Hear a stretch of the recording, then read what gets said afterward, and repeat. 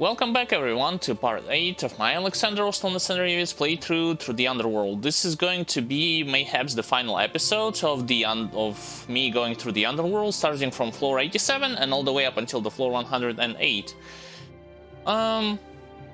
Of course, rushing through the stages. I'm going to proceed during this episode in the same way that I did before, mainly getting to first Kodama and receiving its first buff and going straight to a boss battle.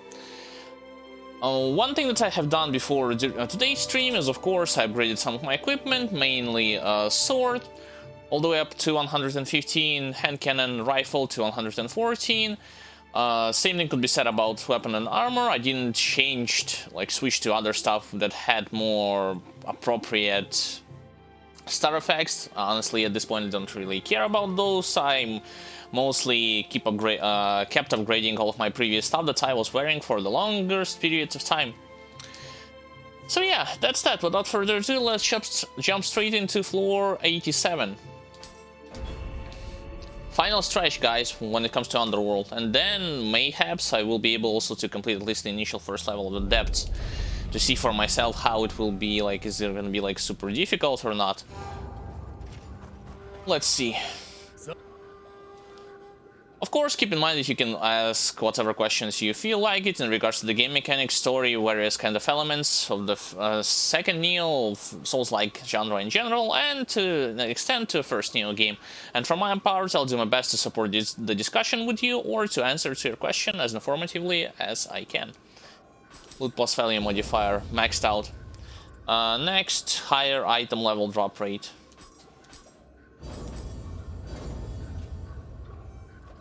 So here we go. After higher item level drop rate, I will be focusing on more ethereal items in general.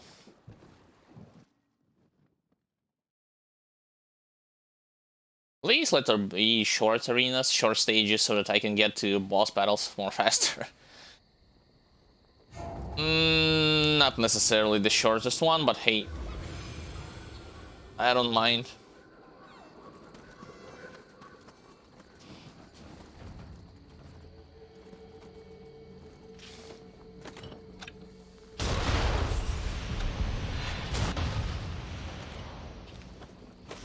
Yes, and those guys didn't react at all. Sure.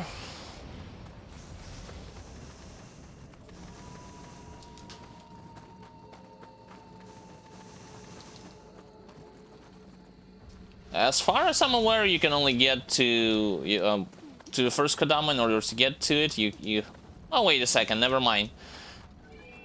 Outside, on the outskirts of this building, there is first one Kodama that I can get to.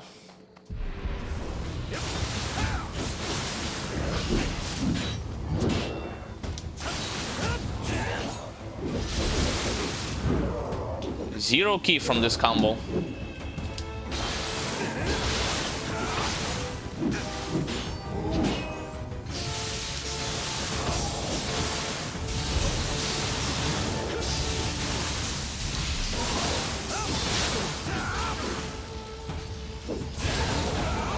I'm faster than you.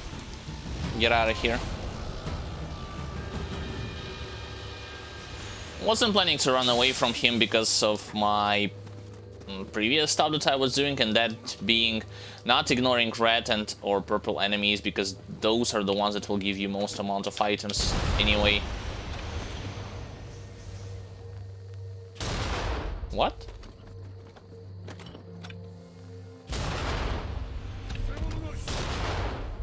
I missed.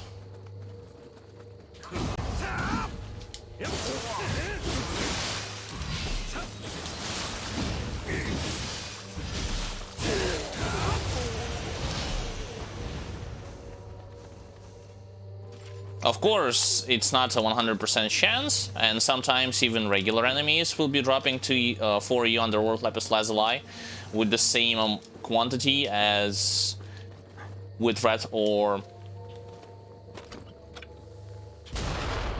in the same quantity as with red or purple enemies. So the skeleton completely ignored me, but Umbrella actually aggroed towards me. Sure. It's just that by defeating cursed enemies, the chance of receiving something good increases compared to regular ones. Yeah, there's my first Kodama.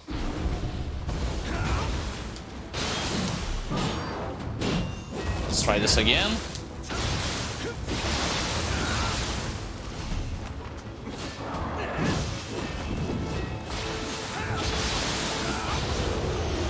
Not the best move to hit his, to knock off their horns, because of the specificities of this particular weapon that I'm using, but it's alright.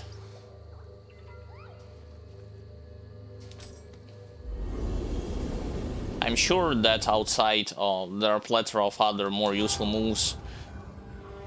Not necessarily in for dual swords, but with other weapons that can easily knock up the horn of yokais. To my mind, one of the things that comes to me at this is attacks with X from high stance.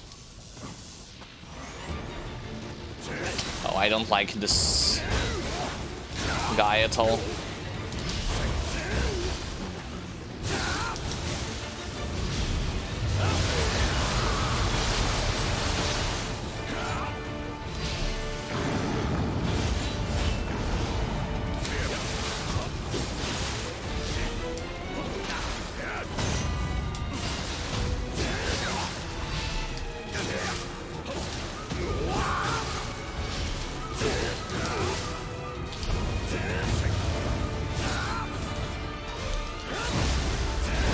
You can actually, when you're killing him, you're executing him like a regular yokai. So it's not an execution against human. Interesting. Sure. Katana, dual sword skill points. I already know where to put it. Onwards to the next stage.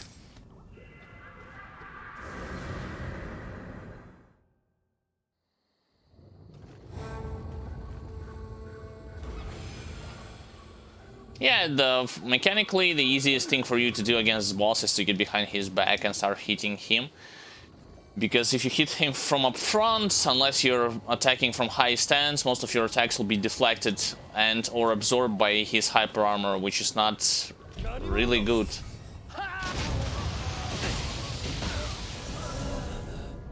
Wait, what? Oh, it was a delayed... Interesting, it was a delayed lighting. Yeah, my elemental resistances are trash.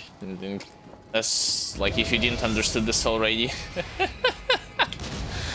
I legit was about to compliment myself like how fast I killed him before he was able to attack me with spells.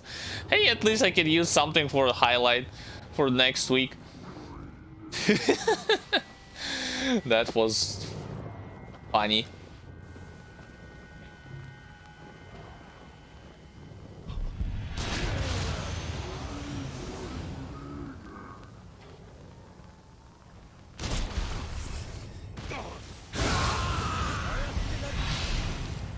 Mage isn't gonna run towards me. He'll just stay there all the time up until the point you will get to him, so don't worry even if you hear the sound on this particular map. I know how that here you can also get kind of fast to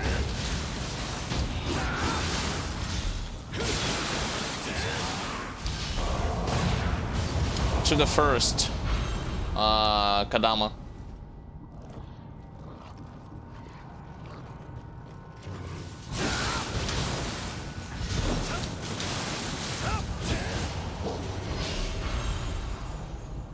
And if I'm not mistaken, it's protected by Yasha over the corner there.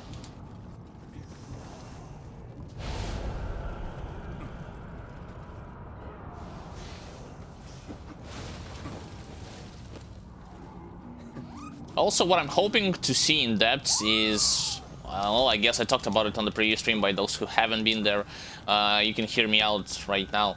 I'm hoping to... There's Suiki, not Yasha, but Suiki. To face more colorful and high-tier enemies compared to Underworld.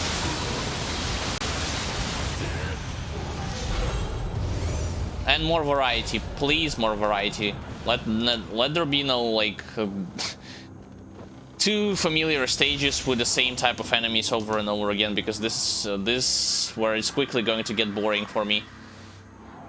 And I may simply just drop the game and call it the end, like official like playthrough, like 4 months after I have begun playing through this game.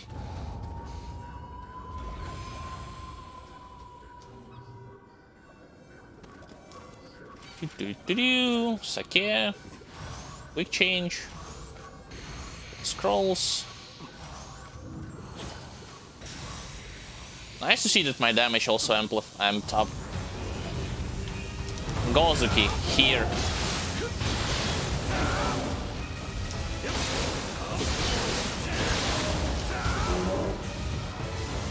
Oh.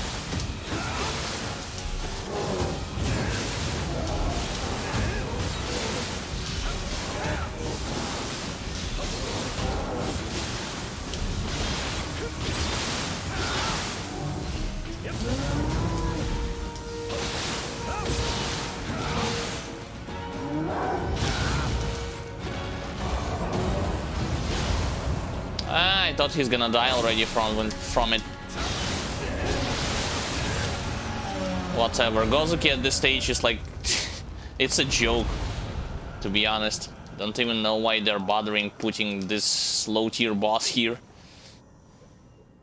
I don't think he will be as much of a challenge even if he were like, let's say, purple or red one.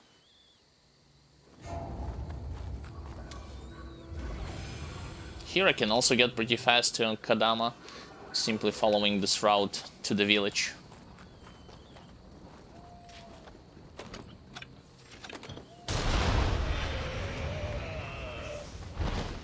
Let's prepare a bomb. By the way, you can knock off the cloud, those soldiers, if you do this.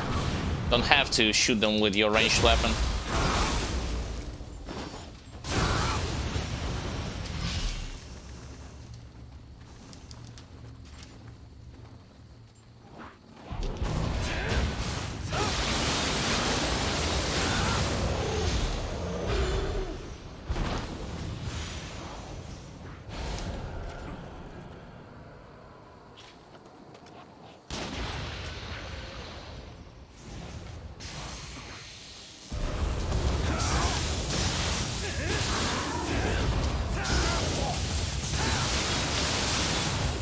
Yeah, you can shoot your windstorm as much as you want. It's not like it's gonna affect me that much anyway. I'll get the buff, but I want to check whether or not there will be red or purple Rokuryobi. Usually you'll face red or purple Rokuryobi here.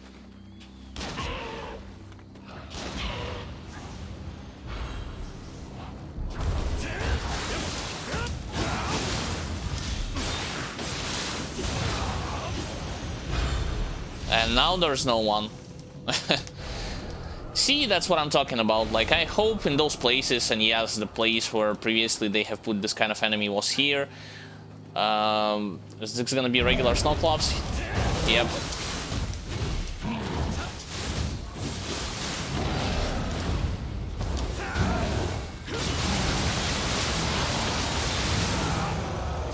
See, like, going through supposedly more and more challenging stages, one would hope to face more and more opponents in general, and of course more tougher opponents, but in other world doesn't work that way. Some stages it's like it's gonna be way easier than others, despite the fact that the numbers on the level will show it to you otherwise. Numbers of the level.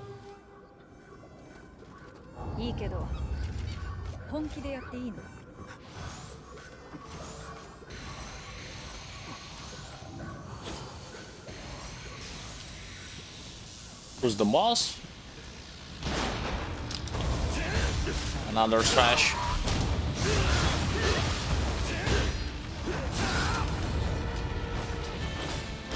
I know that I am aware that you can knock him from the air. By the way, those grabs are totally useless.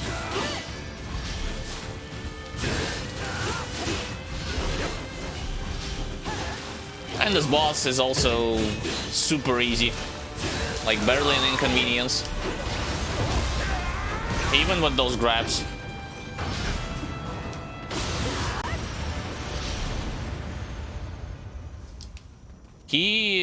Like, here's the thing.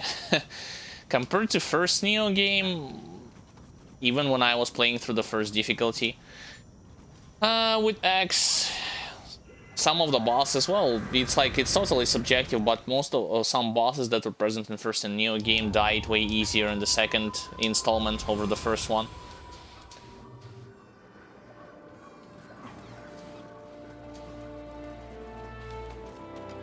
Here I know there's two mages, you can shot them. Get Lapis Lazuli because of it, if you're lucky. See, in this case, I wasn't lucky, but I am not particularly looking forward to farm this specific place alone. This is why I'm just going from one point to another without that much of a plan, to be honest, of accumulating high quantities of Lapis Lazuli to begin with, simply because I am aware that I just have to look for... While skipping white enemies, I want to not miss out on any opportunity to fight and defeat red and purple, and that's pretty much it. Here, the shortest way to Kadama. Red Itsumade. I'll wait for him to stroll over, then I'll kill Aberrant Soldier, and then I'll fight Itsumade.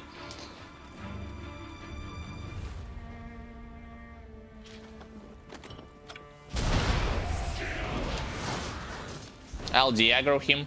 I wish to fight him while I have my full buffs on me.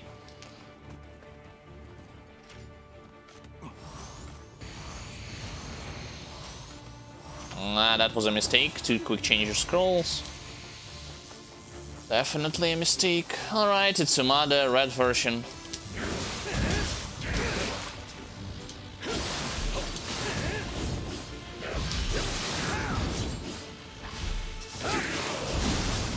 I hate when he does this spinning slash attack and moves the hell away from me.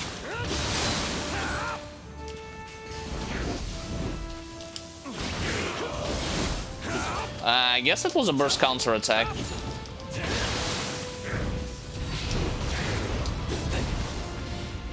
See, barely even does any damage.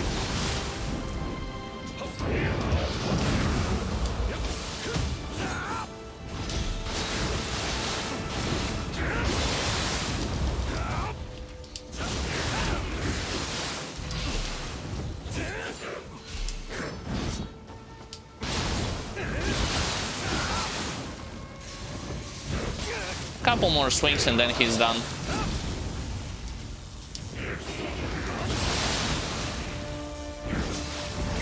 Yeah. Mostly a giant bird with big health pool at this stage, nothing else.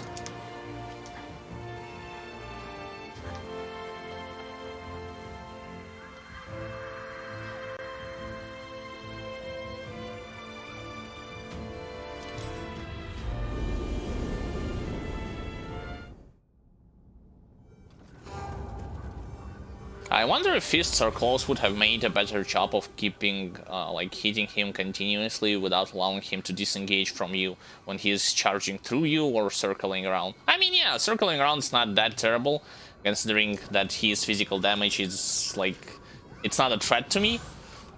But it's just the point that I cannot cover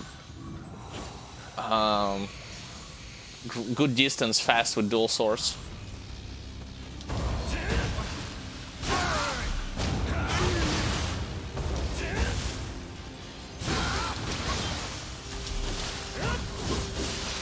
Another super easy boss.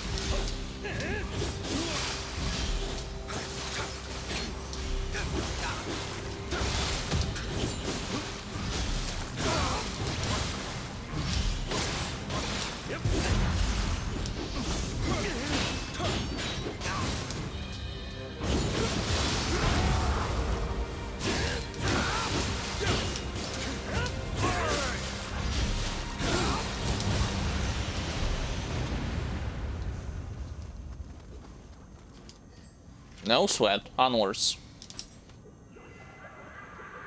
I could have played better in that instance and... oh, okay. Treasure room, I believe overall I had like across 91 floors. That's the 4th or 5th one, I don't remember. Maybe the 5th one. I heard rumors that some people, while playing 108 floors of the Underworld, only had one treasure room or nothing at all.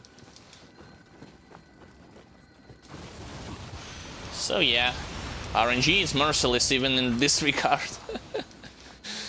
Of offering to you this reward.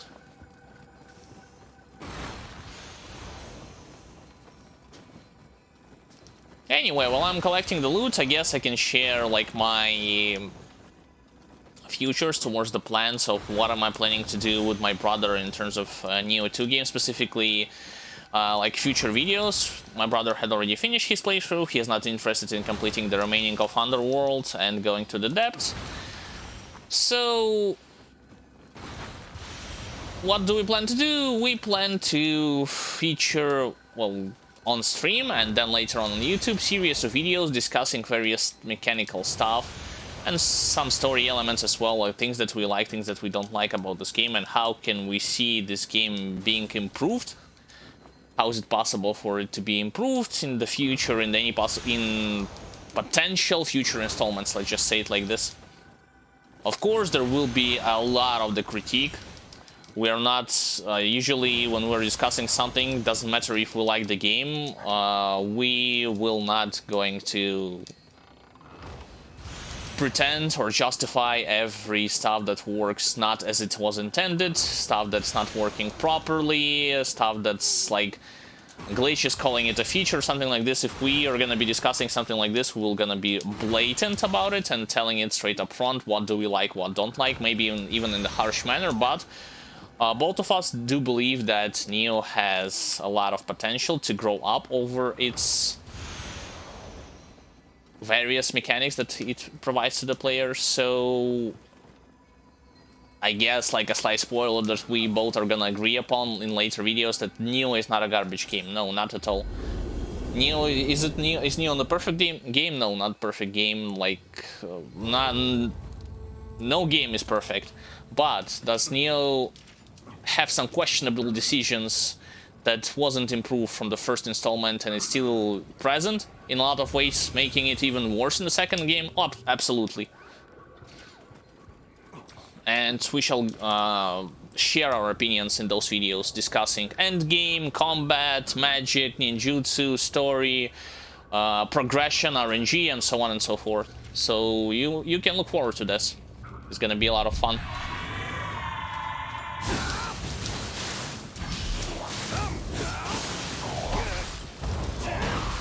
I was planning to just dodge through him. Didn't work as I wanted to.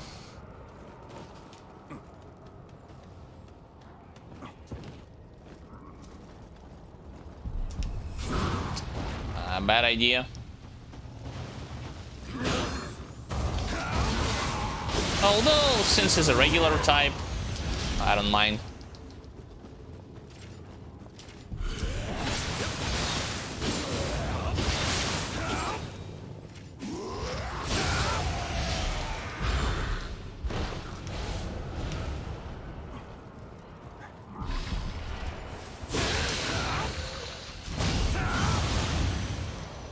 Risky, but still got it. The risk was not against the skeleton, but against... So who's gonna shoot me? Against Aberrant Soldier.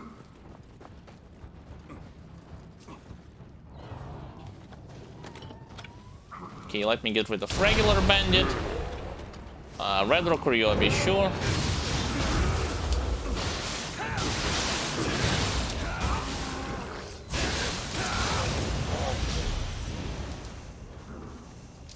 I find it better and faster to kill them with by canceling after your Rising Dragon immediately towards Sign of the Cross, rather than doing anything else and then canceling into a second Spinning Dragon. It's just my approach. I'm not insisting on you to follow it to the teeth.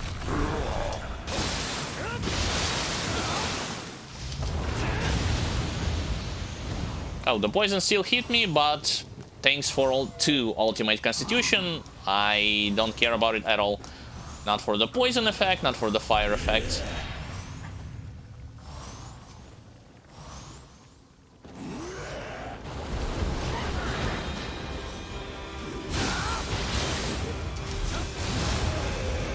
Did it trigger the enemy from the Shadow Realm? Yep, it did.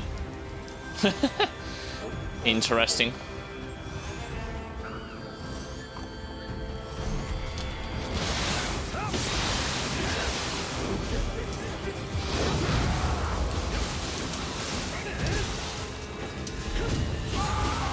Okay, now it's red turn.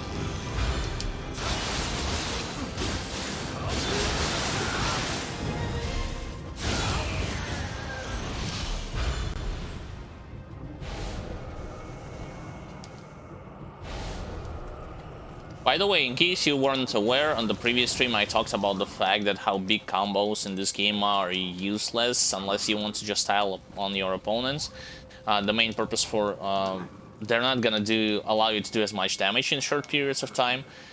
So, newsflash, apparently, the person who's responsible for this kind of content is gonna continue to make it. I mean, I'm not necessarily against it, it's just the fact that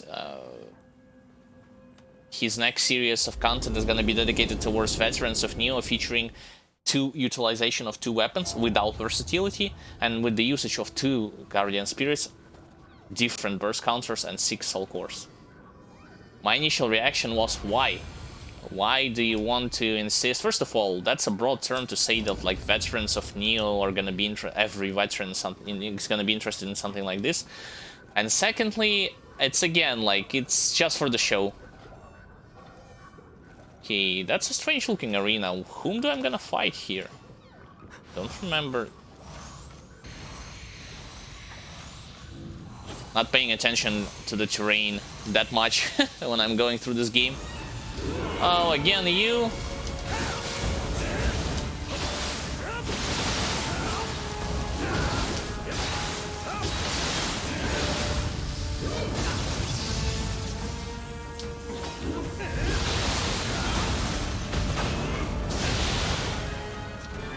Whatever.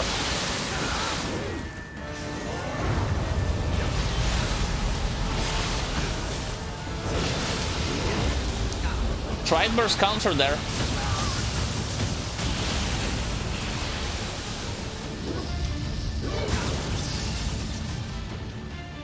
He may easily kill me if I'm not gonna be careful.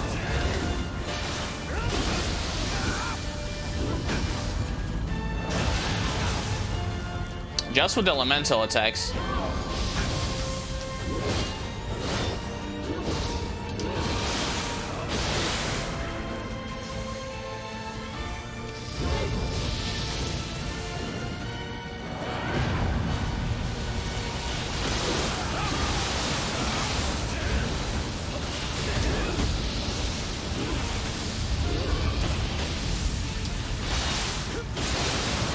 Got him.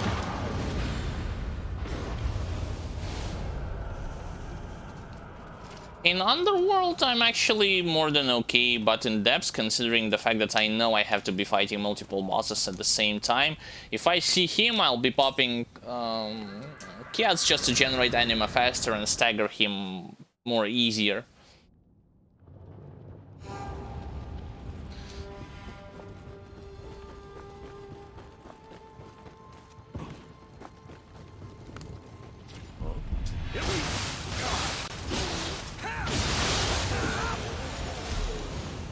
Don't have to follow it up completely with Rising Dragon, but oh well, what's done, it's done.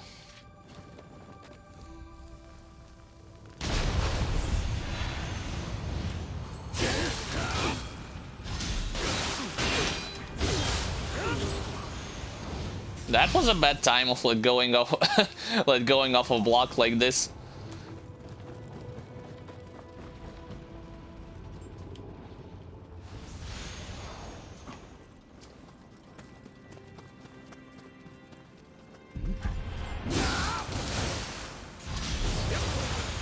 Okay, the guy over there had decent amount of HP value.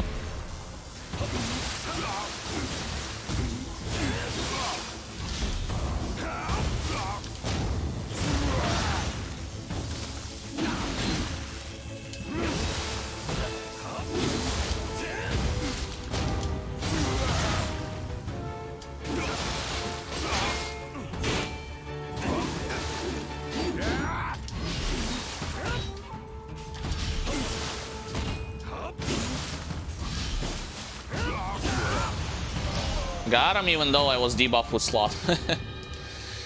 Sure. Hold up a second, I will open the chest. And then go to the next boss. Typically, he either rushes straight towards you, like in a fight, or he may cast a spell. It's not 100% clear whether or not he'll start the encounter with slot. He might have as well just to empower his own weapon with a buff.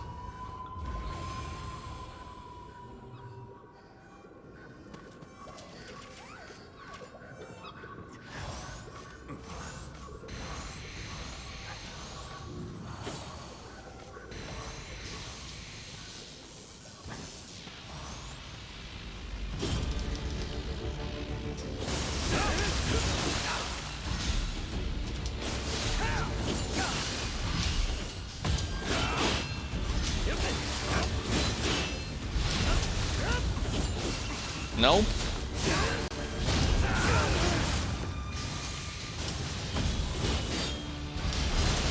No.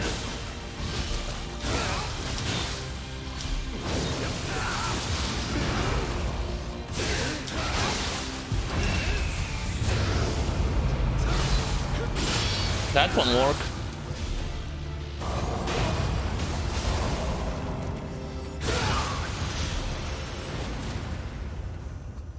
Wait a second, I already got something, have gotten something from him when it comes to combat arts. Hold on. Dragon Horn for Adachi. Oh, it's an execution attack which works in the same way mechanically, like I already have it on the dual source. Allow me to demonstrate my execution attack from dual source, specifically the unique one. And that's not it. Where is it? This is also not it. Yeah, here's the thing.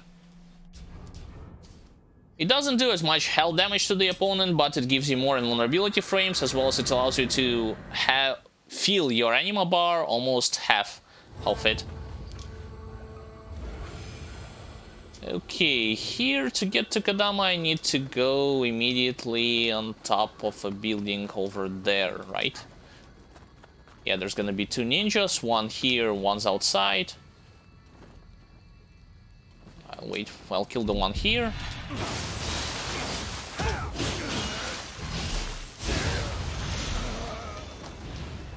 Yasha on the outskirts.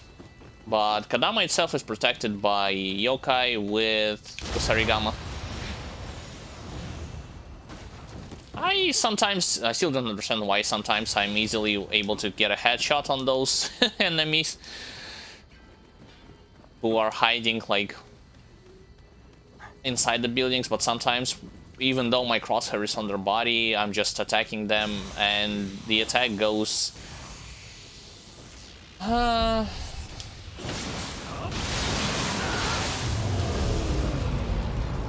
the attack goes directly like to their body instead of their head.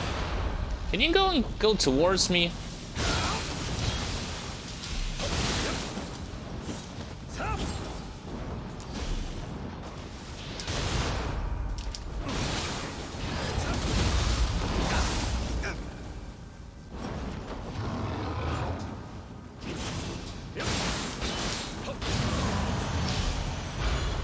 More annoying than dangerous, but hey, at least this time it wasn't lagging like with the previous encounter when I have been here the other day. Like FPS dropped like crazy for no reason at all. Only here. Purple Suiki that's doing the same motion as that Yasha is doing? Hold on, I can't... I must kill her.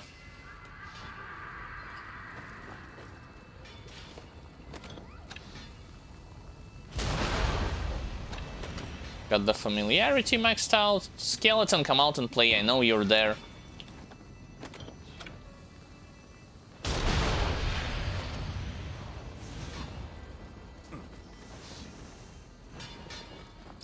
Alright, Purple Suiki. Sure. Let's honor our guest, quote unquote.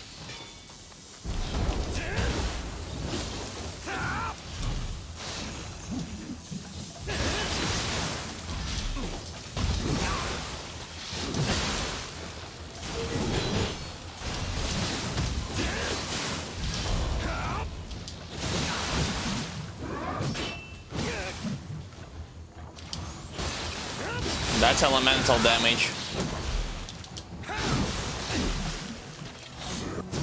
Follow up.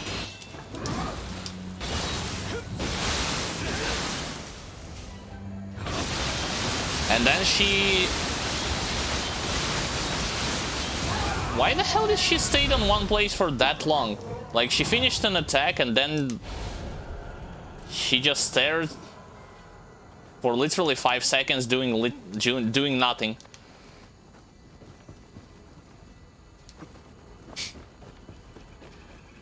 Also, yeah, at the beginning, like, the plan was great, but execution, the fact that she was able to teleport away, neglected big damage to her from water source when I was doing it initially and had, like, Lighting Familiar on me.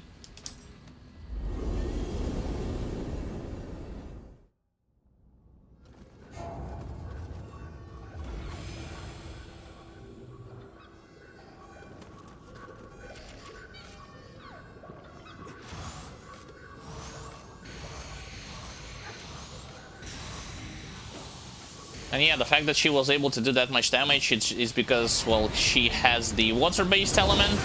That's number one reason. The other reason is that...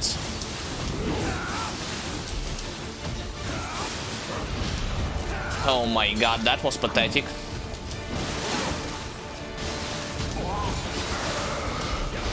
The other reason is the fact that she naturally has high elemental damage.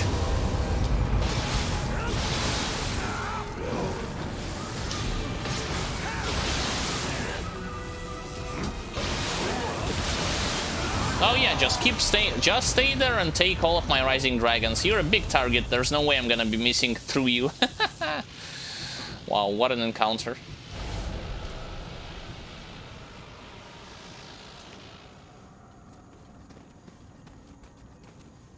Also, is it just me or Giant Toad in Nioh 2 does way more spells ninjutsu based compared to the first Nioh? In first Nioh, he wasn't doing them as often. He was utilizing his spear more often than not. Spear and melee attacks. And there were occasional usage of ninjutsu skills.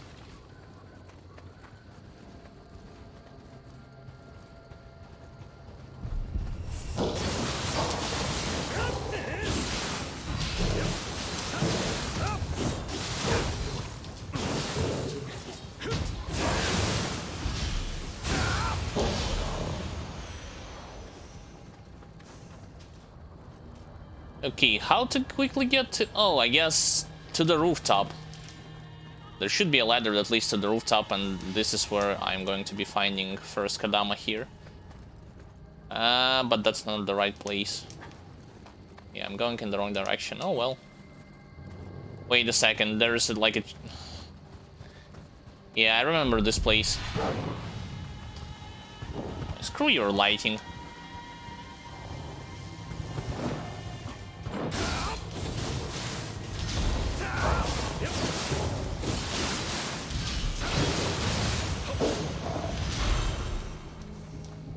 Place where you have to fight a chariot.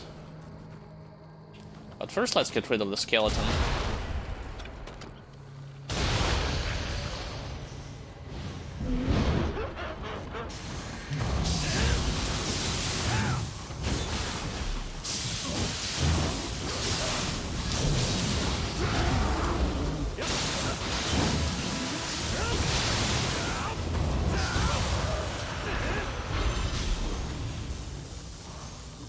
Sorry, but you're going down.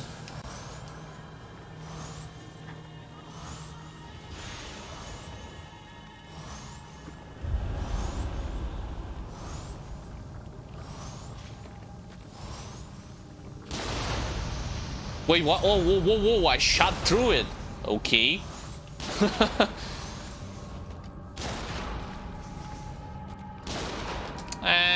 No, don't go away. Yep, that's what I was thinking. I didn't expect to shot through the skeleton head with this bullet. Whoops. That looked strange. Okay, So Kadama is over there, but there's also a spider and monkey.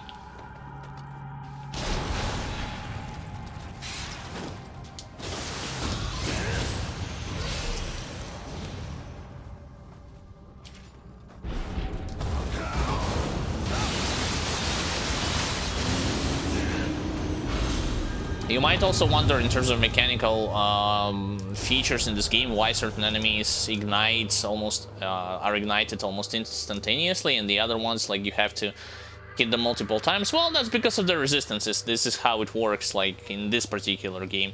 When you see an enemy that doesn't immediately gets debuffed from certain elements that you have, be it water, fire, lighting, whatever the case it might be, that means he have a resistances towards it. Either this or total immunity. And especially with total immunity case, there's no way to getting around it.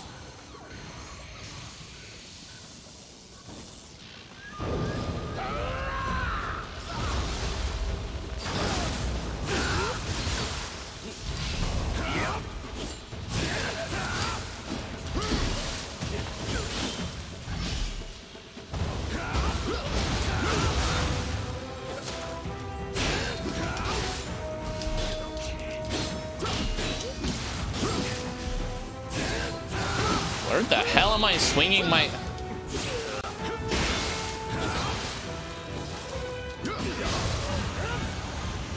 Got him. By the way, it's... As far as I'm aware, when you have an AI partner or when just playing in co-op, and you face this boss, he always goes for your partner, other than... Oh wait, another treasure room? Really?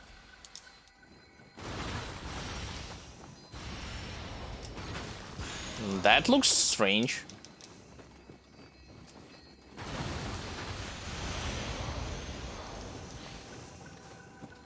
Two treasure rooms. Not back to back, like after 5 stages, I believe, but still. So in total it makes like 6 instances where I personally had treasure rooms in the underworld.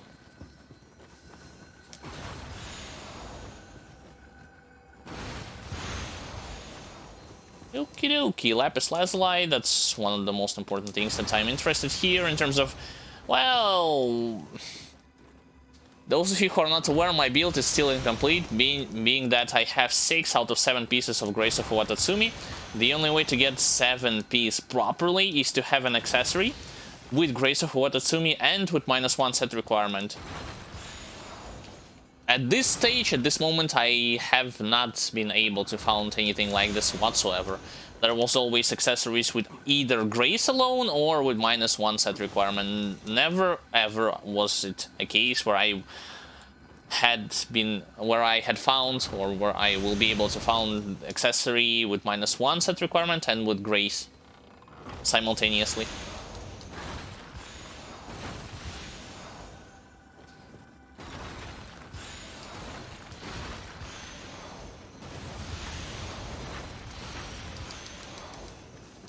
Yay! More Lapis Lazuli, please.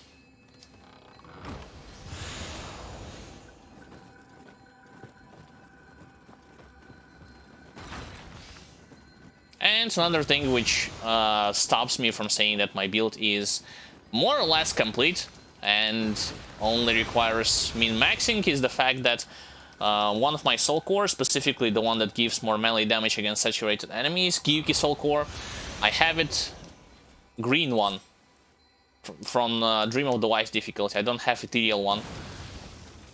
I'm still keep looking for a scroll, because people said, and yeah, some people even screenshotted, that you can acquire a scroll with Gyuki boss on it. You cannot encounter Gyuki or any other big bosses inside the underworld or even depths, you know, like this castle, like Lady Osakabe. So yeah, for me it's only the matter of keep looking, and occasionally I will get it, hopefully. Okay, treasure room. Everything there has been fully gathered by me. Next stage.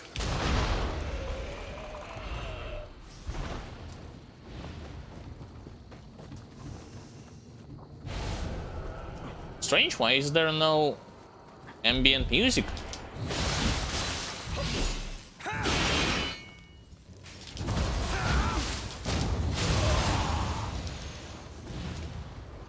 So the stomp that he does is basically the same as when katana user draws the sword upwards and does the ski blast, or a mage does the same with spell. It depletes severely your ki meter. So be careful with this. No kappa, but the placement of Kadama remains still the same. Yeah, there's no sound. Hell, like mission without, I mean, sound. There's no like ambient music.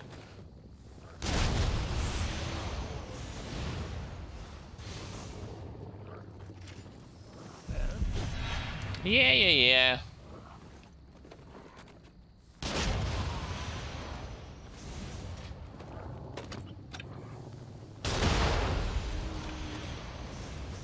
There's a dog to my right, if I'm not mistaken. Yep, there she is.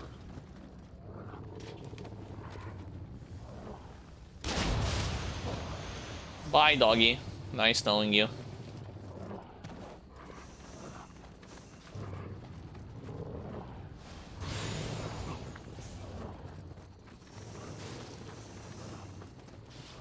I'm kind of interested how those people who have played first Nioh, I am aware that the number of wars there were like 999. How the hell did they have patience of going through all of it? I mean, maybe they have returned to it and played over and over, but on one sitting, I mean, even if you play only in the evening, yeah, I personally wouldn't have enough patience. I'm running low on rifle bullets. How can I refill the stock? You mean throughout the mission? How can you refill the stock? You can pray at the shrine, and there's such a thing that's called Kadama Bazaar. Once I get to the shrine, I will show it to you. You can buy bullets from there for rifle, you can buy bullets, arrows, and cannon rounds. That's when it comes to refilling those stocks during the mission. And when it comes to refilling the stocks in hub area, well, there's a blacksmith for it. But don't worry, I'll show it to you once I get to the shrine, and also welcome to the stream.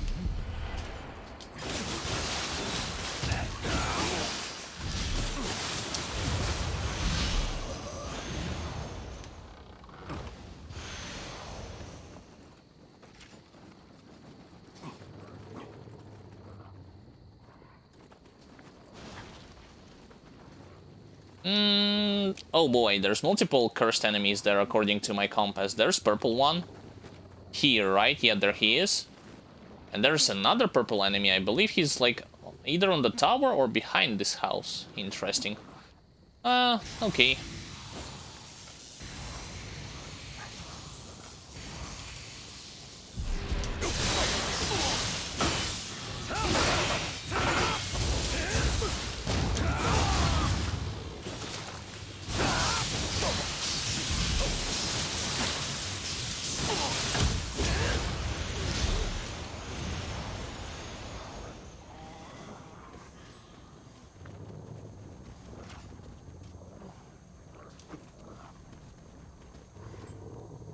Won't sell any if you reach the maximum amount that you can carry? I'm not aware of that. I mean, if you're fully stocked, even in your own like stash, you know, the stash that you have in hub area, then maybe. But if you're not fully stocked, they are still will be able to sell it. If you're talking about carrying maximum amount of bullets with yourself, I mean on you, like in my case,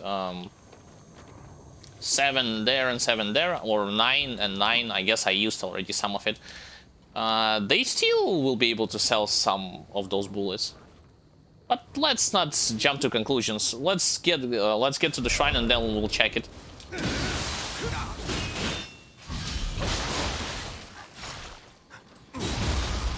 Ow.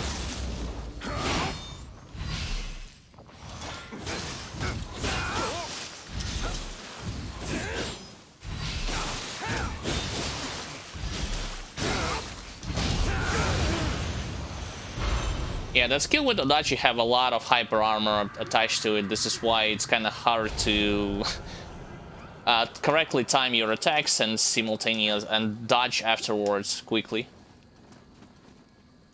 That's why I got hit by it. So yeah, bullets. Supposedly, when I'm praying at the shrine, I'm restoring my stocks when it comes to bullets, arrows, and ammunition. But I can still do this. Make an offering, Kadama Bazaar. The stock will only be replenished that you possess in fewer numbers. Oh yeah, like you're correct. Like if you already maxed out, if you already have maximum amount of ammunition on you, you cannot buy anything from them. But if you don't, they can sell something to you.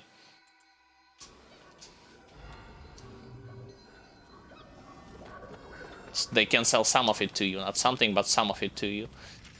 Okay.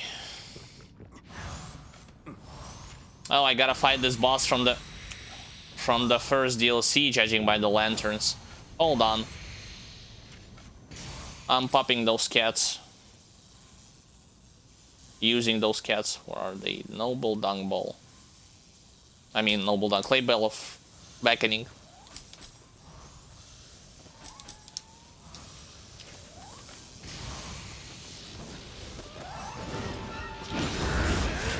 Of course, my initial hit is gonna miss.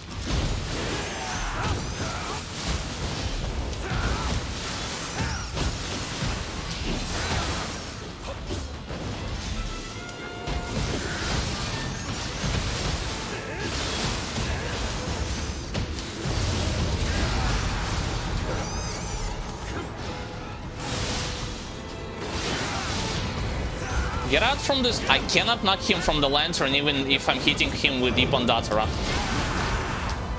What a weird thing.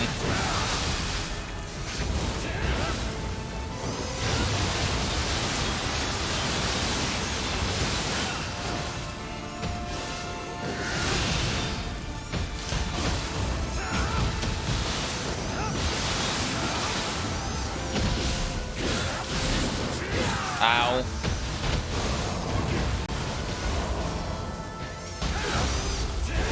Got him.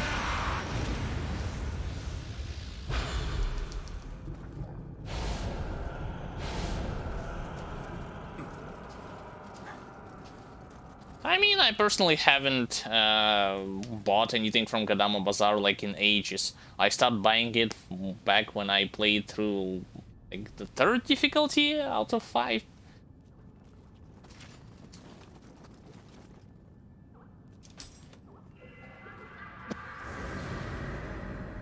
Just because of how much stuff is dropping on higher difficulties doesn't really make any sense to buy something from them. Alright, here I can also get kinda fast to the next boss.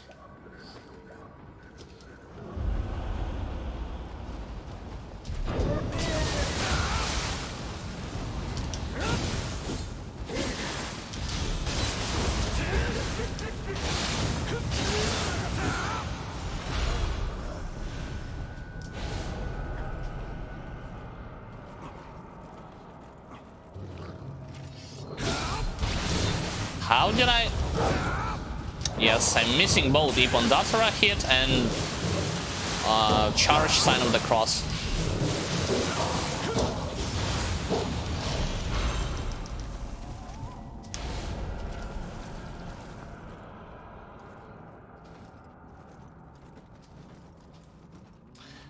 Well, I don't remember if I talked about it or not, but you don't have to fully complete all the difficulties, unless we're taking into account the very first one. To quickly get to the next difficulty, just play through any 10 or 12 missions, in any order that you want, main or secondary one, and then you will be able to... I guess I mentioned it already. Just jump straight into the mission where you kill Takimaru and go to the next difficulty. It's not gonna... Don't listen to those who say, oh, it's gonna be like super punishing if you skip them, or you're not gonna be... No, it's actually vice versa. You will be receiving... you will struggle a bit only in the initial missions on the higher difficulties, like 1st or 2nd, but once you get higher gear, and it happens super fast on in the initial levels, you will be able to repeat the same process all the way up until on Dream of the Nioh. And on Dream of the Nioh, it's like a matter of, well, if you want a complete campaign and DLCs, go for it, but I actually am recommending going straight to the Underworld, and that's pretty much it. I personally don't see a reason why do you want to complete, unless for the check mark, for the sake of being completionist, why do you want to go through every single main quest and Twilight mission on each difficulty?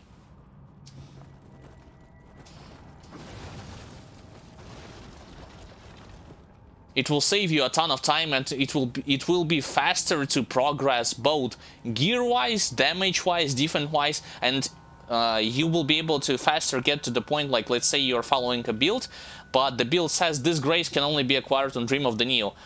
And you're like, well, I'm playing still on like this difficulty, how can I get there? Nothing drops me. Well, just rush through it. Like, don't complete every single thing.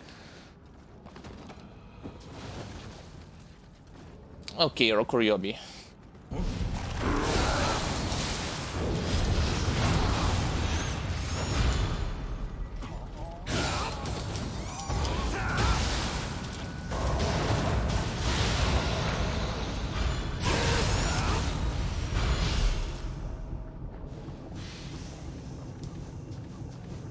It's like in the first Nioh, as far as I'm aware, the amount of missions that you have to complete was way higher before you can access the newer difficulty, so they have reduced it significantly for the second Nioh.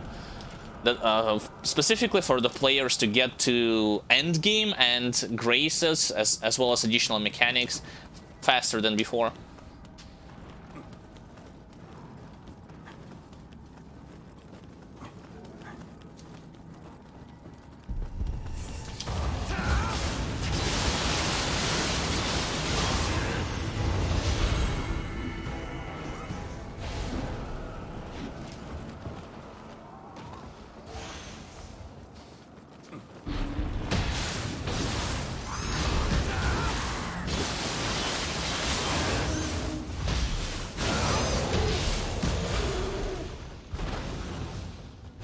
I personally played Nioh up until Way of the Demon, which is like 3rd difficulty, and yeah, I dropped it. Like, I played completely through the 1st difficulty, 2nd difficulty, and the 3rd difficulty.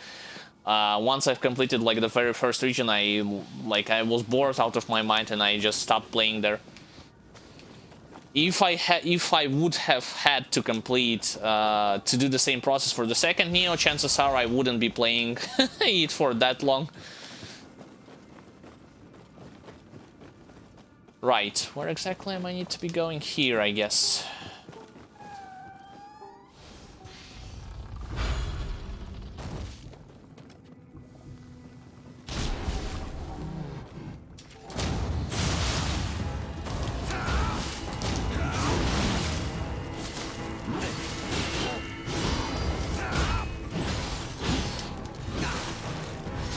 I actually tried to parry him, oh well.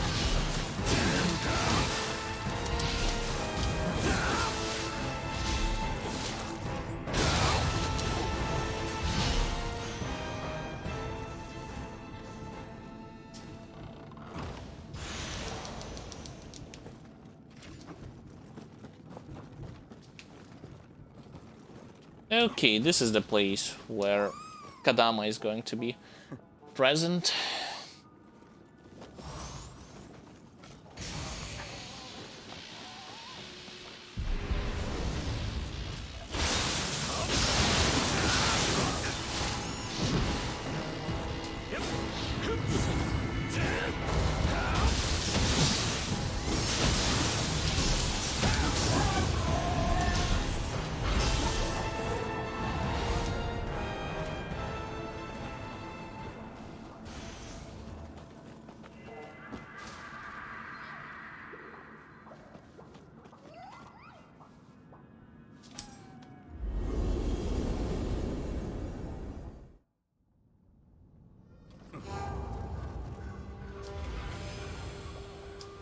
It's just that the thing is, some action RPGs and games that have Souls-like elements, that can have Souls-like elements into them, can punish you to a certain extent if you are rushed through the game, but Nioh, I don't believe Nioh is one of the good examples for punishing a player for rushing, skipping ahead of the content.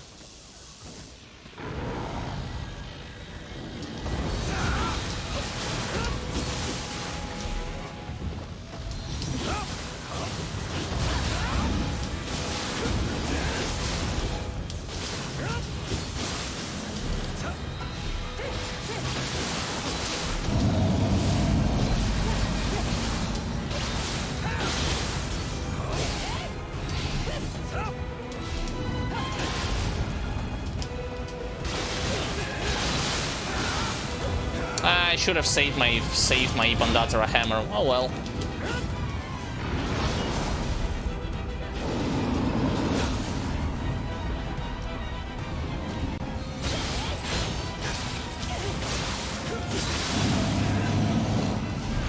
You're talking about balls that floats around me, so those balls are called familiars. You can unlock them at the very end of each line insert of like Omnio Magic Tree. There are different kinds of familiars. There's like lighting familiar here, there's also fire familiar and water familiar, I believe. What they do periodic damage to the enemy once they're floating. They also allow you to hurl them towards the enemy like a projectile when you do your attacks, and they apply negative effects on it, make it easier for you to use corruption. Corruption is like you stack two different elemental types of effect on the enemy, and it does massive damage to their health and their key meter. It's the symbol of yin-yang that appears upon them.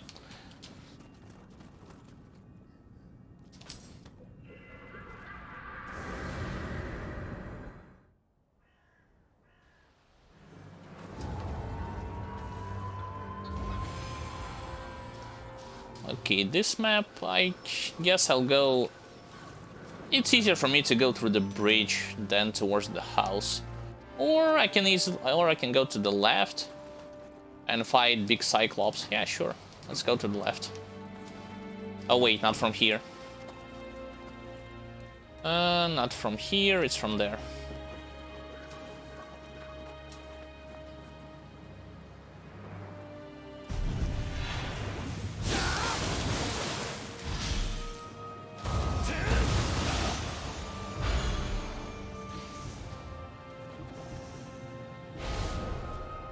Floor 97, 11 more levels to go up until the underworld is going to be officially over and I can get into the depths.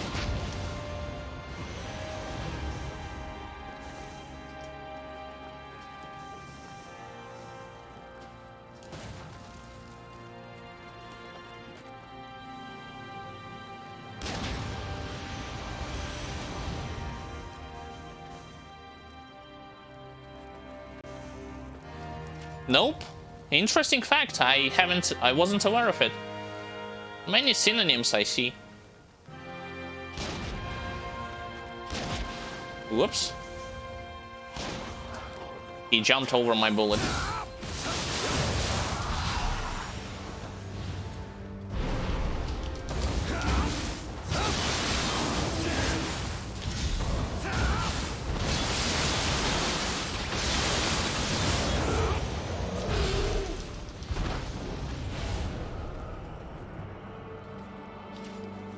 I'll go at this rooftop to get loot from this Gaki.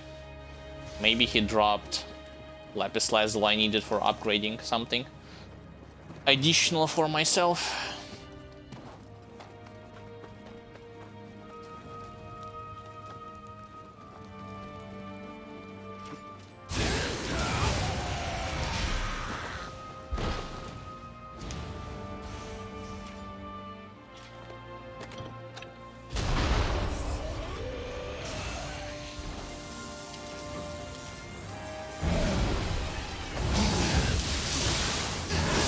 Wait a second, this time it's a regular Snowclops?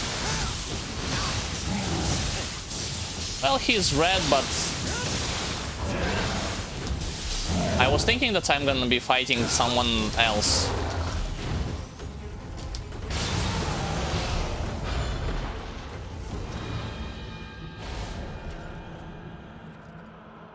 can a ninja build hold itself to in the underworld? If by ninja you mean a build where you are not fighting yourself and utilizing only spells, ninjutsu spells, yes, absolutely. Both ninja build and Omnio Mage caster build can hold itself up in the underworld. Yep. Casters can... here's the interesting thing about mechanics when it comes to spells and spellcaster builds in general, both ninjutsu and Omnio Magic. If you're good with it in terms of microman, I'm not talking about dodging hits. I'm talking about like utilizing spells in order to apply corruption effect, this yin yang symbol, and negative debuff. You will be killing things much more faster than any other physical builds out there. And I'm telling you, like any other, like if you can watch it even on YouTube. And I believe a week ago there was a post on Reddit where a player have shown his fully caster build. He cleared the entire depths by just chugging spells at the enemies. So yeah, like you can do it easily. Granted, once the enemy is going to go towards you and you will have a hard time dodging, then you can die like in 1 or 2 hits. But that's the payoff or trade-off for that insane damage that you'll be doing with spells.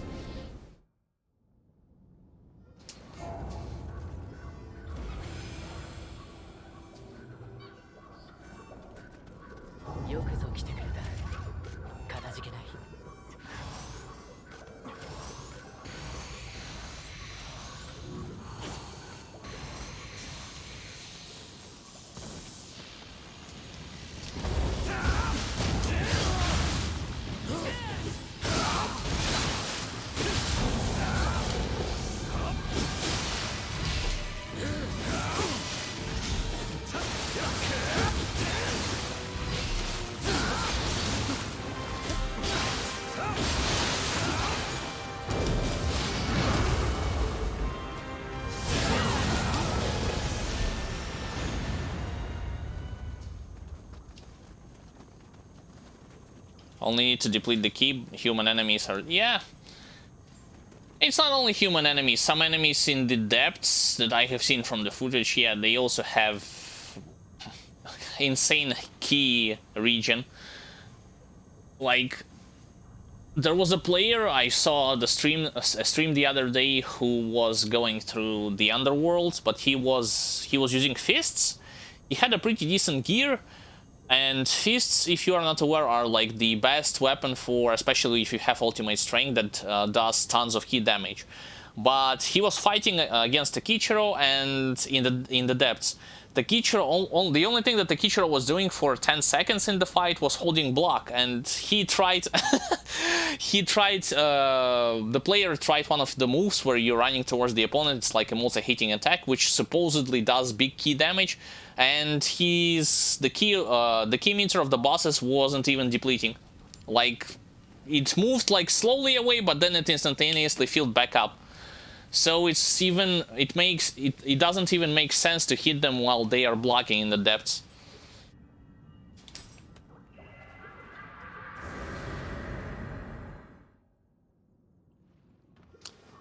And also returning back to the whole caster discussion, like you were wondering if caster build is going to work in the underworld, if it has a chance like ninja caster or Omnio Mage caster.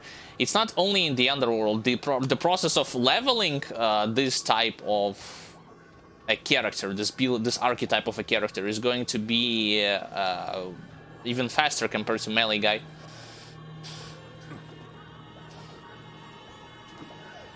I'm gonna go to the top right now.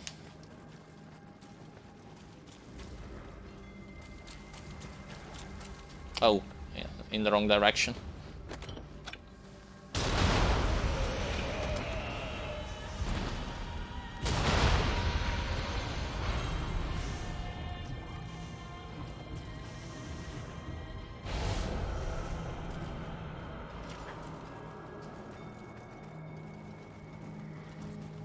There's the red enemy. Let's not miss an opportunity and fight him.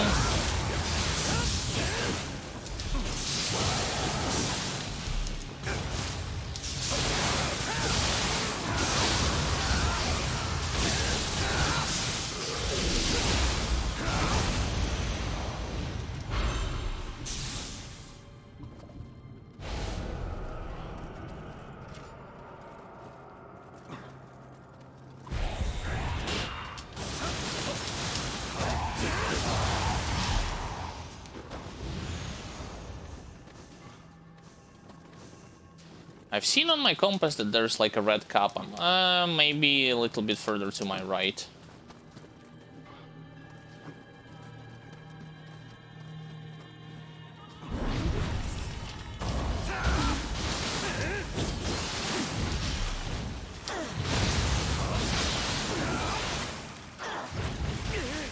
I shouldn't have charged Sign of the Cross. Should have just finished her by regular attacks.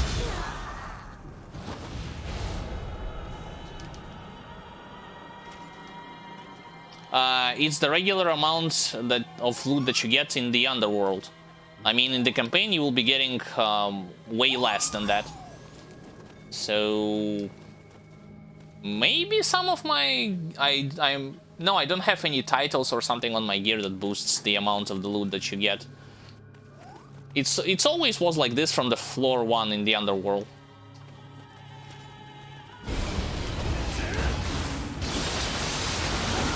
So yeah, it's the regular amount.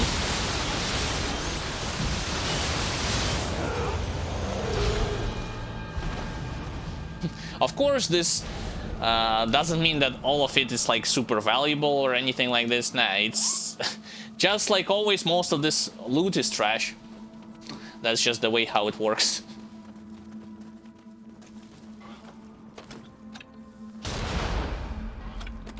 Yes, I shot this big fox right in the ass with cannon round. Sorry for it.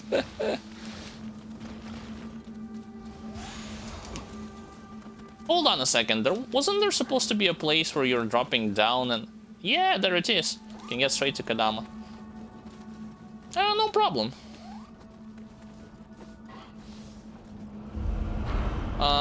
There is a Suiki here. And a Big Gaki. Let's go and kill Big Gaki first. Never mind. Let's go killing the skeleton first.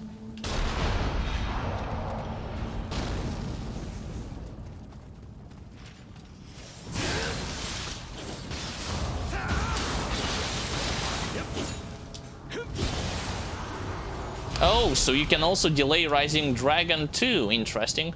Wasn't aware of it. I thought you can need to cast it immediately after you had finished your light attacks in high stance.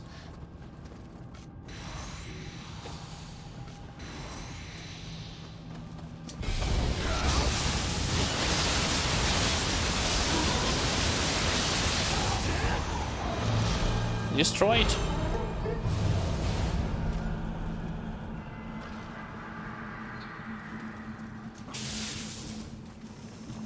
Yeah, I'll even go and grab second buff too. Why not?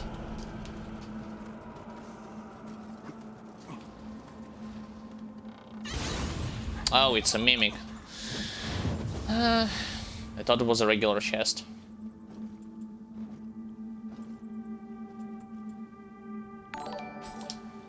Thank you for the following. I appreciate this.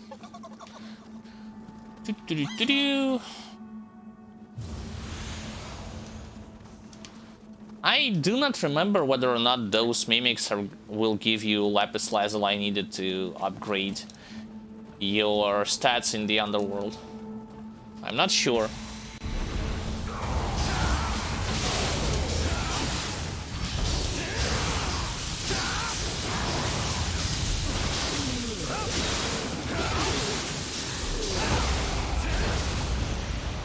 Oh, this time around they decided to place Purple Magatsu Warrior too.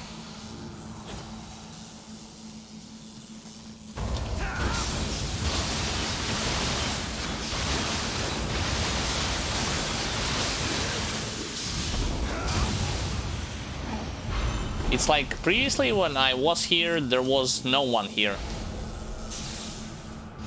Not even a single white monster. Place was just empty.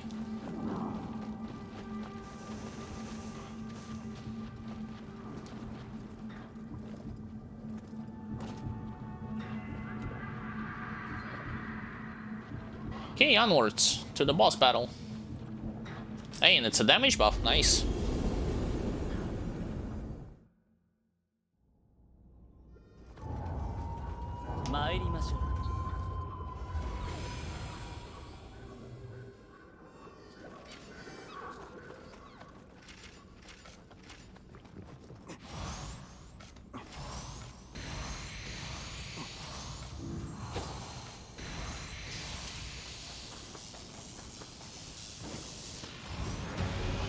Miyazuki, seriously?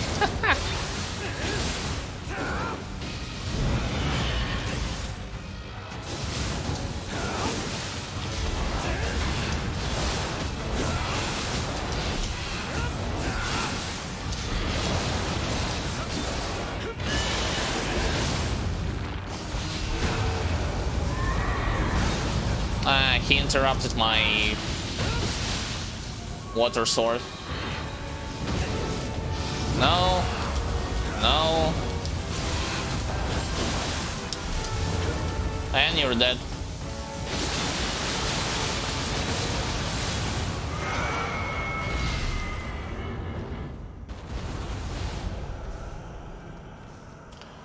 Yeah, pretty much 90% of the time, 99% of the time, crafting in Nioh 2 is pointless.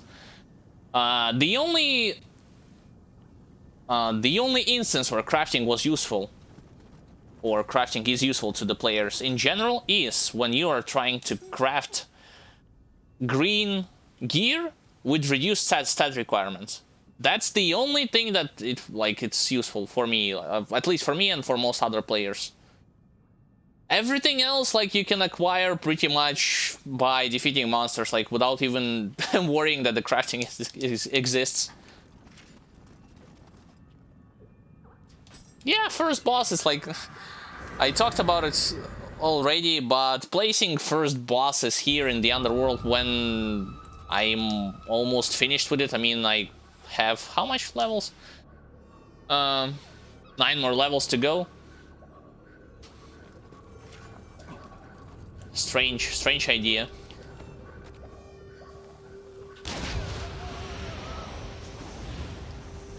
So yeah, returning back to your question, don't even have to worry that much about crafting.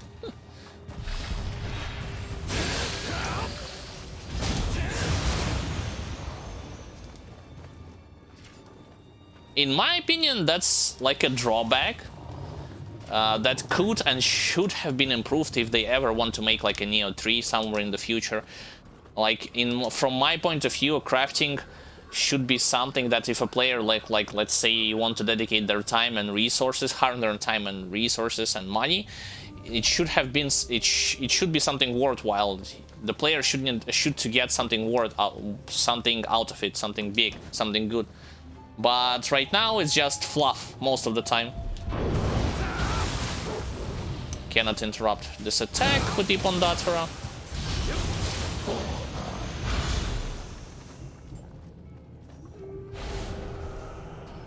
Because those games that I have played back in the day that have crafting system attached into it, and even I'm still playing some of the RPGs, when a player is crafting, usually he has a higher chance to manipulate the odds and getting an item that will be better stat-wise, like defense, offense, and so on and so forth, than something that he would get by normally killing a boss or a foe.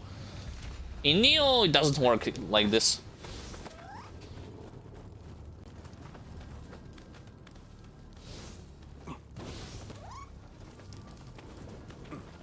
I'll go here where the crab was.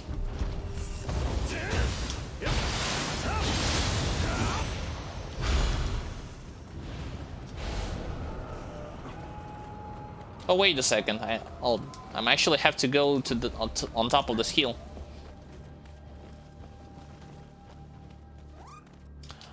No, the reason I'm skipping the divine items is because once you are at the Dream of the Nioh, even when you are not in the Underworld, on Dream of the Nioh, all the green stuff, like divine items, are useless. Ethereal items, orange ones, outscale them insanely hard.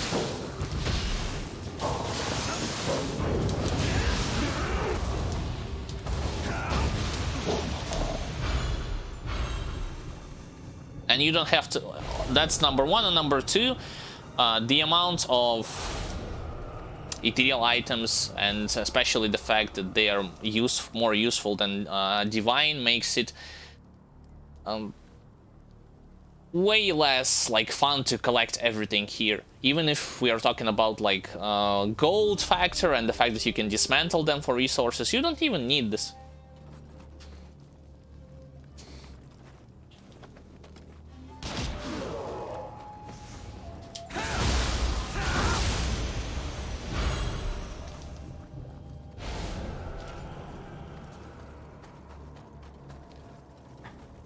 Like, once you get to, you will see what I mean. Once you get to Dream of the Nioh, the very first, I'd say 3 to 4 missions, you'll be having already most of your gear orange one, like ethereal one. You won't even have to worry about like divine items at all. God damn it, those little dudes. Nope.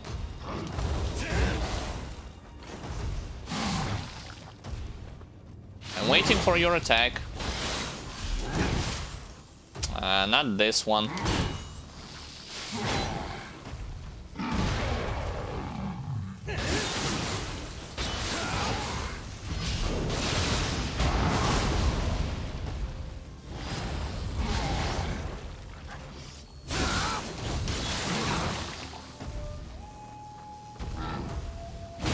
No.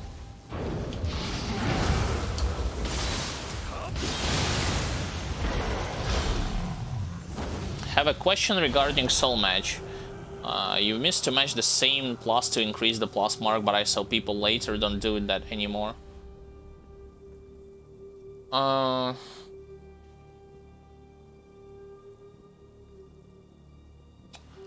think I didn't understood this question. You've missed the match the same plus to increase the plus mark.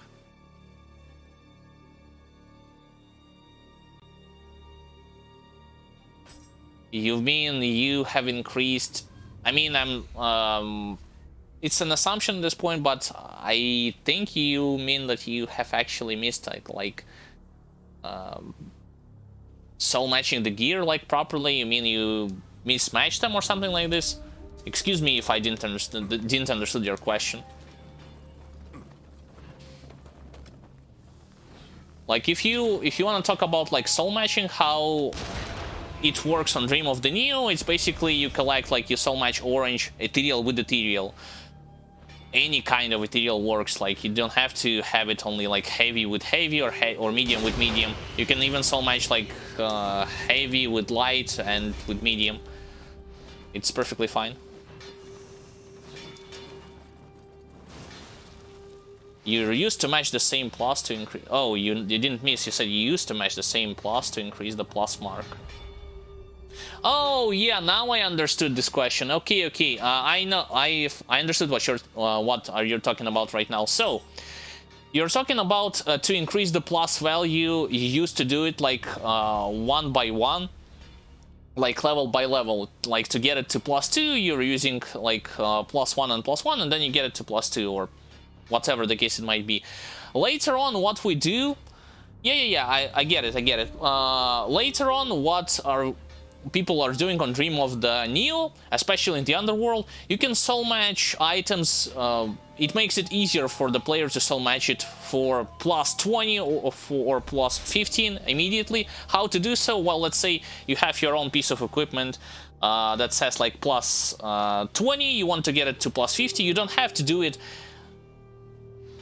level by level. You can, if you have gear that says +50, what will happen is, if you try to soul match it, your level ups will be towards like +20 levels or +30, so it makes it super easy and way more convenient for the player to do it fast on Dream of the Nioh difficulty.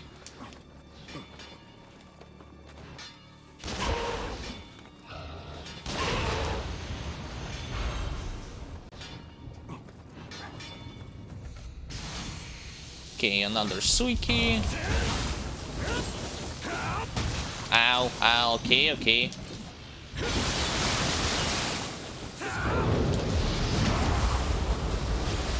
Interrupted successfully.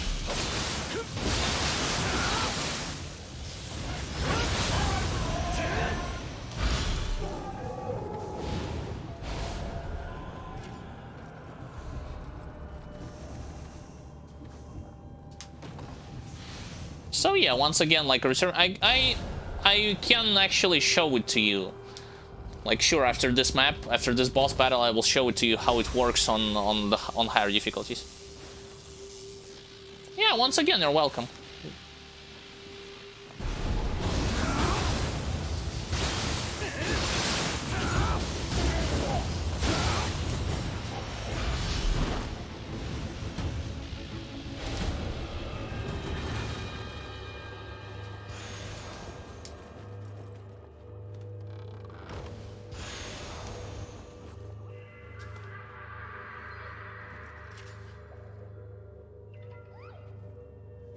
Alright, next boss.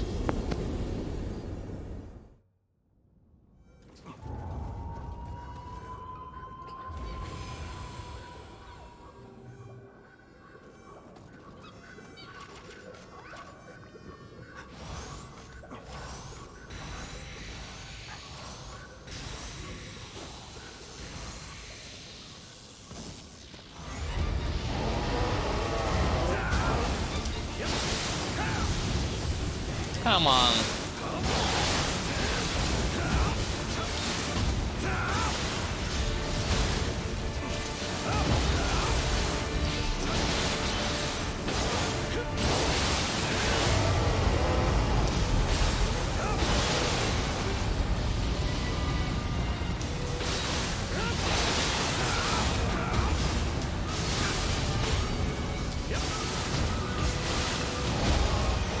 He actually died from damage over time effect. He was about to jump and then do his leap attack, but nope. Died because of the burn from Ipondatsura hammer. Wah wah. Next.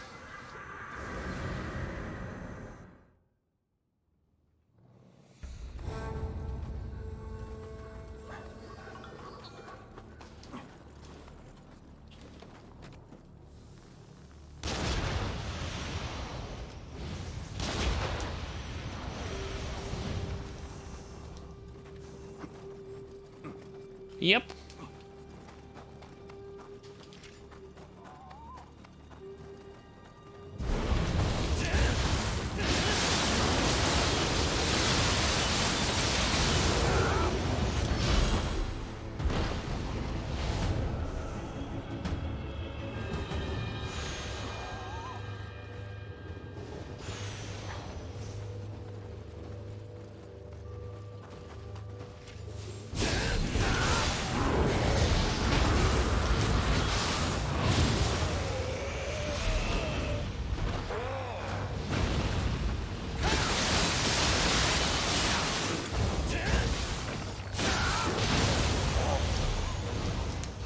I don't know why I didn't use it against those Rokuryobi Sign of the Cross before, because especially when you are facing towards them, if you use Sign of the Cross, chances are you'll get behind their body instantly, and they love to attack only at the front. The only thing that will allow them to get behind their back easily and hit you with this is the grab, like when they're spinning around.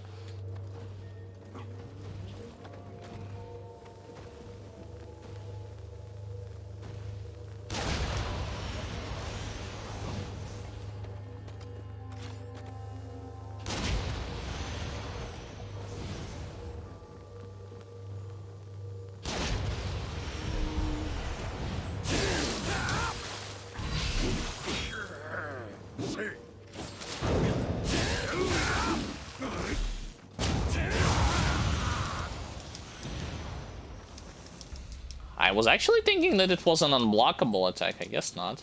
It's just a series of hits and then he falls on his back. Some enemies like to do this unblockable attack, especially ninjas when they're kamikazing their way at you.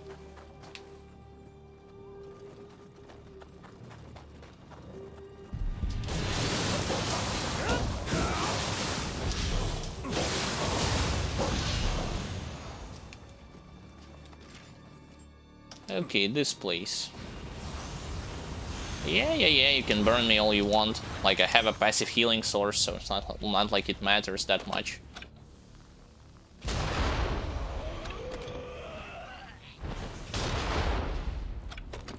That's one, that's second, third. Sure, I'll kill you because you're like a regular one. I don't have to run all the way around to you.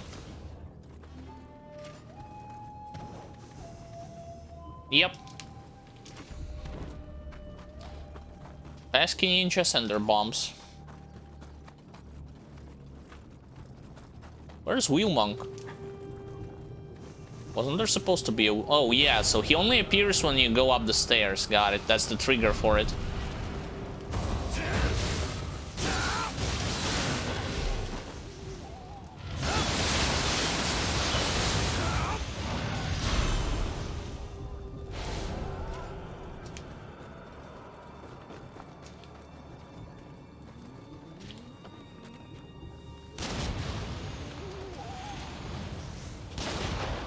Double kill for those mages.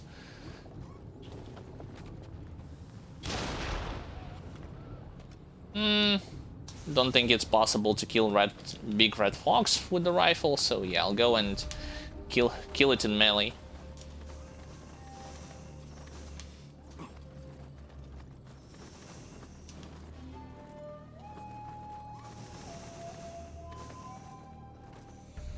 Now, here's the thing, I also personally would have preferred them to have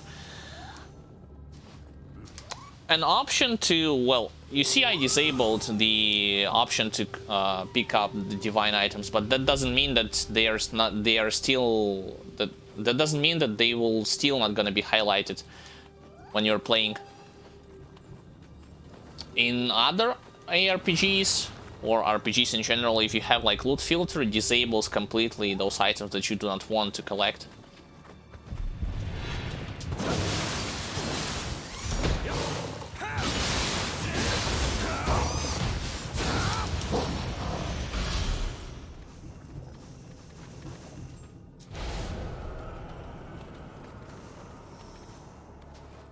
No purple Tango Warrior.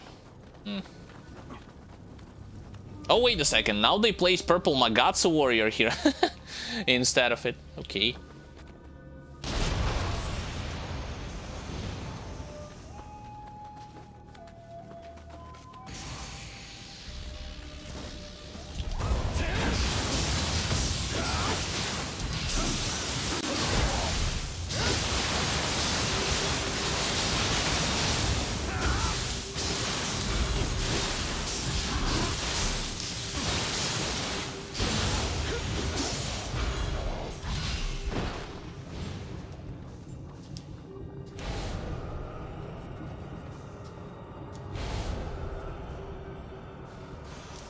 All those soul cores, but still no Gyuki soul core. No ethereal Gyuki soul core.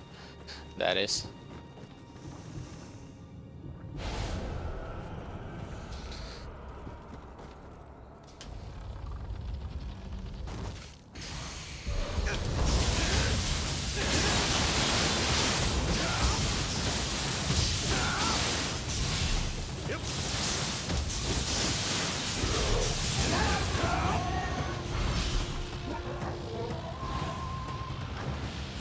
I think I don't need to use a Pondatura hammer immediately, because by the looks of it, when they are coming from the shadow, from the yokai realm, it doesn't stagger them. Yes, it may do some damage to their health and their ki, but they're not flinching at all. So I'm just wasting my resources without getting anything useful from it.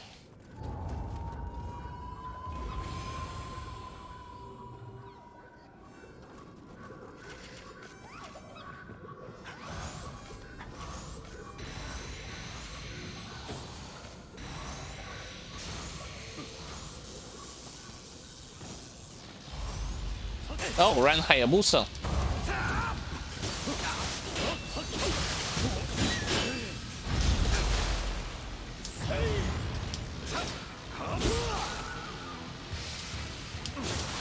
Love it when he dodges straight through your attacks like it's nothing.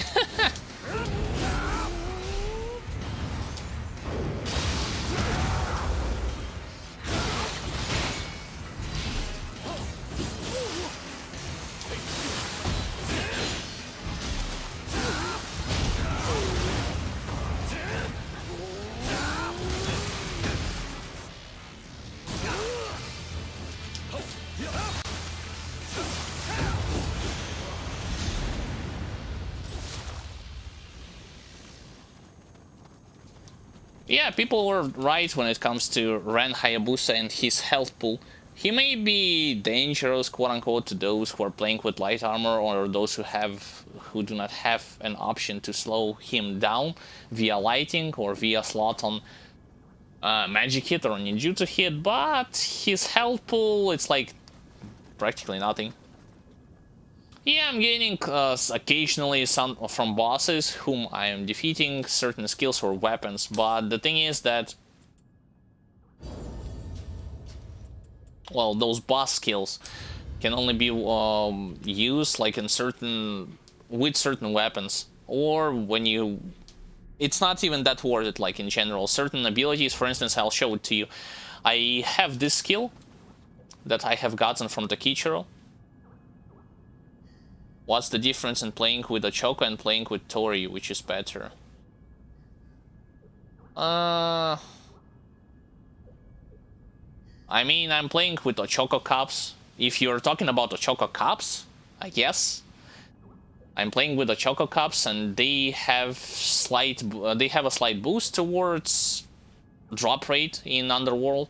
I mean, you can see with your own eyes the amount of items that are dropping from the enemy. But Tori, I don't know. I haven't played it once. I cannot answer like what's better in particular between those two.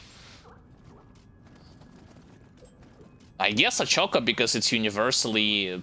all the people can universally utilize them before the mission starts. So yeah, so what did I get? Exorcist Blade. When used, the scroll summon a blade from the void that damages all enemies in the vicinity.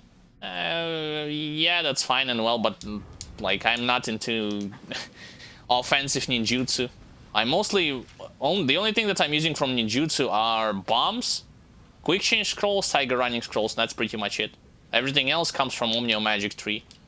So yeah, I was talking about like skills that I am getting, or can get, all the players can get it from the bosses. Certain skills from them are viable. I mean, yes, they're super useful. For instance, that ultimate sign of the cross with the 2 consecutive attacks, it's good damage-wise and utility-wise.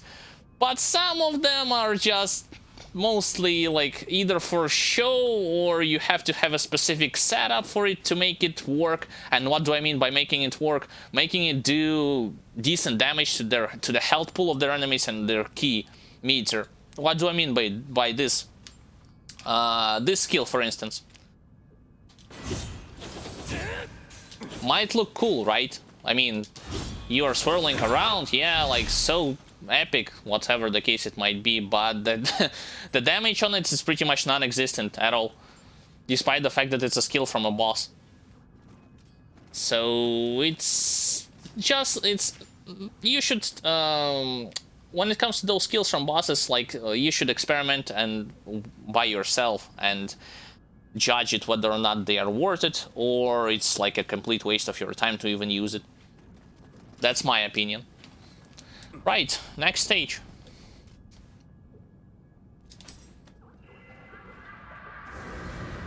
Like, for instance, one of those useful skills, if you said that you're an offensive ninjutsu player, you might be interested to farm that Ren Hayabusa, because he has this fireball, Flame Dragon. It does a lot of damage to the enemies, especially if you stack the parameter that says like damage to the unaware enemies. That means the enemies that are not aggroing towards you.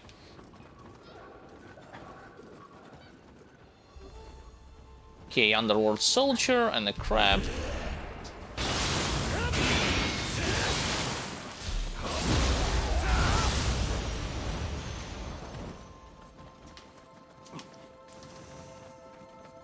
I'm gonna go here.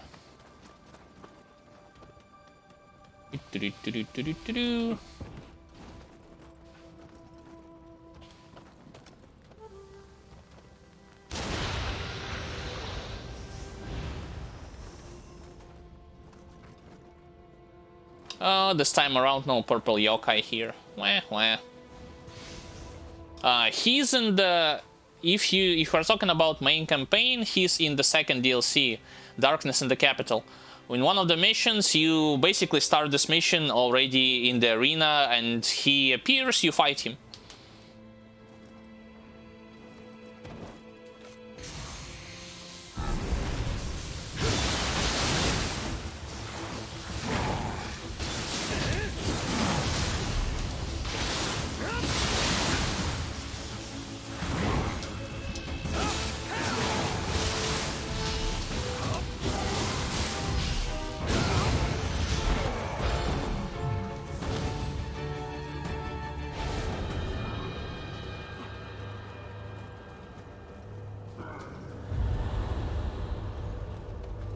Also, the type of corrupted monk that spawns in this map, it's always gonna be different.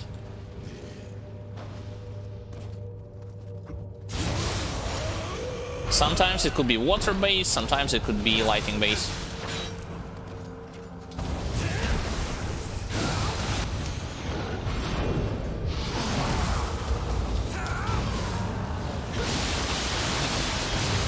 I was able to knock his horn off even when he was doing backflip with Ipondatra. Okay. Here. Yeah, I'm supposed to go here.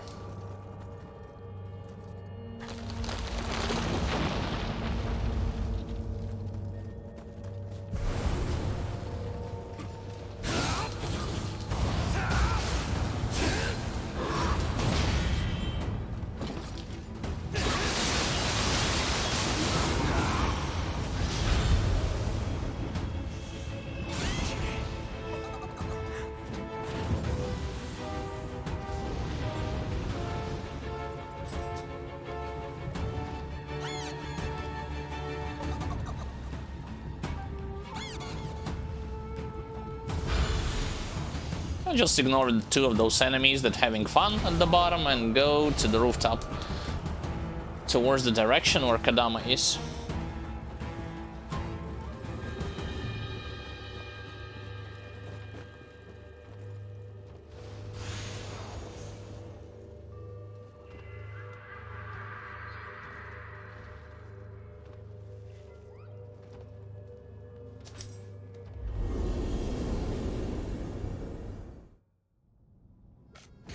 Whoops. Misclick. Oh, I got one extra shifting skill point, even though I personally don't find when it comes to like something not something useful, how should I put it? Passives from shifter skill tree, those are good, but to fully transform yourself into yokai, like into a shifter, that's not really worth it in my opinion compared to living weapon builds and living weapon in general in first Nioh. That's how I view this picture. Floor 101? Yep, floor 101. You are correct. So 7 more floor to go outside of this one.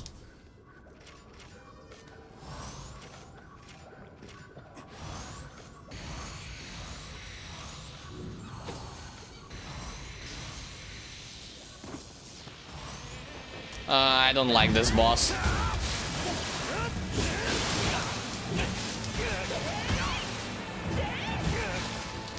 Just because of her hyper armor.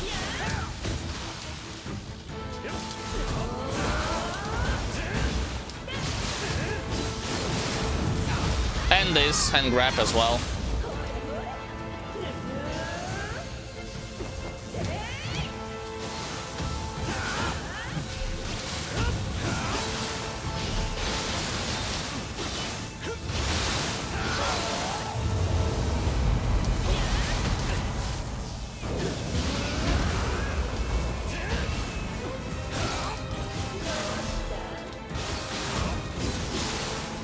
What the hell was that? Like, she did something and... That's a parry? That's a parry? Or... Oh, it's one grab followed by another one.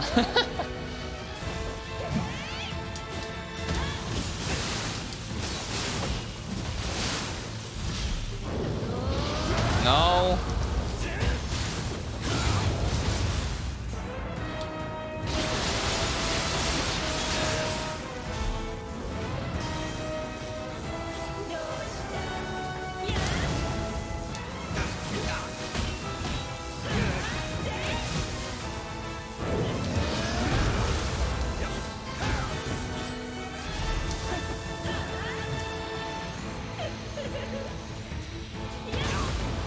And I thought I'm gonna be dodging this. Nope.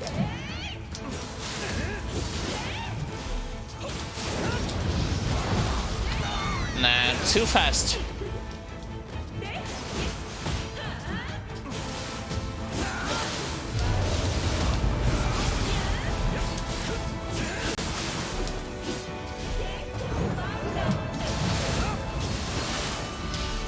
I shouldn't have bothered knocking her, depleting her key meter.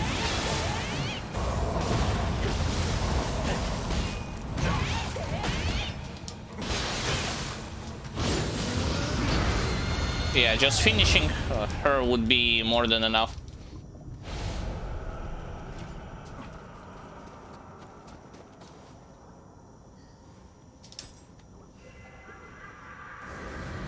Like, if you want to counter all of her grabs by using burst counter, make sure you use feral counter or third one, forgot how exactly it's called. The one where you parry at the spot. Because brute counter is slow. It will not allow you to counter everything.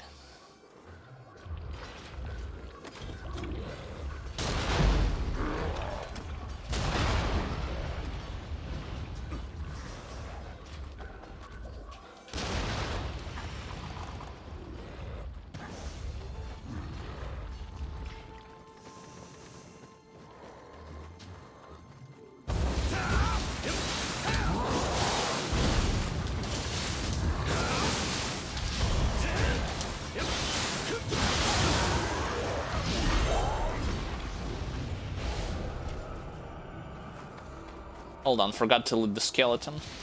Also, don't even bother knocking on the drum here. It's not gonna be as effective as bells. The one, you know, the one that depletes enemies' key meter.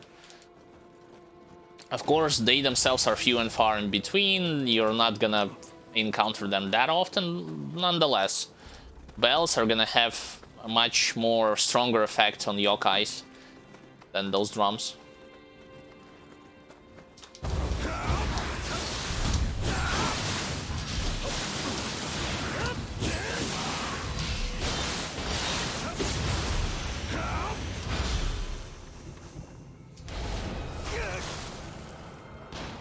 Yeah, I love you too, skeleton.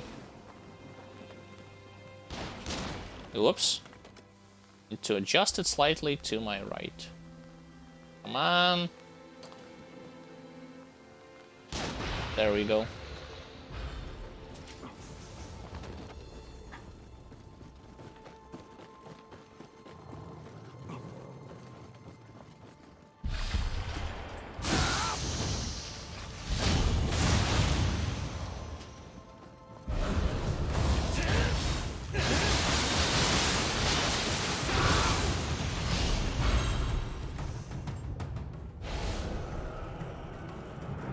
Okay, previously I fought here Purple Underworld Soldier and Red Rokuryobi.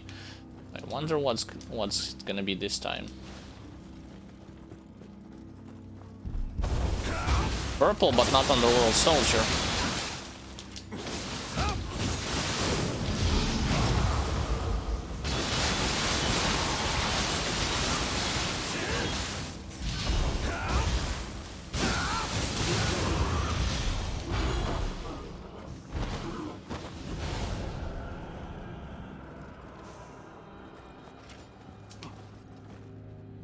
Wait a second. Oh, Fox haven't reached this passage yet.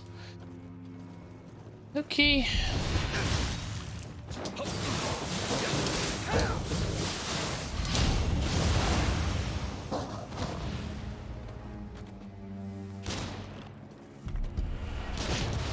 I was predicting that this Oni B would have fly to the left, that's why I shot it.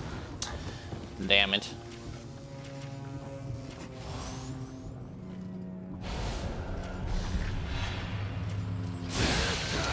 Of course, okay, it's not the only way to remove from yourself all the negative debuffs that enemies might throw at you. It's just the universally good way, but it's not the only way to do it.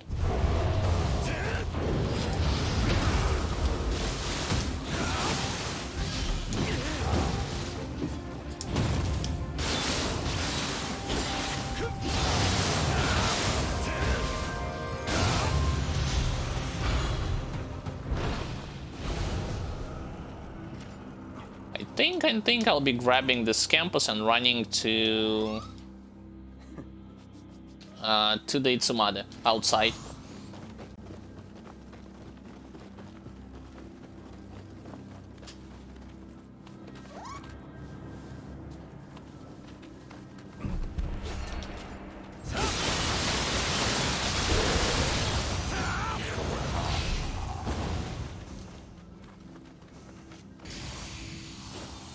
Come out and play it, Sumade.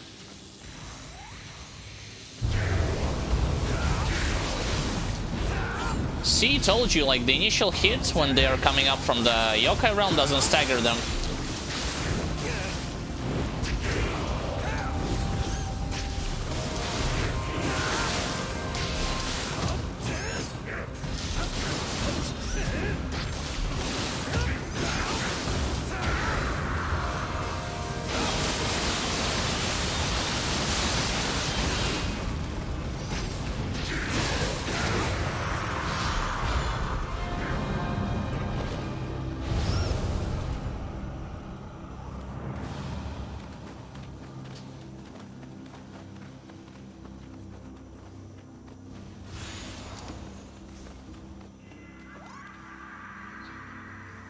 Alright, next boss. Come on, come on, come on. Want to get to the depths during today's stream. At least the initial levels of it.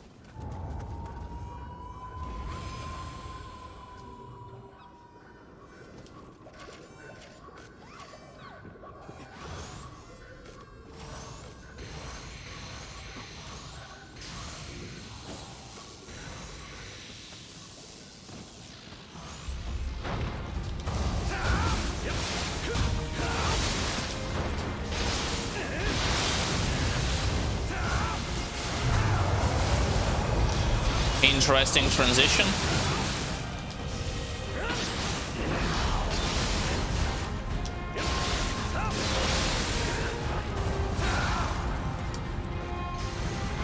Why are you running on the opposite side of the arena?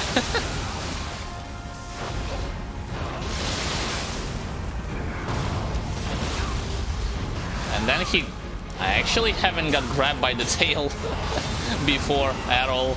That's the first time when it happened. Why I was using Rising Dragon most of the time, you might ask, other than, well, this particular move than actually depleting him out of his key meter. Well, because again, like, it's a big monster model and all of the hits from Rising Dragon will be connected easily. You will not going to fly through him. And because of this, lose a lot of damage. No, nothing at all. Alright, let's go to the right first.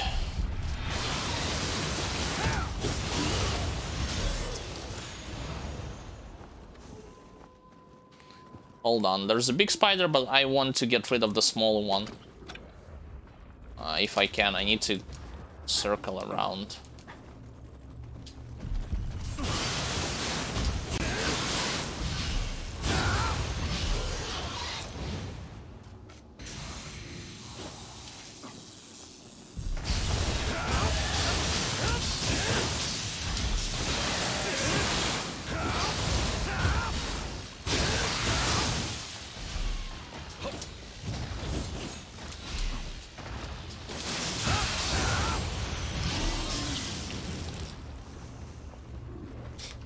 Big spider, but he retreats because he fears me. He was doing 2 backwards jumps.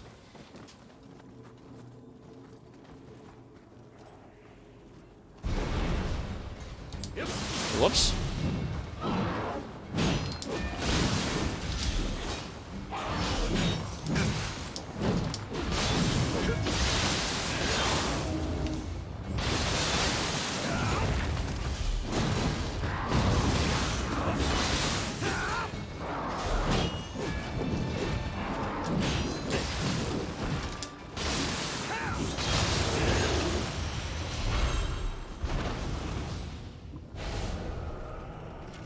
Now, can I actually show how one boulder can smash both 2 Gakis and then actually and this yokai too? Now for that, I need to carefully kill this guy first. Or I guess just do this. Wait a second, one Gaki actually escaped.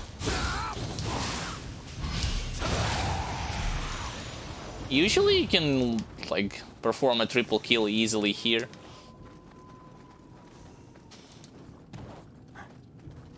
And that's probably because of the huge explosion and the sound that cannon makes that triggers the enemies around you.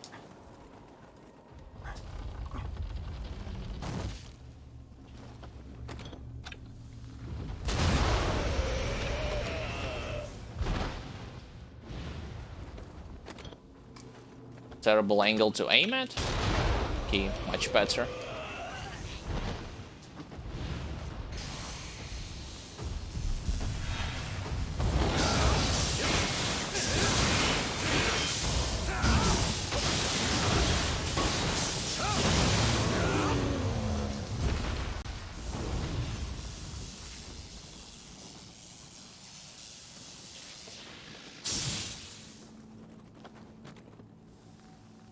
Also, yeah, like another tip that I can give you, if you're planning to aim down sights, don't use any kind of familiar, because otherwise they can obscure your field of view easily, and it makes it mostly annoying to do something about it.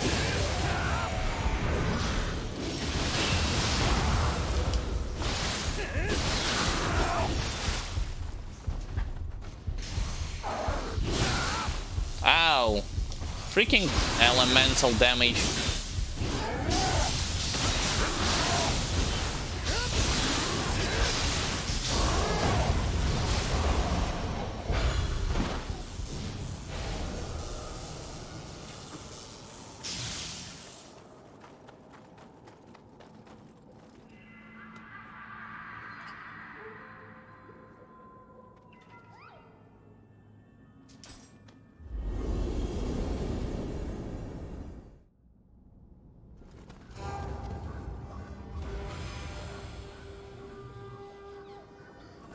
Alright, who's next? Nightmare Bringer, maybe? Because if those bosses are gonna repeat themselves, Nightmare Bringer should be somewhere here. Nah. That was a bad idea.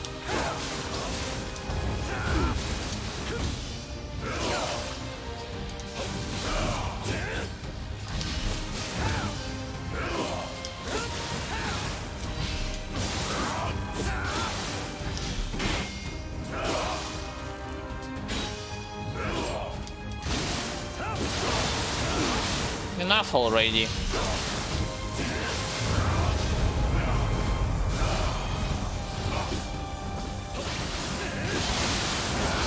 It's actually made things a lot easier for me because of his 2 wings other than 1.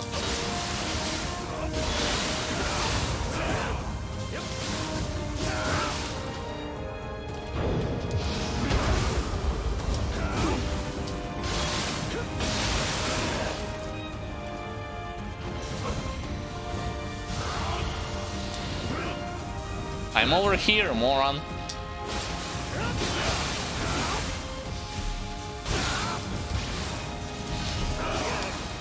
I dodged it, come on.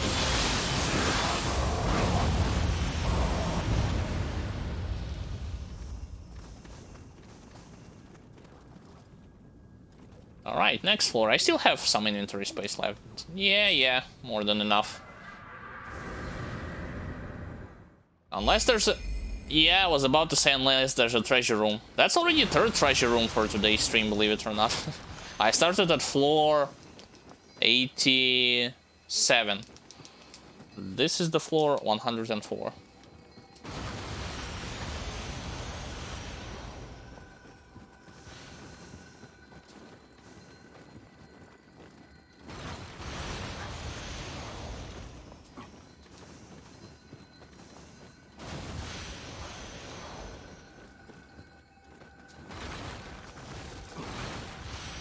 Some orange items that are dropping on top of the spool you cannot get when you're standing on the bottom. You have to go on the edges of the spool. Which is another one. Well, I had talked about it before and some of my viewers already know this. Is there a way to repeat the floor that you want? Yes, you can basically select any kind of floor that you want to start with or that you want to farm specific graces with, because there is a list which shows all the floors and all the graces that drops on specific floors. If you want to replay them multiple times to farm graces that you're looking for, you can do so.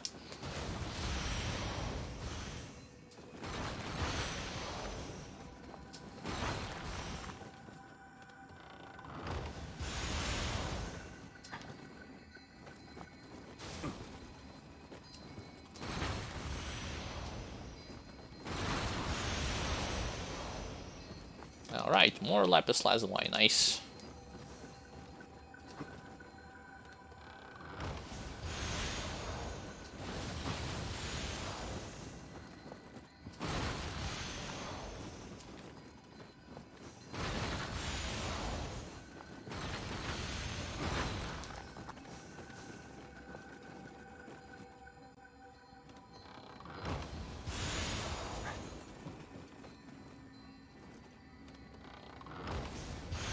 It's another thing that I can give to you as a tip is if you are planning to end your game session and leave, but you are on this, you have completed a certain floor before leaving, actually click on Kadama and see whether the next floor, like whether or not you will have a treasure room before the next floor. And of course, make sure that you have inventory space left, because there's gonna be a thing where you could accidentally click on the next floor and there's a treasure room, but your inventory is already completely filled up with to the maximum.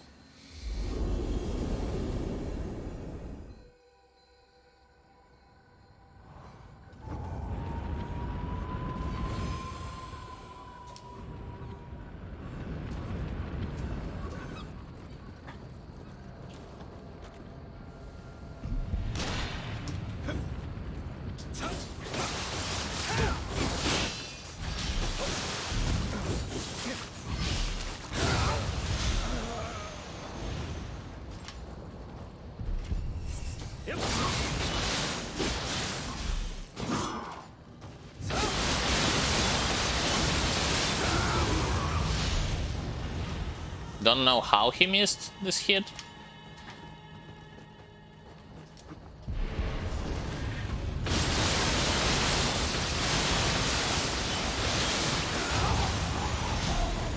Wow, what a fight. All she was doing is just circling around me, allowing me to use like the full cast of Water Sword.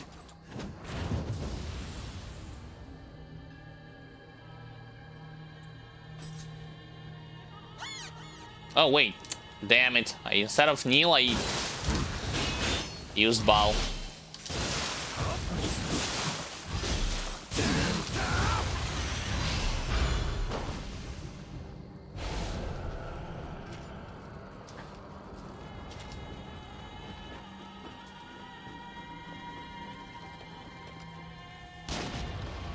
It's not even worth it to explode this battle, better to just kill the skeleton like this.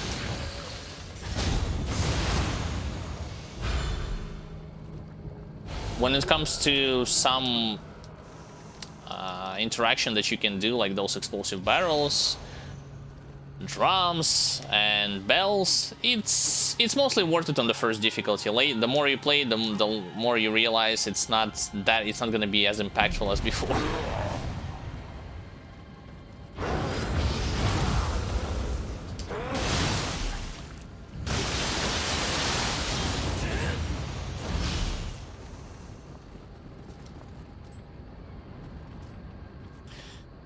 Grace names that are no-brainer to lock them. It depends on the type of build that you want to play with.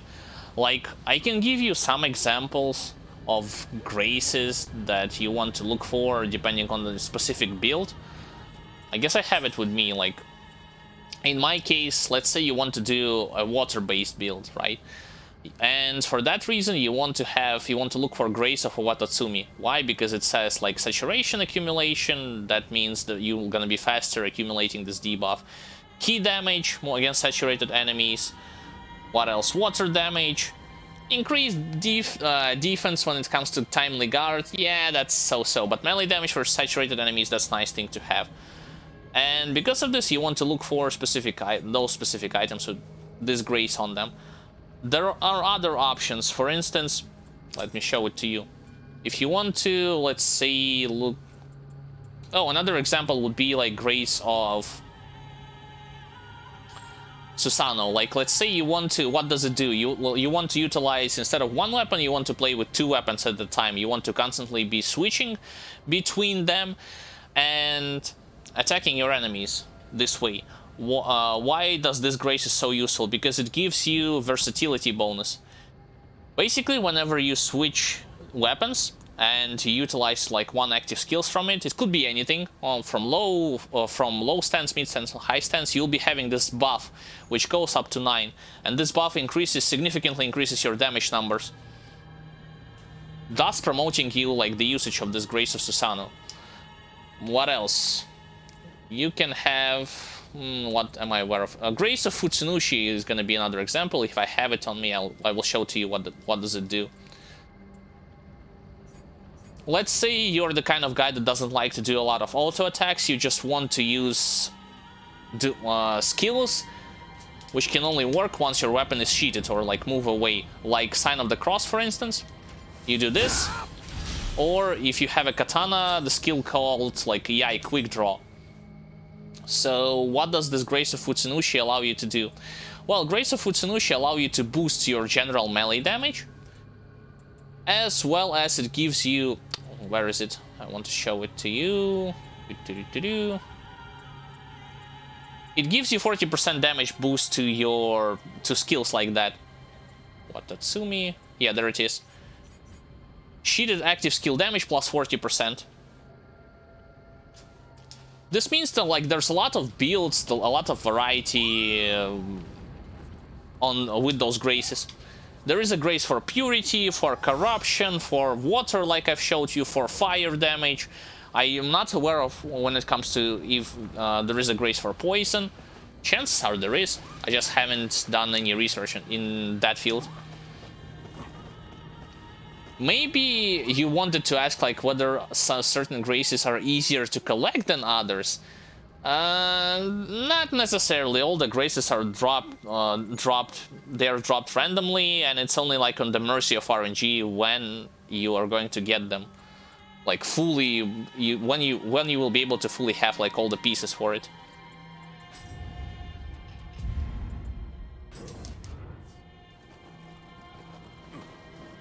Okay, I need to get to the bottom, which means let's use the slider.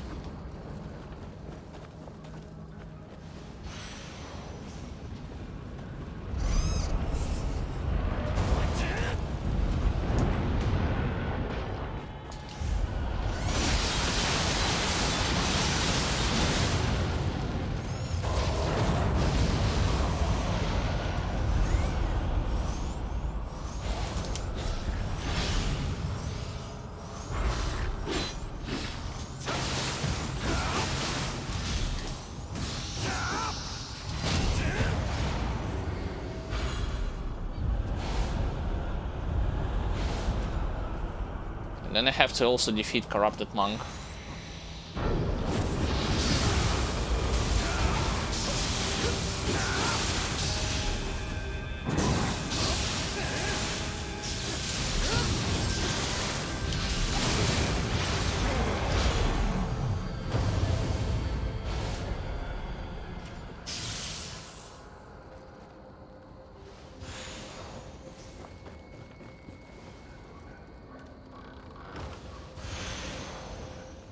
Usually, like, to create a build, it takes, you want to collect, like, you want to have a set, like a plus set of your own equipment, ethereal one, of course, and you want to combine it with any kind of grace that boosts whatever your build is going to be looked like. Like, for me, it's water, for you, things might be different. But there are other builds, more harder to get, the ones that consists of 2 graces. Yeah, the damage output and defense might be higher than other builds, but it's way harder to get them.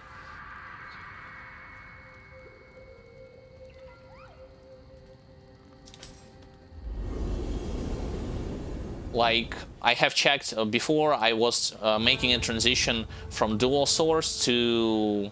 from X to dual source. I have checked YouTube for any kind of builds that utilizes dual source, and one of them have purity on it, like purity with dual source and with fists.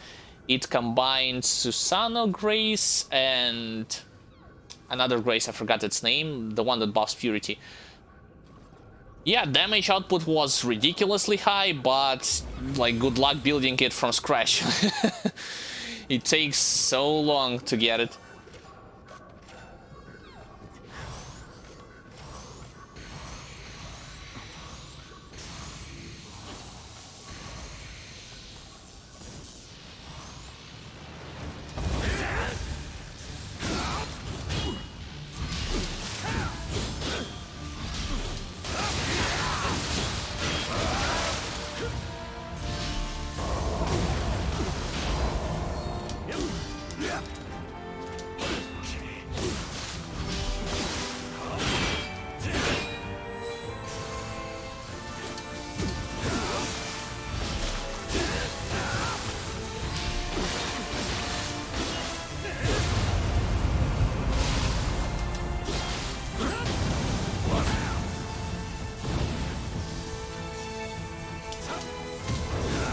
No. I like how he just stands there and take it.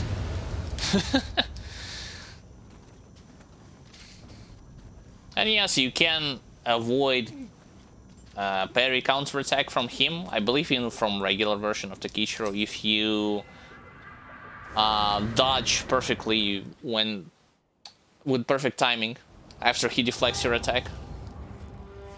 Okay, floor 105.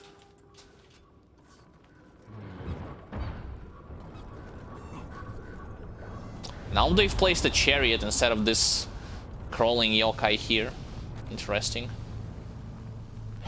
And not just regular chariot, but the red one too.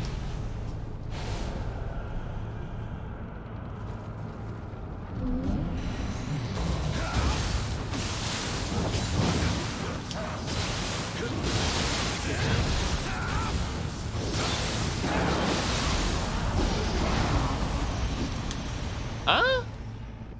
That's the skeleton that interrupted me.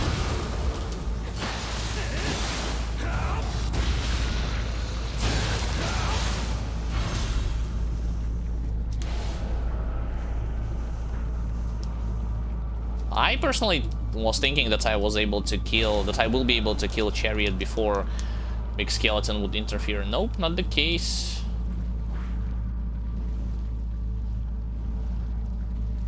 Apparently there are two enemies out there. Regular Gaki and Red Kappa.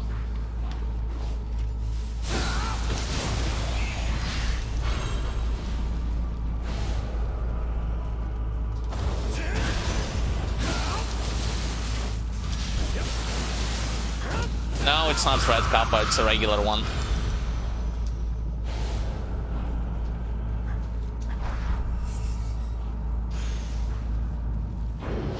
No.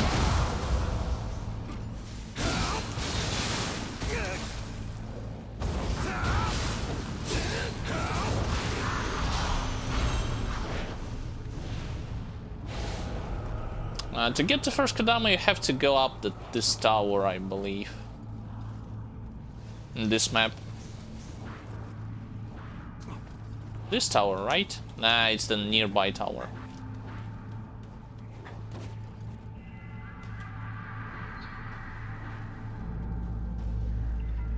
Come on, open the portal. Yep, thank you.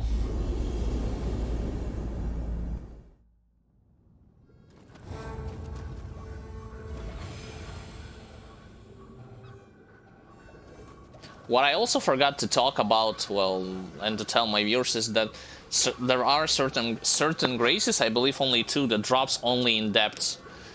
So whatever you will do, especially if you start to planning your build around certain items, make sure that the graces, well, make sure you're not starting with those kind of graces at the beginning.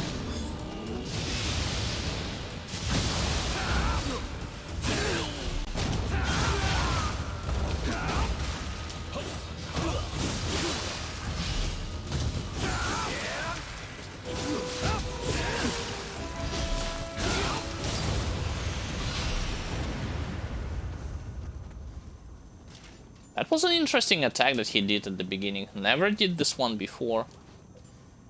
At least it looked flashy. What can I say? He summoned another treasure room.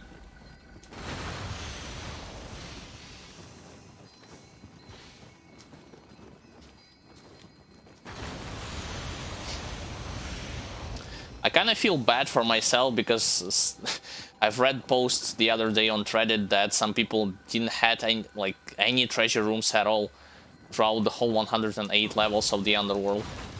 I don't know whether it's true or not. For me, it's, with including this one, it's gonna be already 8 treasure rooms.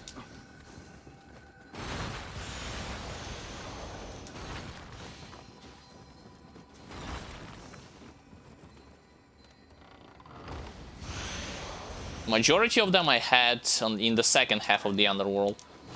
Throughout initial 58 floors, I've encountered only 2.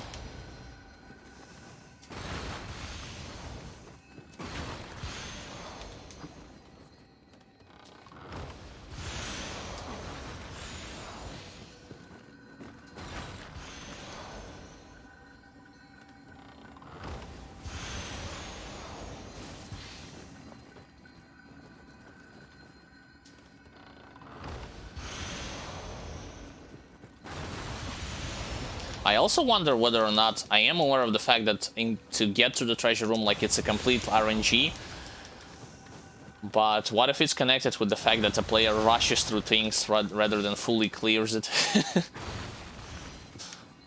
Like, is this some kind of compensation for you when you're rushing through missions?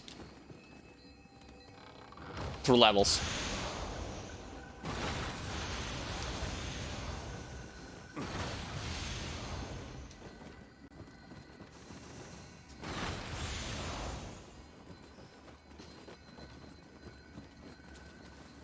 Alright, got everything. Let's go.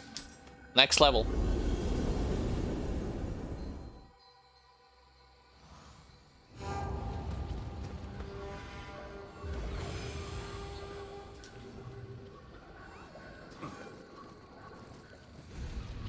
I'll go at the bottom first. It's easier for me and much more quicker than to go to the top.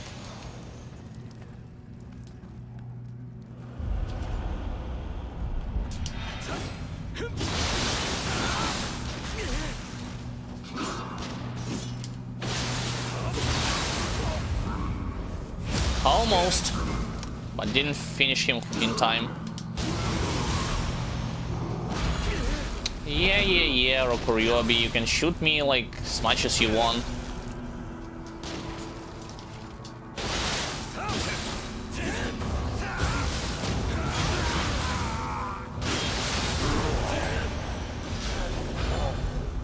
Oh yeah, one thing to remind myself is to not get too close to the edges, because enemies can knock you down easily here.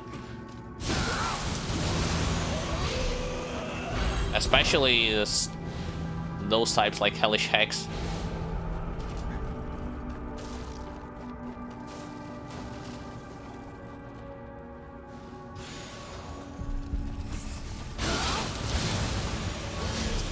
Spiders, it's like, sure, whatever.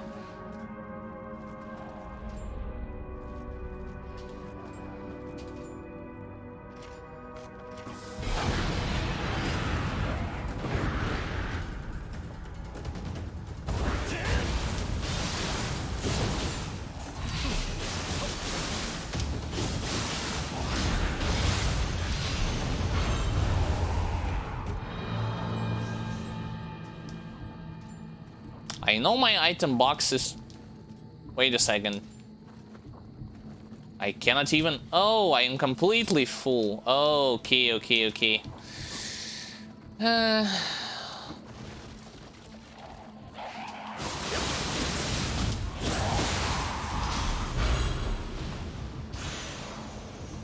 Got it. This means I won't be able to collect any loot from boss 2. Feels bad. Oh well. Wasn't thinking I'm that close to maximum inventory space. Let me also level up too, even though it's not gonna be as impactful with those focus levels as before.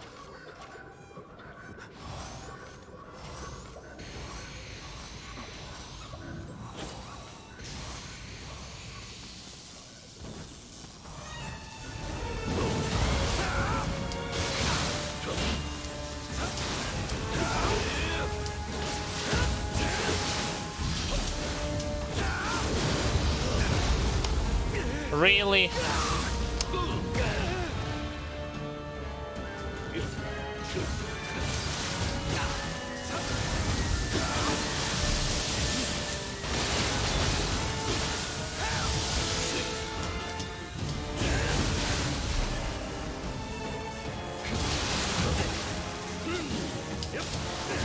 Finally, I was able to get through his armor.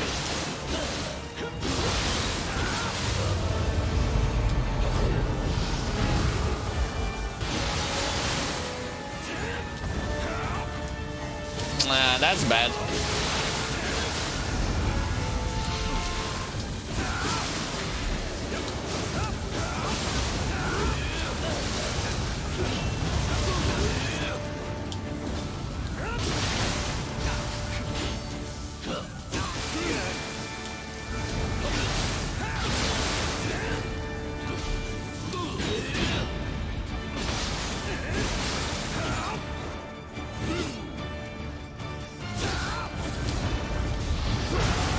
Wait a second, it's supposed to be burst counter-attack, no?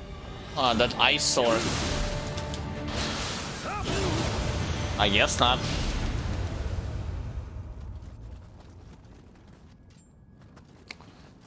Anyway.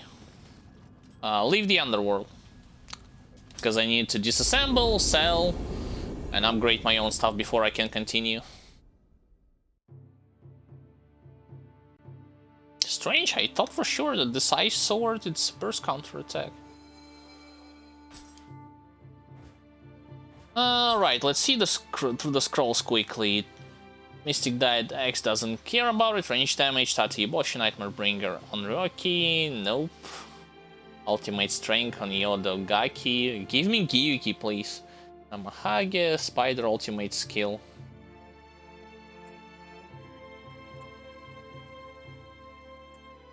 I don't see Gyuki anywhere, and then Rakasha, Bakigani, and that's it. Well then, makes things easier for me.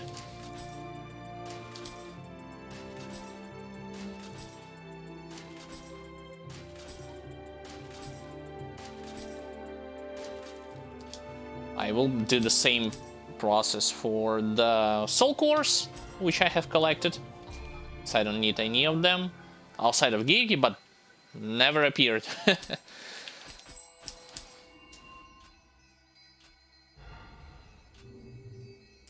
Right, to the blacksmith. Take those recipes. For armor too.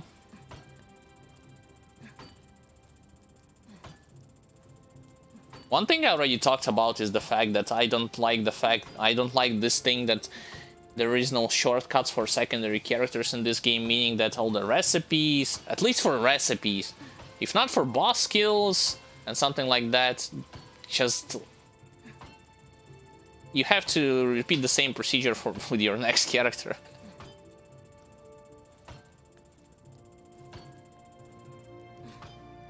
Makes it more annoying, to be honest. Anyway, soul matching.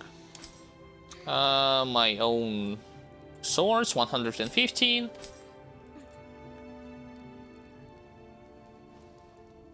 $118 is the maximum. At least on the stuff that I have. Okay, soul match.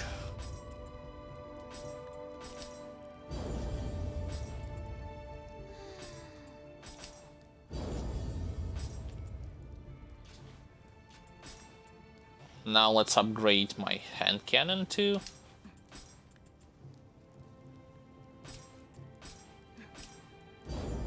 And rifle.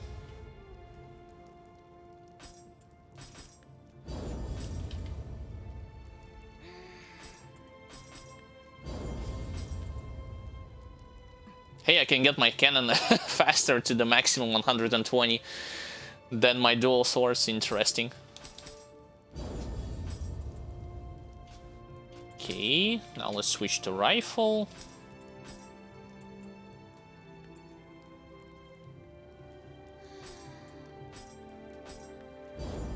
I'm double checking the stuff that can say like Grace Inheritance, because if you by accident soul match those items, your Grace that you are already using will be replaced with the new one. Keep this in mind.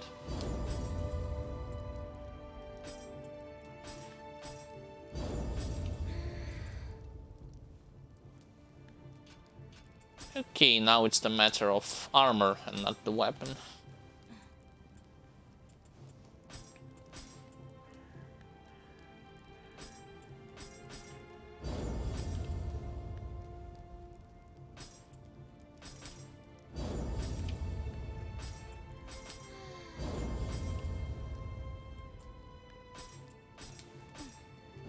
Okay, helmet fully upgraded.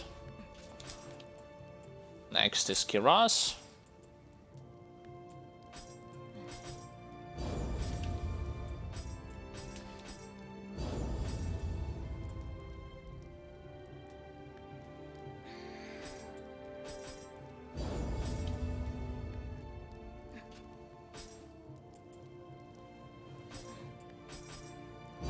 Also fully upgraded. And let's switch over to gloves.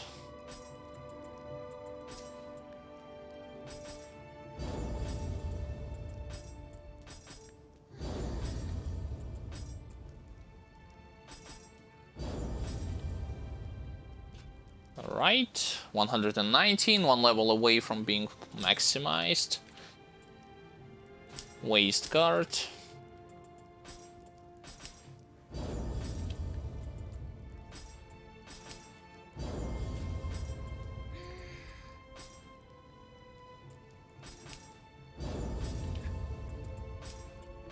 Also one level away from being maximized, and now there's boots.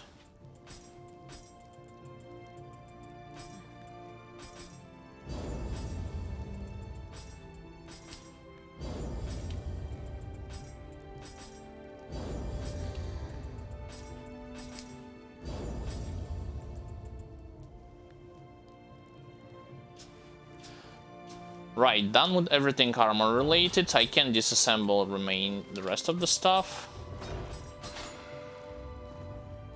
Now, what do I want to do? I want to also sell. Yeah, what do you want? I can... Here, take your discounts. It's not like I'm forging or purchasing something from you that often anyway. What else? Selling.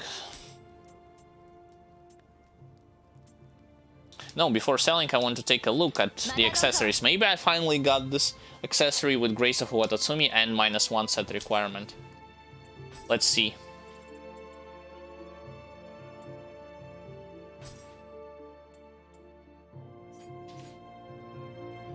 This has -1 set requirement, but not from my Grace.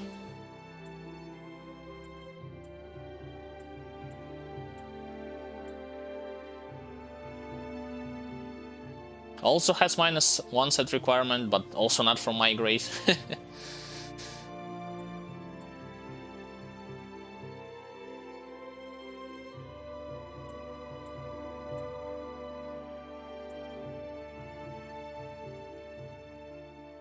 That's the stuff that I'm using already.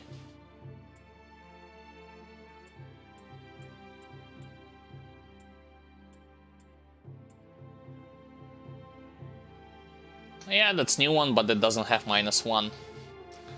So nope, pass.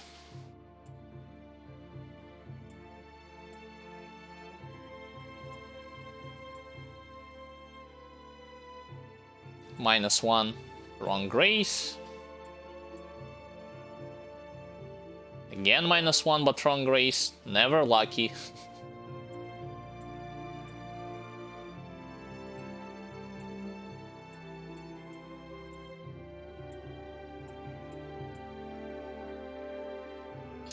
My Grace doesn't have -1, so it's like...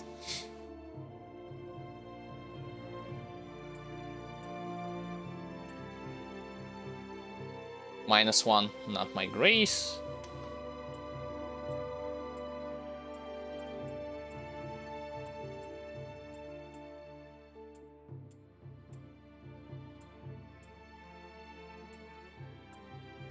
All the other stuff, but not not the one that I'm looking for.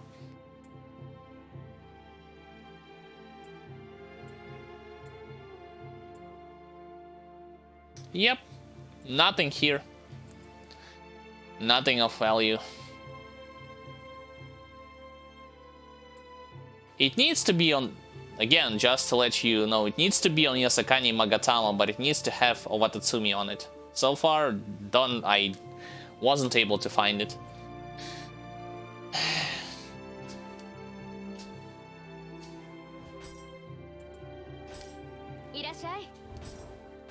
Okay, let's sell this garbage and then return back to the remaining floors of the underworld.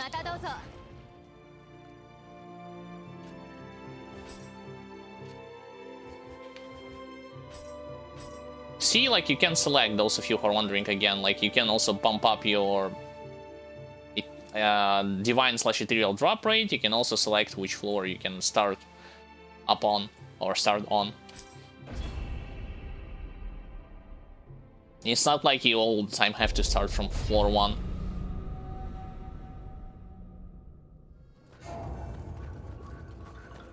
Okay, let's speak with you.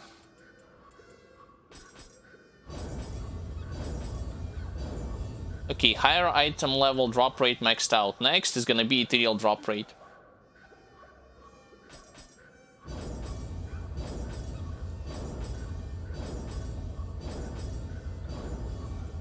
And after I'll maxed out ethereal drop rate, I will be focusing on the buffs, like uncommon strength, defense, and mercy. Upgrading them in favor of upgrading my healing potions. Come on, 2 more levels and then into depths.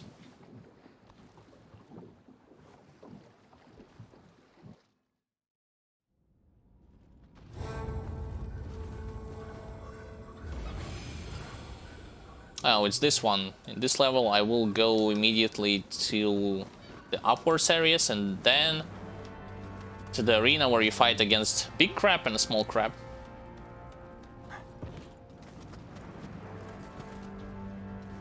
I'll drop down immediately.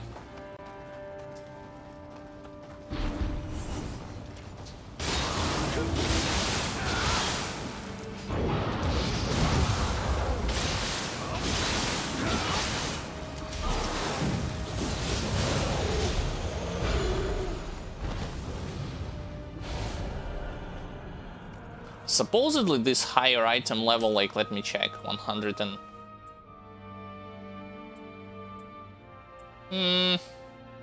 Nah, it doesn't work the way how I thought it's going to be working in my head. I thought this means that it will be much more easier for you to pick up, like, the higher tier stuff. Not the case. But by level, I mean. How did you gather all these cups? Mostly by killing every single revenant from first difficulty. And yeah, I'm not joking, when I was playing through each main, secondary, Twilight missions, I killed all the revenant on my pad. And only on Dream of the Nioh I started to use those cups.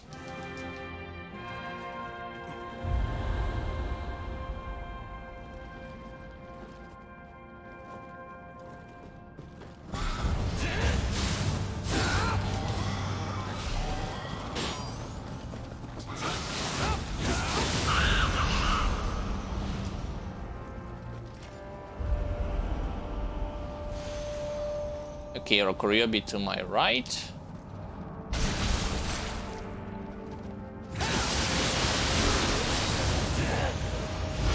And then a bunch of crabs at the bottom.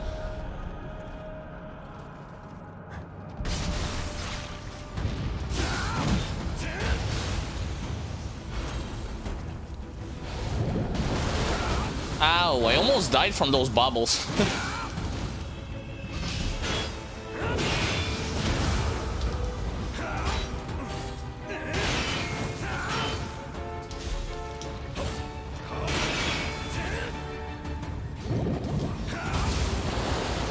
Got him.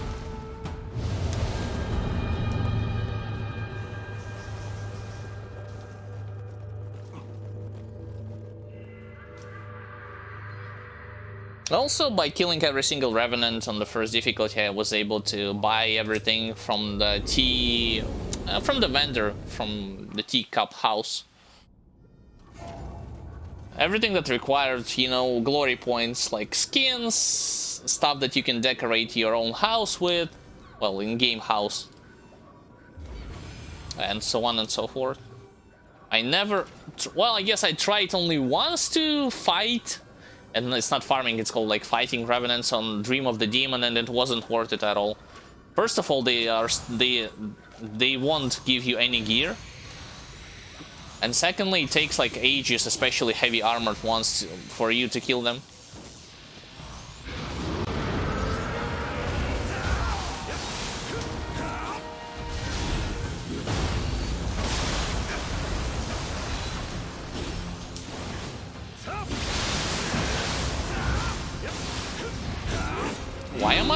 Why some of my attacks are missing when I'm standing literally near him?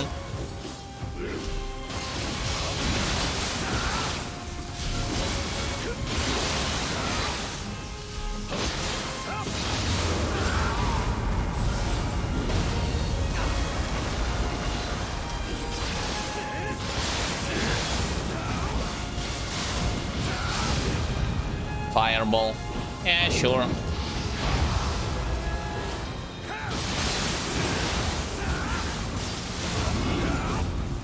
And you're dead. But of course we had to watch this glorious cutscene all the time.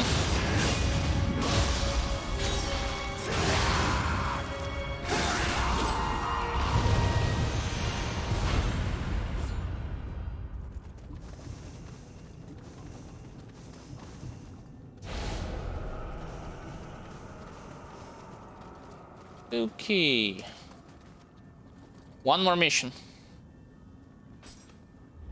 I didn't pay attention to what version of Atakimaru I was fighting. The one from the Last Samurai DLC or the one...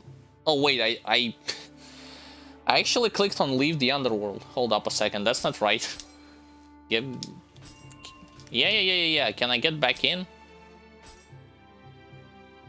Whoops, my bad, guys.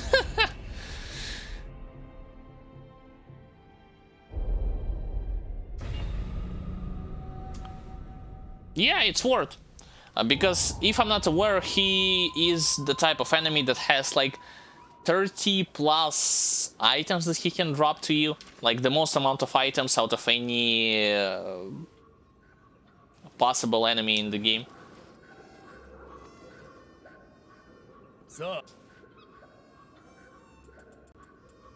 Can't upgrade anything with him.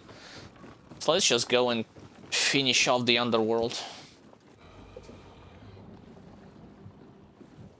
Instead of clicking on Kadama to go onwards, I clicked on that spirit that teleported me away.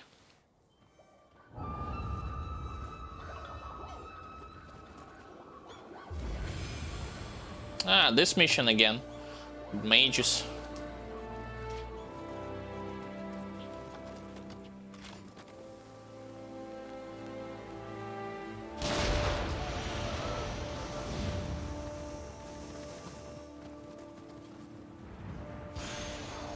And yeah, I am aware of the fact that there is a method to farm Lapis Lazuli, specifically from those types of enemies. I don't know what to say about it, like, is it even worth it or not? For me, personally, I find more success of just going through levels and not skipping and defeating red and purple enemies most of the time.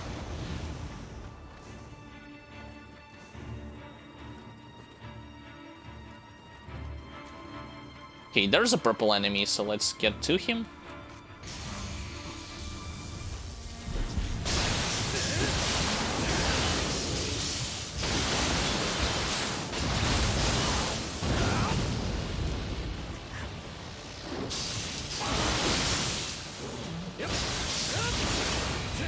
I was thinking that I'm in the mid stance, not in high stance. You need all soul cores to have -1 Otakimaru, Kasha, and Gaki to it, and Nekomata. Well, in that case, like, maybe at the end it's still gonna be worth it. Who knows?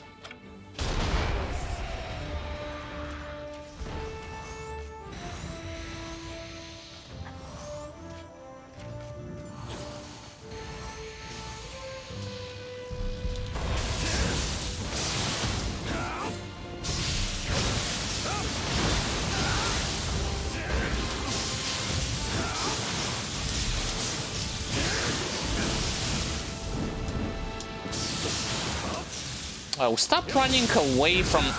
See, that's the one thing that I hate when fighting these birds.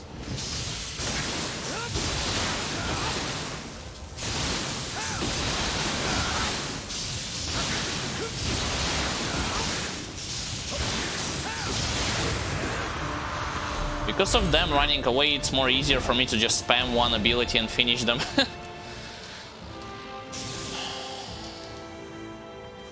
Rather than play chase.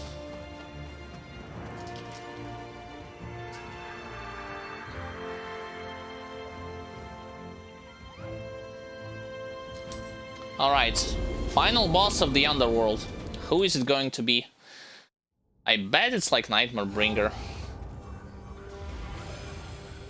If that's the case, then I will do my best to not stand in front of him, attack him from the side or from his back, because otherwise the camera could screw you over badly in this fight.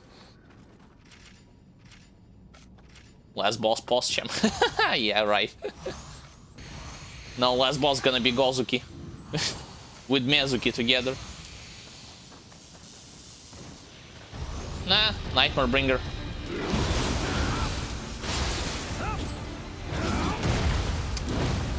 So much of me trying to stand on the other side.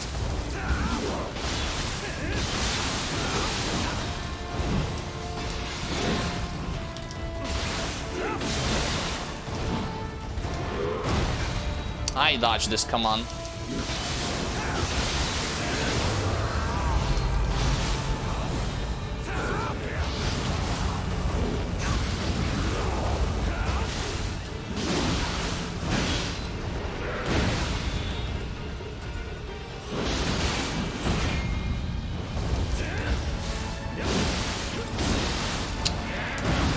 Damn, so bad.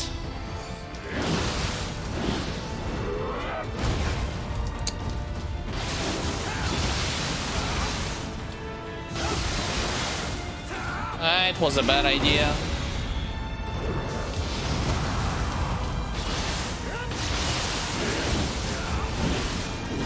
Okay, Ippon does not disrupt his attacks.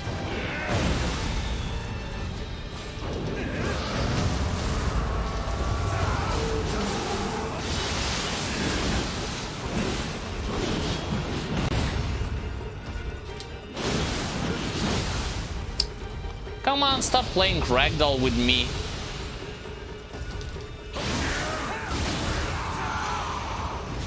I take no damage from him. Well, because he attacks me mostly with physical damage. I have encountered today those bosses that have elemental damage, and yeah, I take massive health loss. Against physical damage, I'm all protected. More or less okay, it's not like insane protection.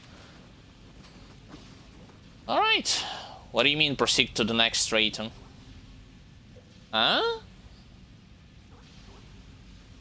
You cannot proceed any further. This appears to be the final floor. Okay. Got it. Guess I gotta leave. Underworld completed. Now it's depths. Time for me to go to the depths.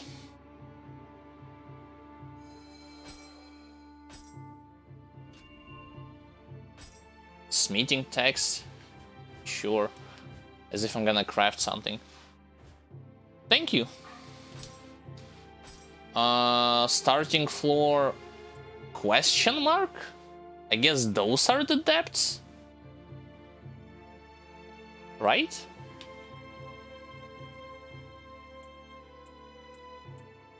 Starting floor question mark. I don't know. Hopefully I'm doing the right thing. Okay. Is this okay, right?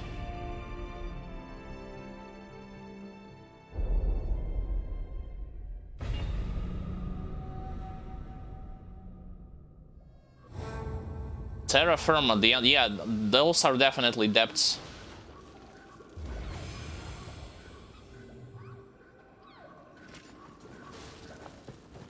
Now he's standing in a different spot. Here is the place, that must be a first.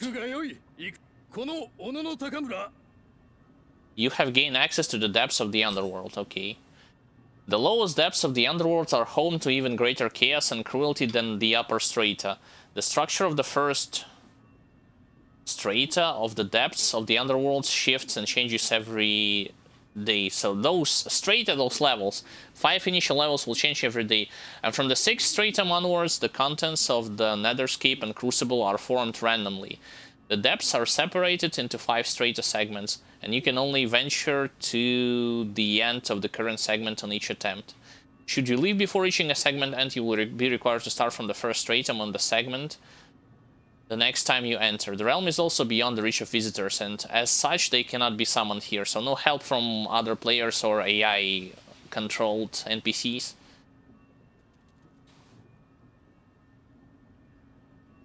Welcome to the depths.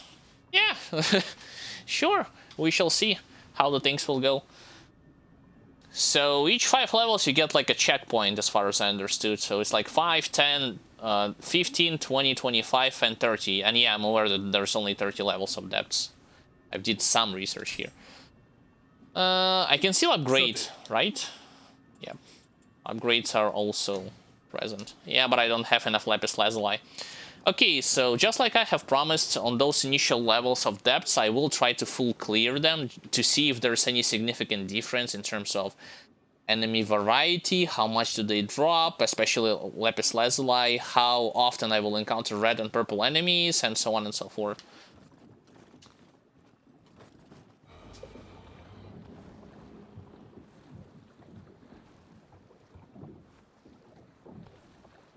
So I guess everything will be highlighted with red colors, like in Twilight missions. Yep. Alright, Underworld Depths, floor 1.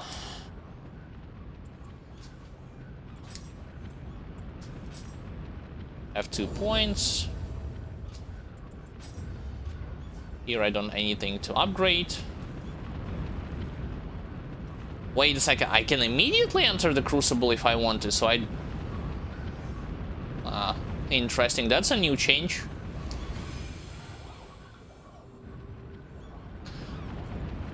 Right, let's see what I can do. It's a ninja, but... it's the similar one. And he still is getting one shot. You cannot summon here via Choka, but you can Tori Gate. Many people make the depths even harder significantly. Yeah, I've played one time, only once in co-op in Nioh 2.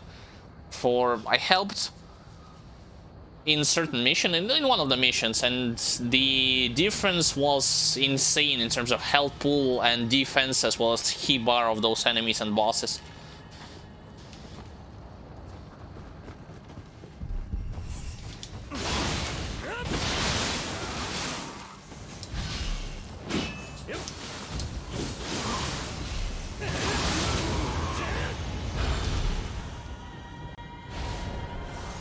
Drops the same amount of lapis lazuli as far as I can tell when it comes to depths.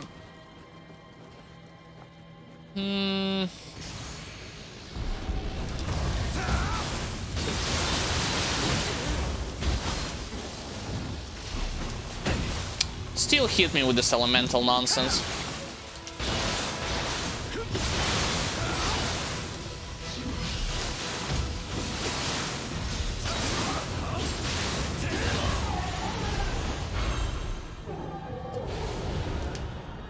I don't think it's possible to completely disrupt Suiki from going invisible and start bombarding you with water spells. I mean, maybe if you correctly land Soul Core ability that staggers them like Ipondatra, you will, but it's hard to pull off.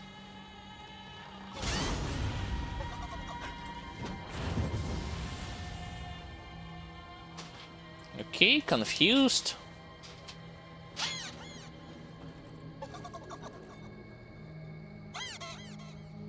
Okay, 1 second.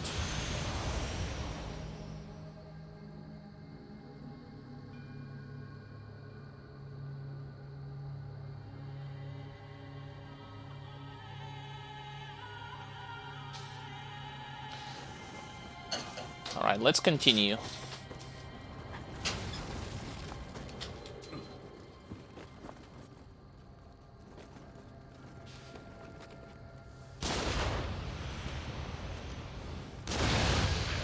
Oh nice, I can headshot him through the barrel. You're right, region 5. Yeah, but because if you're talking about Soul Core, I fully maxed out everything when it comes to passive from the Soul Core. Like when I'm picking it up, I can fully heal myself. Even if I have like 1% of my HP. Alright. So it's not something new. Oh, Rokuryobi to my right. Ow.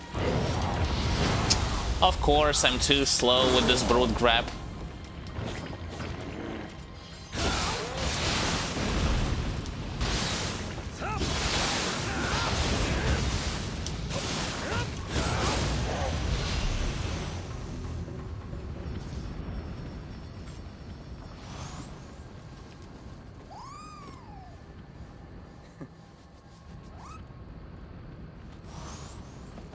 I'm gonna go here first to fight against Corrupted Monk,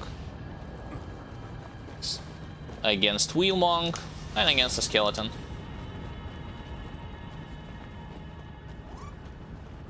Yeah, it's like a free healing potion if you analyze it from this perspective, especially with how many soul cores I can collect.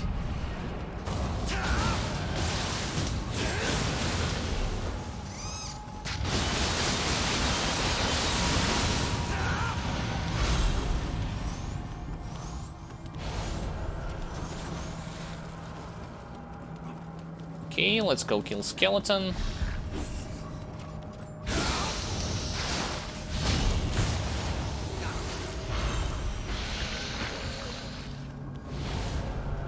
Limited number of cats. Yeah, like, at least when it comes to first level, everything pretty much stayed the same as from the underworld.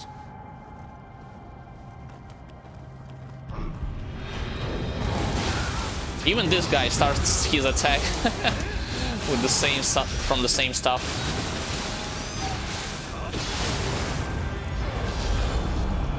You have a limited number of cats in the depths. Do you mean I cannot summon more than... How should I put it? Like, let's say I'm summoning 3 cats on the first boss encounter on the first floor. I cannot do so the same on the second floor?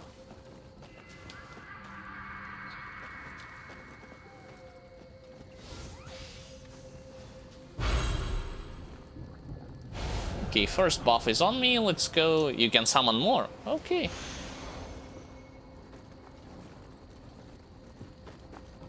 Because I will be fighting not one boss, but multiple bosses. Just won't be able to find more. Oh, okay, okay.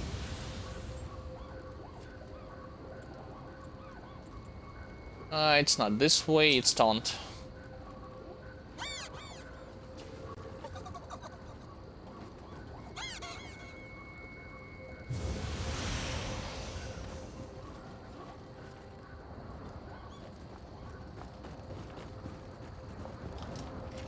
I'll use Tiger Running Scroll here to quickly get to the ladder.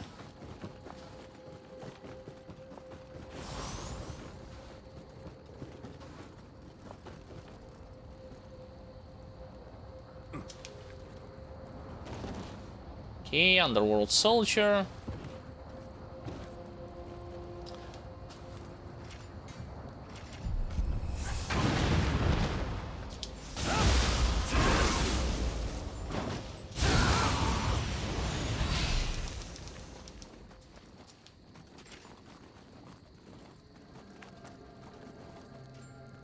Now that's a new thing. Previously I haven't seen here a samurai that protects this door entrance.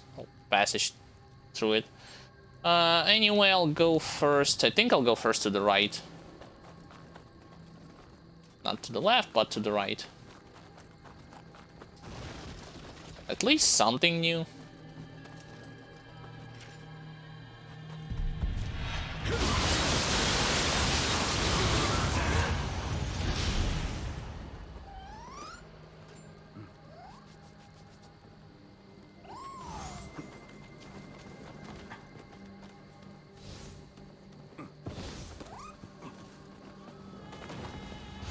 Yeah, maybe true. Well, maybe it's partially true. I'd say the other thing that you forgot to mention is the fact that if certain bosses have elemental immunities, like let's say in my case I'm doing water damage, and if the boss is immune to that water damage, more than 40% of your build like goes immediately to the garbage, and you you'll be doing like tiny bits and pieces of attacks to it, hoping to kill it eventually.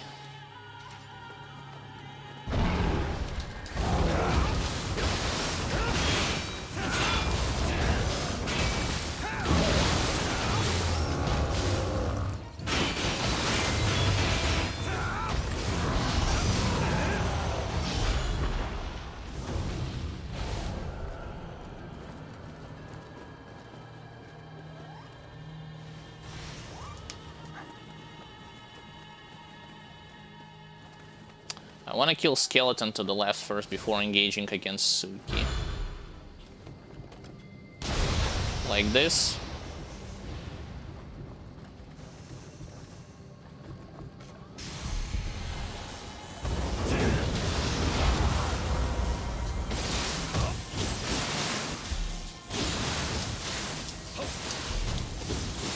Oh, what am I doing? Just Water Sword.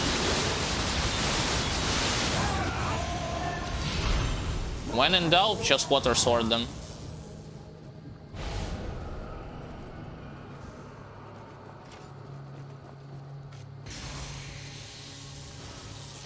This guy's a regular enemy, he's not red, so he'll die super fast.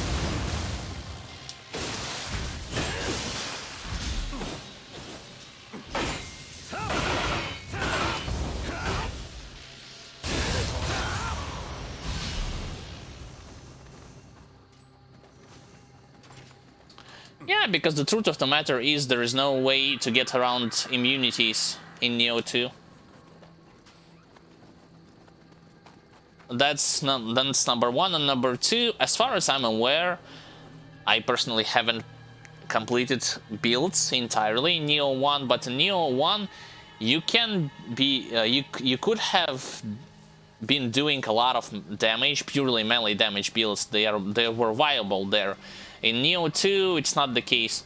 What do I mean purely? I do not mean builds that doesn't utilize buffs and debuffs. No, those are still present in Nioh 1. I do mean when you stack as high as possible only like pure power, like increased attack, increased melee damage to the insane proportion.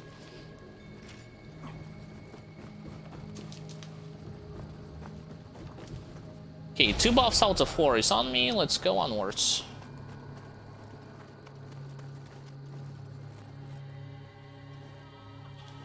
Who the hell are you?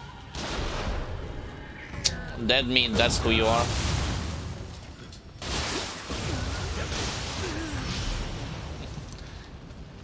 What a new and interesting enemy. I cannot unlock it. Can only do it from the other side.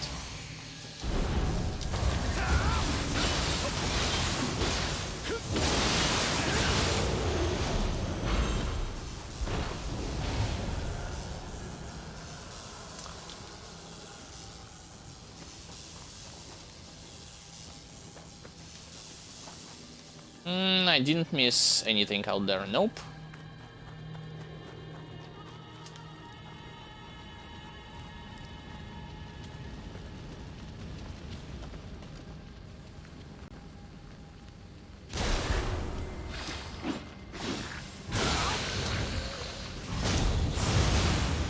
Headshot attempt failed.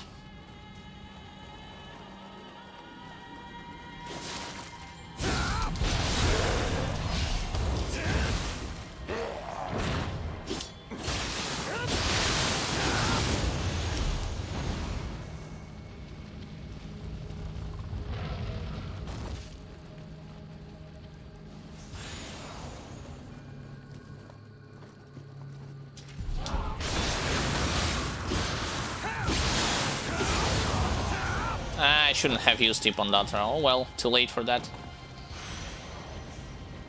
Didn't expect her to die that fast.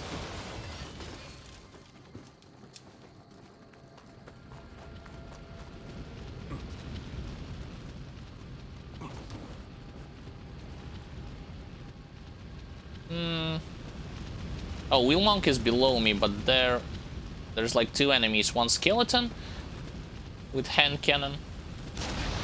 Not anymore.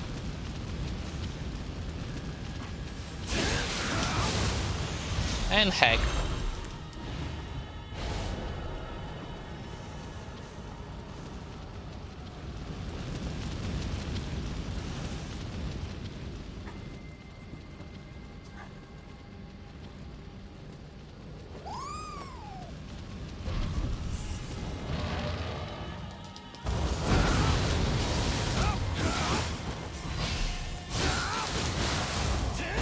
Build? Sure. Well, keep in mind it's not finished yet, but I can still highlight its pieces. So I'm using as my main weapon Bamboo Cutter and Bone Feaster, have Light, Drain, Quick Attack, Transform bonus Courage, that's my secondary stat that I was able to max out to 200, Active Skill Damage, Imbue Water, Attack bonus Hard, A+. What else? It's upgraded all the way up to 119. Ipondatra, mostly using it for Grace of Watatsumi, and yes, that's the highlight of my builds. It's like combines Master Swordsman power set with Grace of Watatsumi. I only have it with 6 pieces. I'm still looking for accessory with -1 set requirement and Grace of Watatsumi, so this is why it's incomplete. That's one of the reasons. The second one I'll mention later. Hand cannon, the stats on it's like random. Same thing with rifle. I haven't. The most important thing it has those graces, the grace that I am utilizing. Helmet, also from the grace. Have on it active skill damage, melee damage, enemy sensor. Omnio magic power. I'm not benefiting from it that much. It's just whatever. When it comes to other stuff in armor, I have toughness, that's the default stuff I had on it. I was able to temper increased attack and defense dual swords, active skill damage and active skill key damage, life recovery and Amrita absorption. Next, gloves. Attack plus 39, again skill key damage, regular damage. Throwing weapon, yeah, that's the trash inheritable. If I would have changed it for an attack, I wouldn't mind, but so far it is what it is. And tenacity damage over time, it's like whatever. I honestly don't even know what does it do at this point. Oh, and now I cannot show it to you because of the glitch that sometimes happens on PC version. You press options too many times and it grays out. You need to restart like your game. So let's move onwards. Waist guard, damage taking, melee damage, paralysis, resistance, toughness, whatever. Not the star effects are here or there. I'm not even worried about having too many of them. Same thing with Greaves. Melee damage, active skill, dodge key consumption, Omnio magic power, and toughness. Accessories. Medicine case. Lucky drop equipped weapon. Mayhaps I will be able to acquire a better weapon than I currently have, although I doubt it. I looked through them a couple of times per gaming session and so far no luck. Damage taken over time, poison, that's the default stuff that I wasn't able to change. Life recovery and Amrita absorption and saturation accumulation, I placed them.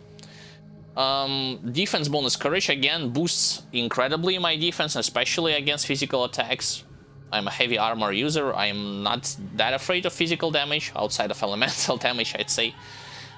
And extended curse nullification, that means when I am removing any buffs from the enemies, from cursed enemies, and applying my, corruption on them, it lasts longer.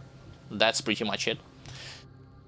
And then Yasakani Magatama, set bonus minus requirement, -1 set requirement, saturation accumulation, 12% more, lucky drop equipped armor, same thing, mostly serves me just like with accessory. Mayhaps I will get something better instead of my own armor. Star effect melee damage versus saturated enemies, good to boost up my offense. Water damage, it's nice, but it's not like super valuable to me, because it works only when I'm applying, when I am attacking them with imbue water effects, or with what you call it, when I'm applying water talisman on my weapon as a buff. With white attacks, it doesn't stack very well. Scroll of the Nioh. It's not Scroll of the Damned, it's Scroll of the Nioh so far. Ultimate Constitution, great stuff. Damage bonus, ninjutsu power B-, whatever, I'm not even benefiting from it. Mystic Diet Kusarigama, also, who cares, like, I'm not a Kusarigama user. And item drop rate, with toughness plus 11. So, that's that. When it comes to Soul Cores, Ippon Datara Soul Core, for staggering the enemy, knocking their ki. Gyuki Soul Core, mostly passive effect. I'm still using Gyuki Soul Core from Dream of the Wise, right? Dream of the Wise. I had no luck of finding any ethereal Gyuki Soul Core on scrolls. People are telling me that you can acquire a scroll with Gyuki boss on it. I personally haven't had a chance to get one of it. Once I do, my damage will be even higher, because it boosts melee damage versus saturated enemies, gives you more attack, and allows you to charge your anima bar a bit quicker, like this sentience charge. Yes, I will explain it a little bit later. But yeah, like, this is also one of my missing points, right, when it comes to build. And Yasha Soul Core. Mostly because it boosts, because it gives attack. It also allows me to easily, against certain enemies, apply water debuff upon them. Anima bonus on water attack, and active skill key consumption minus 4.3. That's for Spinning Dragon, and for God of the Wind, a lot of the stuff is synergizes well with something that I currently have already. When it comes to Y, equipment weight C, because of my current stat points distribution, I have 200 Constitution, Heart and Courage, 40 Stamina, 30 Dex, and 102 into Magic. That's the reason why I have equipment weight at the C level. I'm not planning to change it. It's more, it satisfies my needs per se. So for that particular build, I'm alright having it at C level. What else? What else can I share? I guess like the setup for the skills is like, I consider it to be pretty standard. Like Healing Potion, Steel Talisman, Lighting Familiar, Water Talisman. Then it's Rejuvenation, Barrier, Shrapnel Bomb. It's mostly just to throw it. Occasionally it's some enemies, sometimes Barrier, Quick Change, Tiger Running, Sacred Water, Antidote, and Anti-Paralytic. That's something that I had placed even before when I was going through the difficulties. Right now it sits there. It just sits there. I just put it like this. Sake and Sacred Ash. That's pretty much it. What else? What else? What else? What else can I show to you? I guess skills. Well, when it comes to dual swords, mostly I use mid and low stance, occasionally switching to high stance. Mid stance and low stance, any light attack cancelled into God of the Wind 3. And when it comes to high stance, it's like light attacks cancelled into Spinning Dragon. And to throw something in the mix there, I use Ultimate Sign of the Cross. That's pretty much how I play.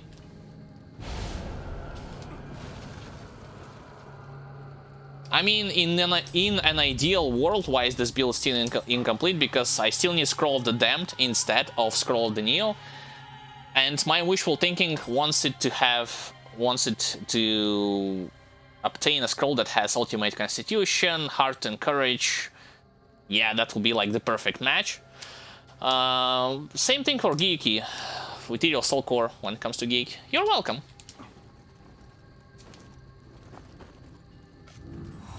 Alright, I will be fighting against Mage, if I'm not mistaken, here. Yep.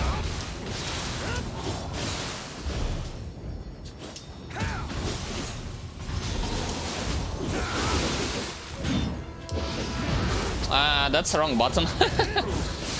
Sure.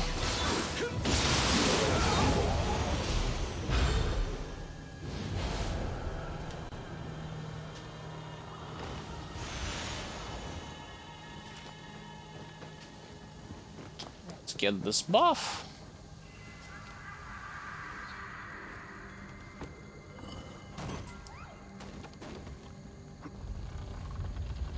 I've missed another buff. That's only 3 out of 4. To get to the other buff, I would have to use this ladder. Yep.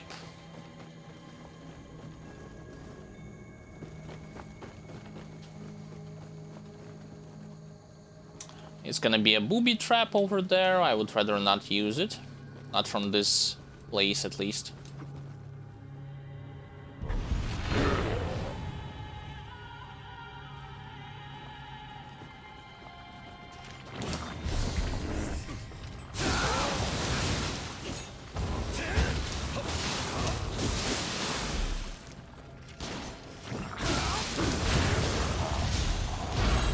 I don't understand why sometimes enemies takes like so it takes them that long to start doing any kind of action.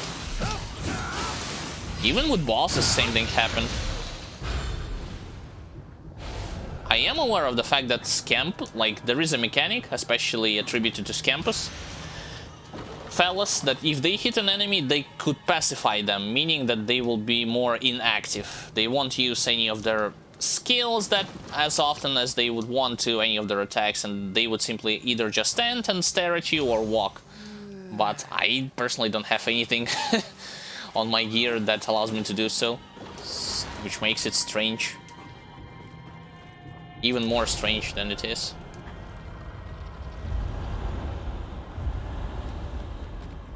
Only be number 1. Isn't there supposed to be a second one? And I'm aware to the left there's Magatsu Warrior.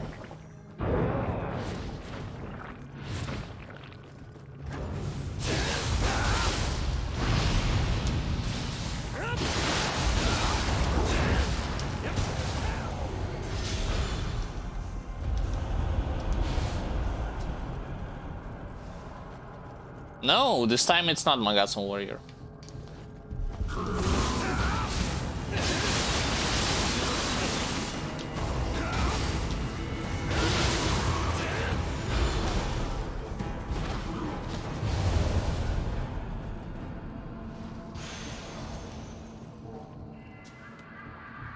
Alright, stage has been fully cleared. I wouldn't say it was that hard. At least the initial mission. We shall see how it will be on the next ones.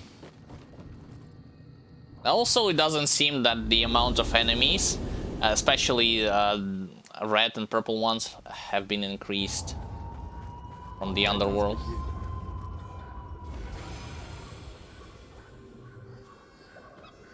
Is he gonna follow me? Yep, he will. So, how many bosses I will have to fight at the beginning? 2? Or 3?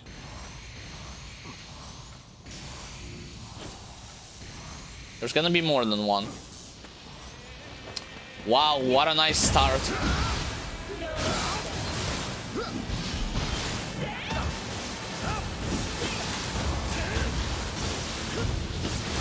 Okay, now why my AI partner just holds block when I'm like in full offense?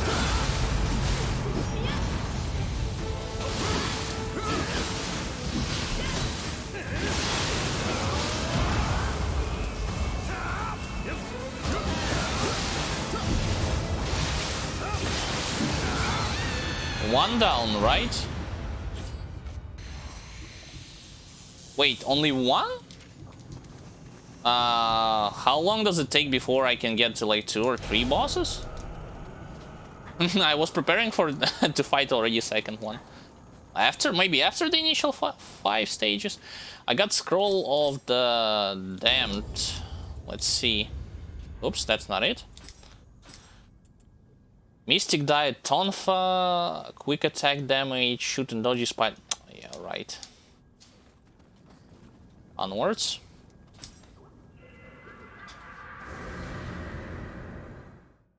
That wasn't so bad.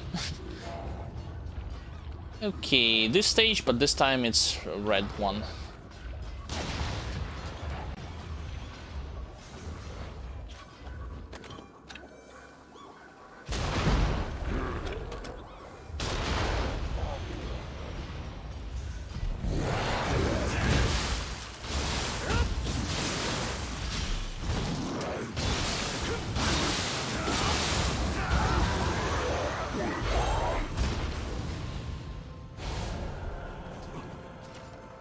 From first to 10, only one. Oh, really?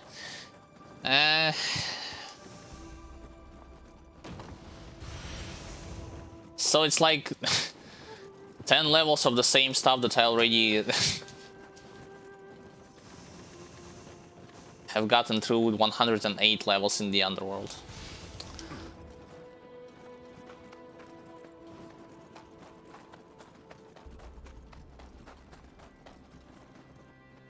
Thank you, thanks for explaining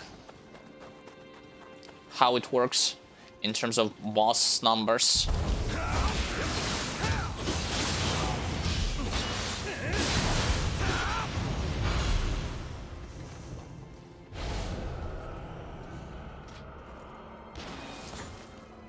Yeah, skeleton stayed on the same spot, so it's not something new.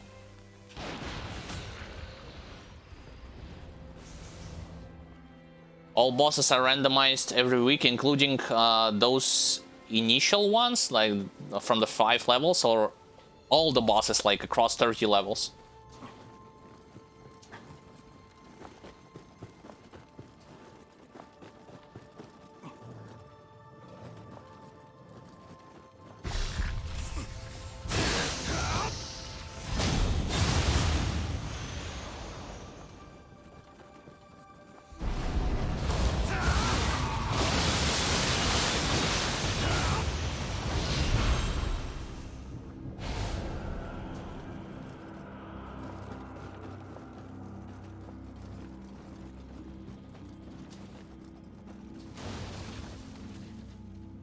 This time Underworld Soldier doesn't run towards me. Oh, because because there's no one there. Yep.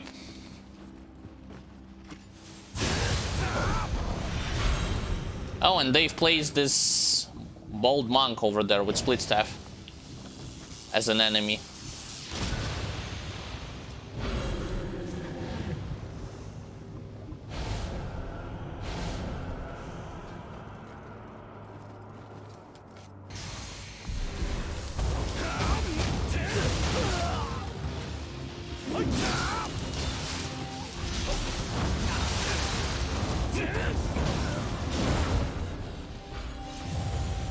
I guess he has frames of invulnerability of his own, because when he activates his Phoenix... I was ready to kill him with my Ippon Datsura, and then he dodged it. Interesting. Yeah, this is actually... that's the proof that my elemental resistances are just trash.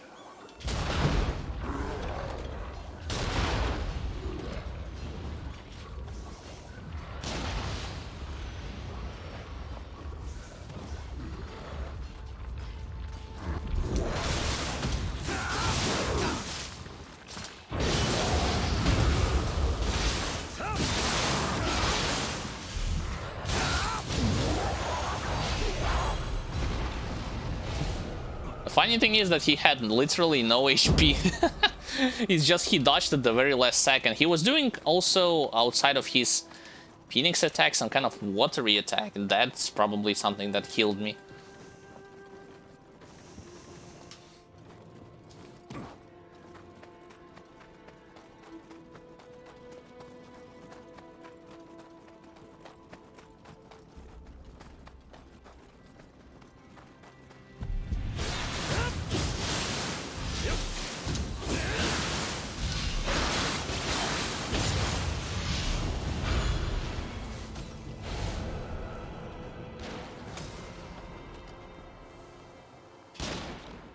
Whoops.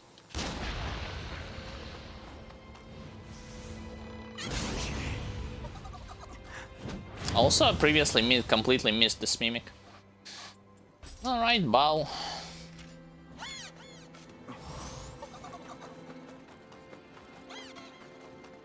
But not this corpse, right? No, this corpse too.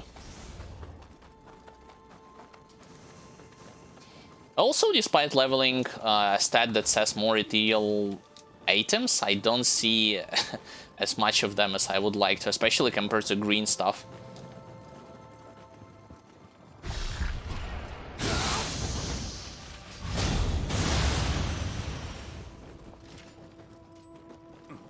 No more enemies here anymore.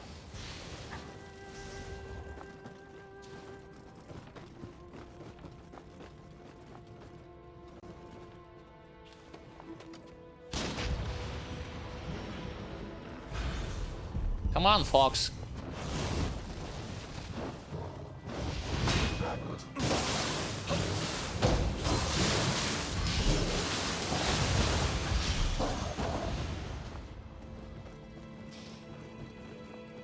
Right, try number 2, but this time around I'll, just for the sake of safetyness, I'll pop...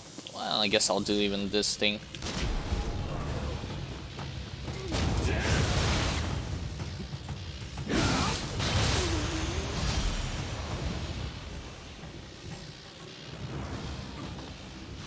He has no HP whatsoever. I'll save Scampus for Itsumade. Actually, no, let's use Scampus and let's go immediately to Itsumade because like there's no other crossroads there, just one arena.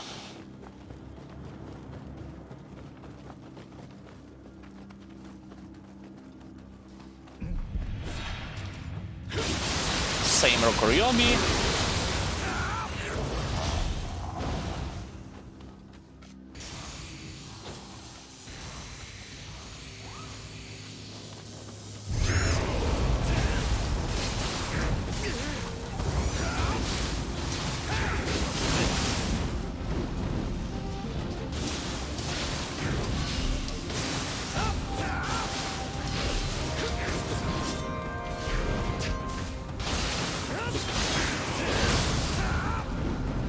Great, he actually... I was thinking that I will be able to hit him with my...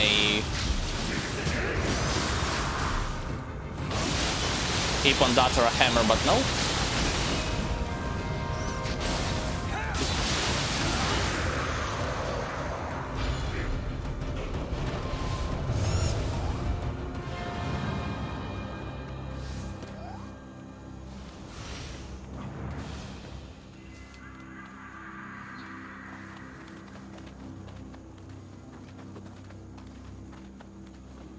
I don't want to rush straight through the bosses because I talked about this before, at least initial 10 levels, I want to complete them like fully one by one to see whether or not the variety is gonna be that much of a difference compared to Underworld levels.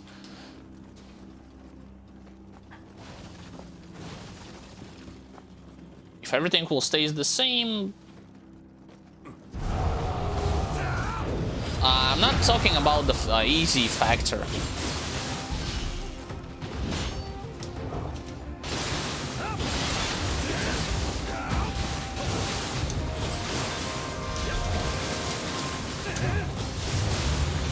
I'm mostly referring to the novelty, the variation of the enemy. If this keeps me like interested in going from stage to stage, even if defeating those enemies are going to be easy, then I will still like clear the entirety of those floors one by one. If not, then yes, I will rush straight through the boss.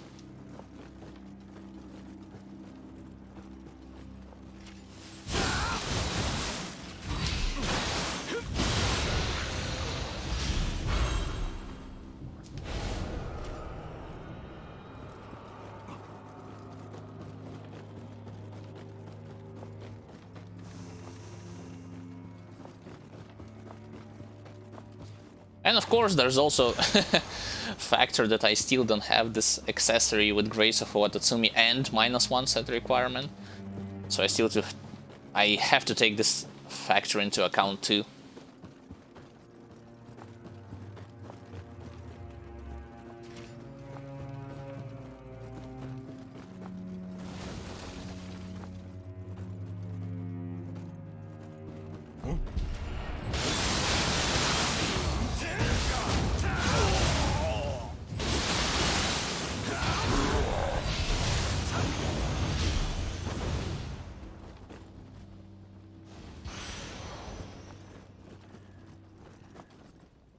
Also, I don't think there's like any rule to whether or not Rokuryobi will immediately show its snake head or not. Or he will hide it until the point that you will deplete the host's key to the red level. Whoops. Missed this fox entirely.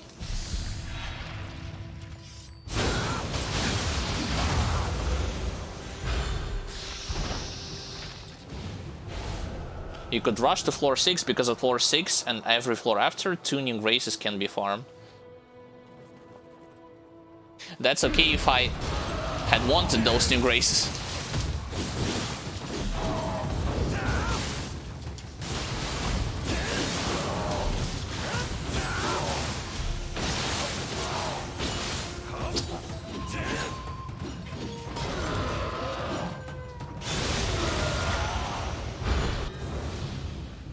What a weird fight against this against this yokai.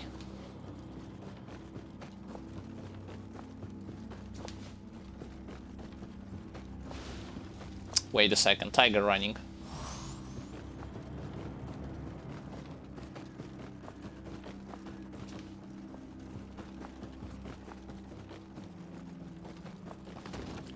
The thing is, I still have to do this all over again because of the fact that I didn't collect a buff from the platform.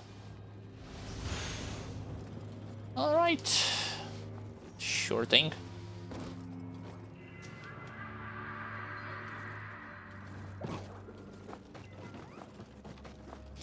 Oh, by the way, you talked about the fact that you will be fighting against... also, thank you for the following. You talked about the fact that you'll be fighting against 2 or 3 bosses, depending on the floors, like from 10 to 20 and from 20 to 30. What about boss types? I have seen that there's like red bosses and purple bosses. Are they too can only be seen from starting from floors like 10, 20 and beyond? Or can I actually see them on the initial 10 floors?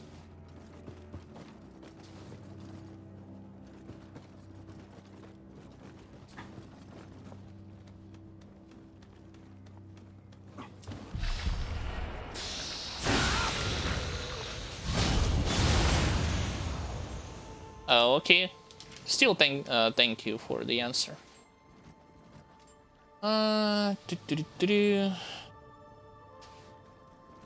Hold up a second. Yeah, I've missed... And now I remember it. Where those foxes were, there is another buff.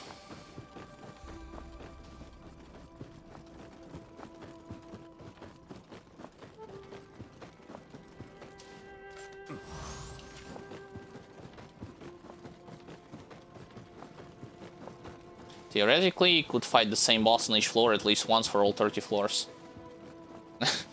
Yeah, that would be not nice considering what type of a boss I was fighting at the beginning.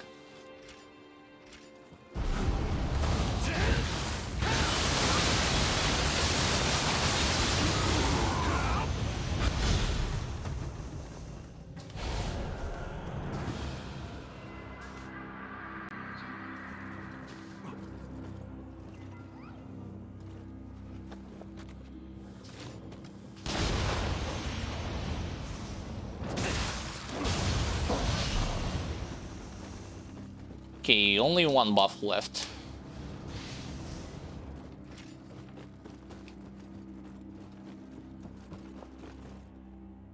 Wait a second, I didn't have to run all the way. Wow. Now I feel kinda dumb. I could just...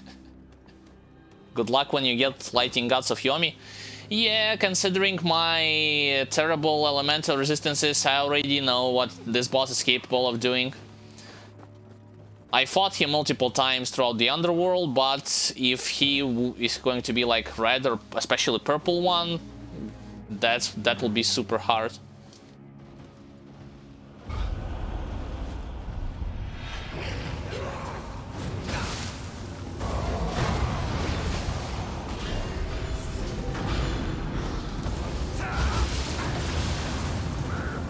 I got the sliding debuff. I don't mind getting grabbed. It's a physical damage, so it's not gonna do a lot.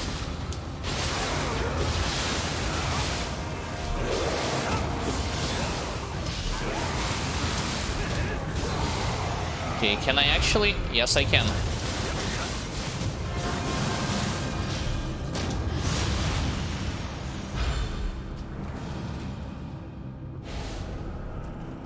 Also, anybody who asked what's the place where you fought against, where you're fighting against Ren Hayabusa in the campaign, this is the place.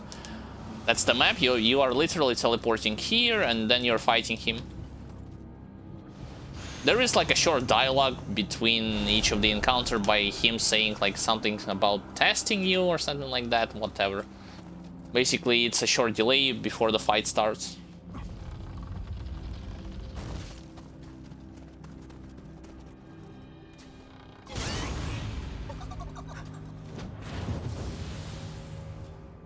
Alright, what's the gesture? Bow again.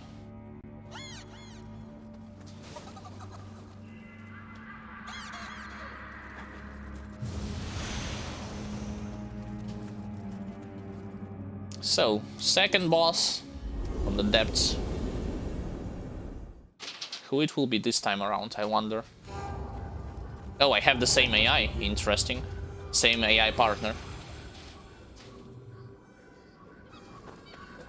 Actually, I would have preferred to fight alongside with Mage, because it makes easier to apply corruption on the enemy. This when Mage casts a lot of like elemental spells.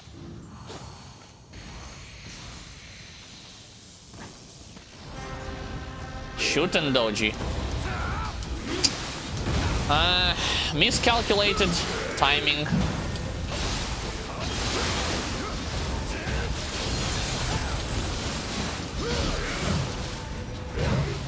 I don't care about his physical attack, see? Like, that's the thing.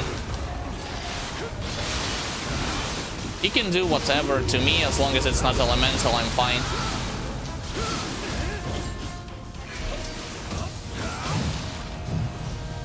Also, he's missing some attacks. Nope.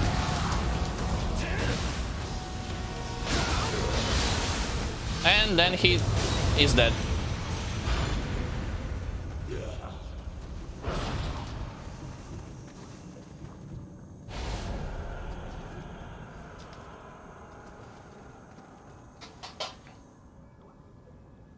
Alright, next level. Oops, I forgot to check what scroll of the damned I got.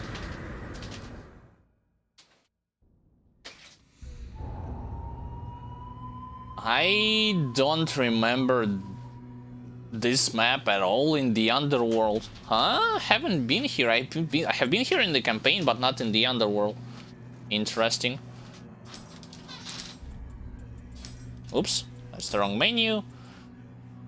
Purple Yatsu no Kami and high attack key consumption, extended yokai shift. Jesus, those stats are like terrible. Wait a second, I thought it's supposed to have more than that, like more stats than 4. Or are those question mark implying that you have to complete it and afterwards you'll be unlocking those new stats? Yeah, maybe that's the case. Pointless to run backwards? Yeah, I can only run onwards.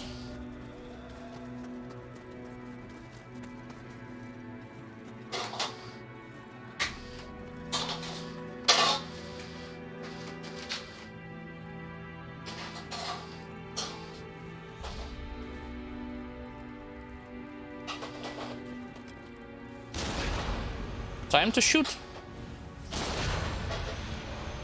Okay, 1, 2. Whoops. That's wrong shot. He has a spear with a purity, so I gotta be careful, especially with this ninja. No, it's not a ninja, it's the Psycho Clan mercenary.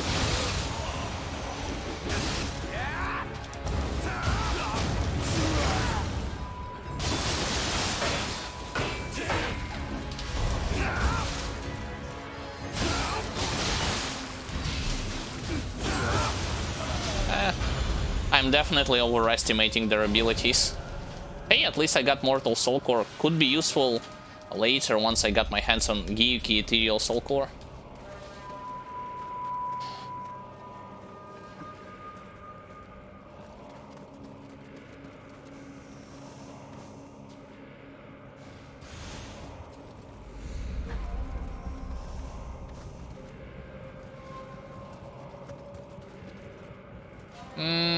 There's nobody here other than... Wait a second. And who aggroed? Over the wall? Maybe somebody at the bottom or over the wall.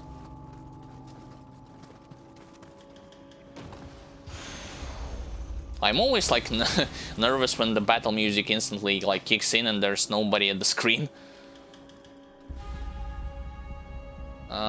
This guy is by himself, as far as I'm aware.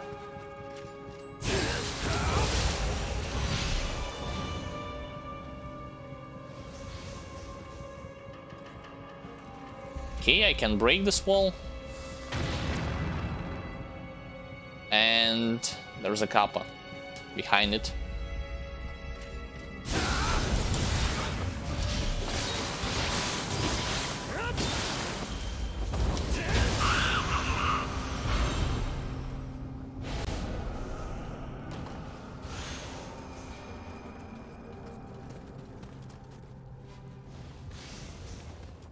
So far, so good. I'm not encountering that big of a challenge. I mean, it's interesting in terms of those stages. At least there is finally some variety in them.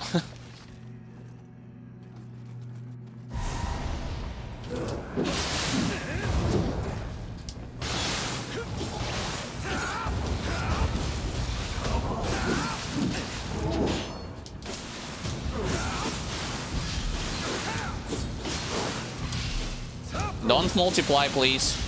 Yep, there we go.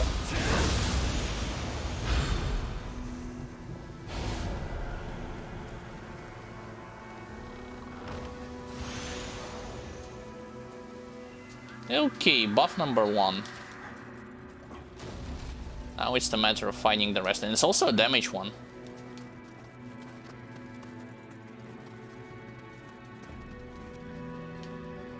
So here is a dead end all over the place. I need to go in this side, in this direction.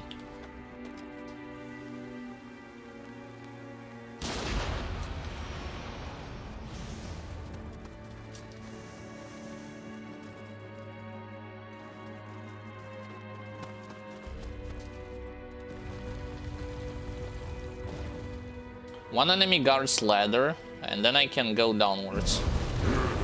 It's Rokuryobi.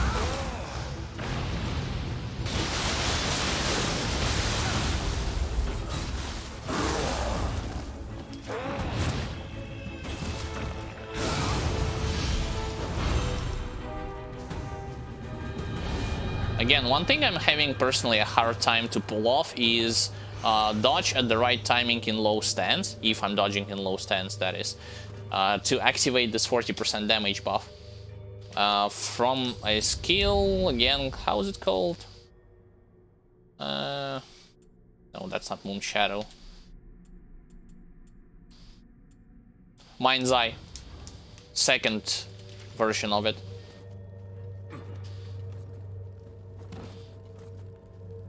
Okay, now I'm at the bottom, like there's 2 passages. Can go outside. Why do I need to go outside? Only for chest, it seems like it.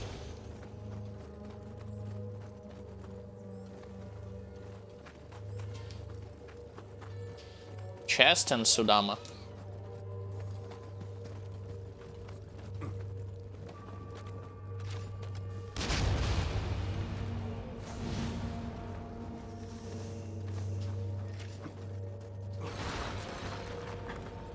Don't trust those statues back from the first Nioh game, so this is why each time I'm playing in this environment, I usually tend to destroy them. Oh, wait a second, there's a lever. Chances are I probably missed one of it on the 3rd floor. I need to destroy this, otherwise it will spawn continuously enemies around. Well, not spawn, but rather poison the air. Although with ultimate constitution, it's not that scary.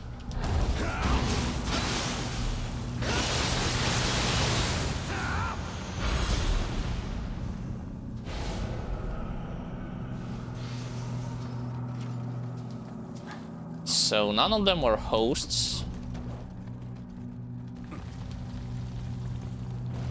Another source of poison, Rokuryobi to my left. It's protected by the Aberrant Soldier. And there's two enemies to my left.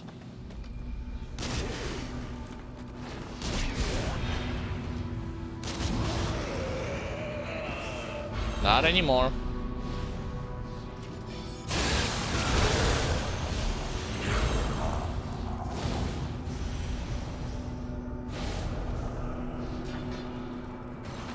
I keep hearing the hammering sound. Maybe that's Yasha or Suiki, one of the two.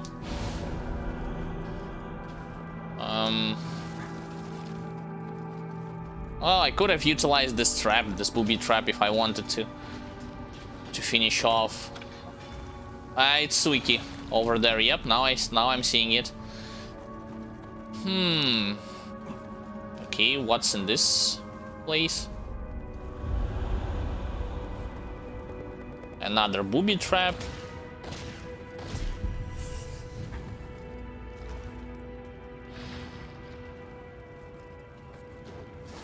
So this thing is going to continuously spawn. Whoa, whoa, whoa, whoa, whoa. Nice damage. Yes, thanks to elementals stuff. Yeah, this is going to continuously spawn. Let me do this and this.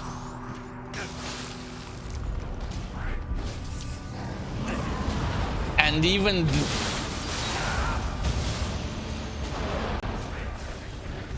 Guys, I'm running. No, no, no, no, no. I'm not fighting you there.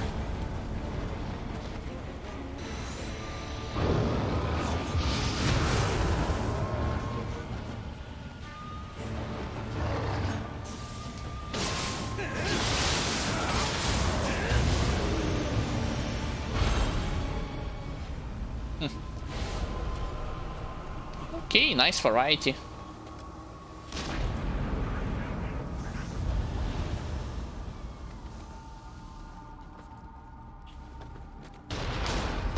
God damn it. Freaking.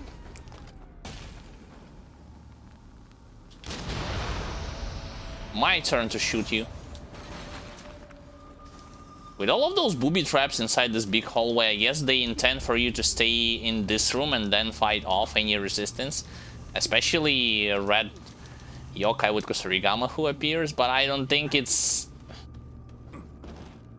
viable. It's not probably the right word. I don't think it's a good idea.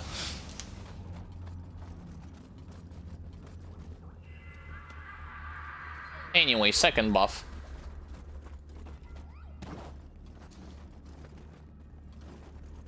I can continue onwards and then descend with the help of the ladder. Alternatively, ow! I can get shot by the arrows in my back. I can return to that bigger hallway there. There's Red Kappa and only Red Kappa.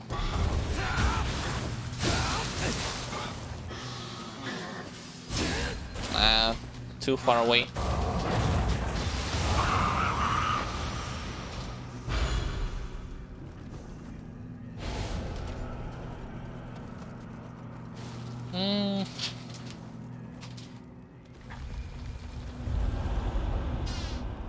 I guess I'm in the same room, but from the other side, where I have seen this jar which spreads poison, and Suiki hammering something to the wall.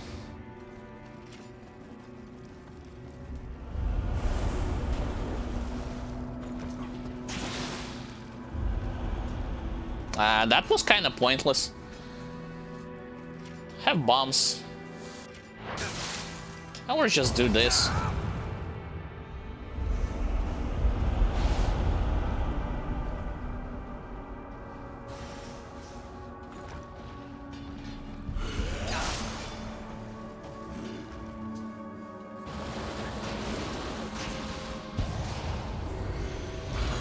That's what I wanted to do. I wanted to finish him off with the help of this trap.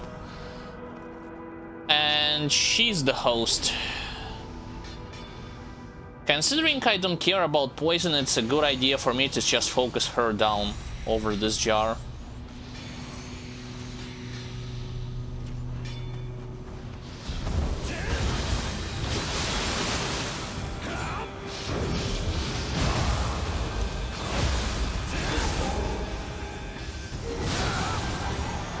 Yep.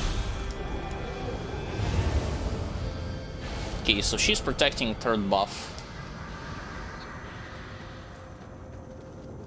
The hell is this thing doing? It's the arrow that shoots this jar. Oh, it meant for... Okay, okay, now I understand. So it meant to help you in this encounter, right? To shoot whoever is protecting this Kadama. Clever. I don't think it's that necessary, to be honest, but... Still. It's nice of them to thought out about this detail.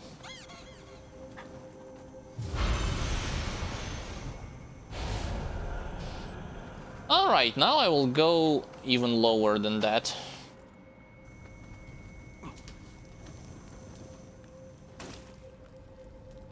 That big cave. Where shall I head first? So to get to Kadama I need to go to the left.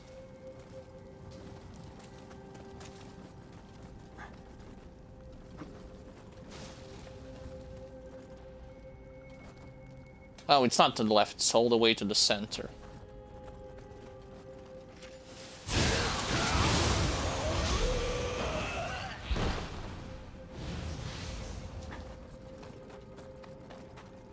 What if I go to the right? Hot spring and then somebody over there. Somebody with Adachi? It's hard to tell from this angle. Yep.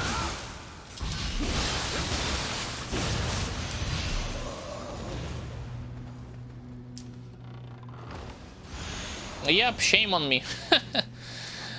That I attacked the one who was merely sleeping. Merely sleeping. No shame at all. Right, so... Considering that I don't know whom I will be fighting, let's pop all of my cooldowns. Of course. Long time no seen.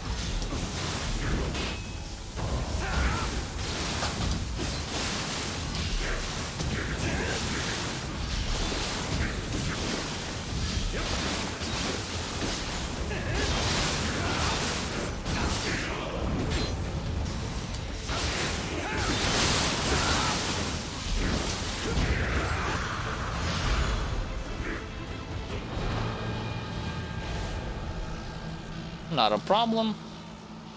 And final boss. Well, final buff, excuse me, final boss.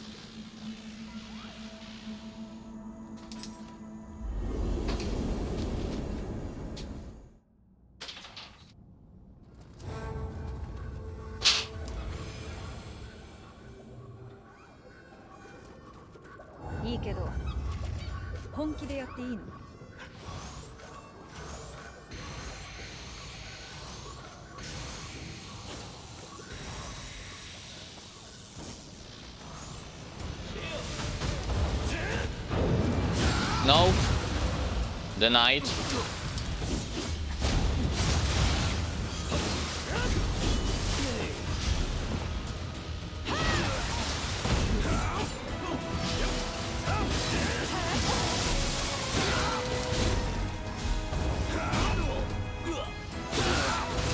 This mage don't have any HP at all, so just keep pressure him almost non-stop and he's gonna die easily.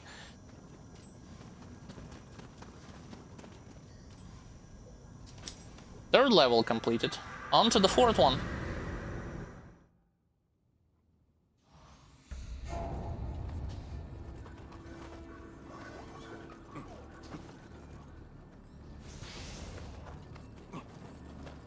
Too strong? I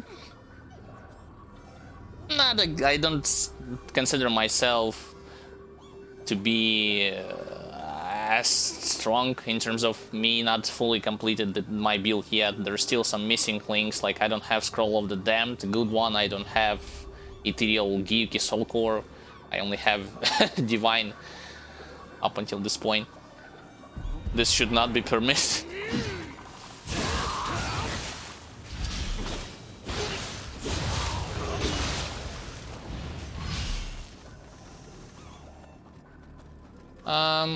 I'll go with the Catacombs first, and then I'll grab all the buffs there. Now here I will fight against a mage, if I'm not mistaken, to the left.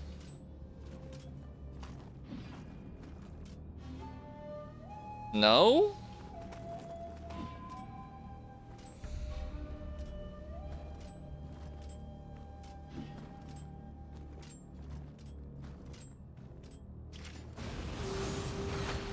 What am I doing? Just... Yeah, there he is.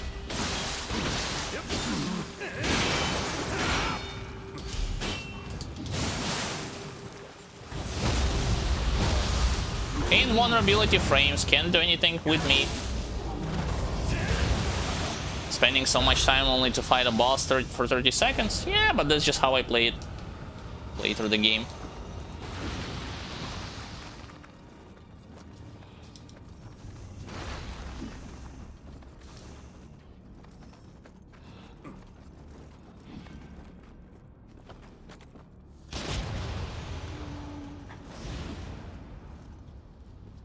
How your first encounter with Saito Toshimitsu went? Were you already good back then? Of course not.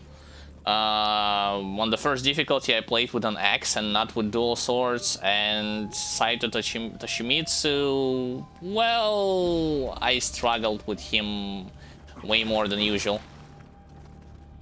Because I was thinking that it's a good idea to not attack him, and instead letting him cast all of his shenanigans at me, and it's not... it led to some dramatic deaths. So nope, answering to your question, I wasn't good back then.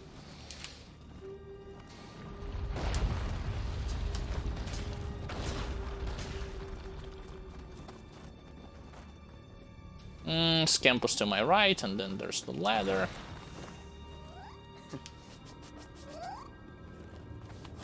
I mean, in the when I fought him in the Underworld and in the campaign multiple times, especially when I switched from the what you call it, from the Axe to dual swords, it was way easier.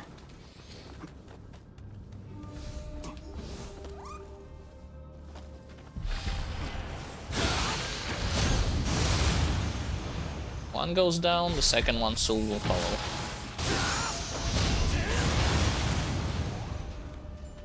I had my fair share of bosses that I struggled with a lot. One of those will be like this Minamoto no Yorimitsu, right? It's the chick from the second DLC. As well as Spider Boss. Fighting them with an axe like this experience was abysmal. I barely even was able to hit them properly, to hit them at all.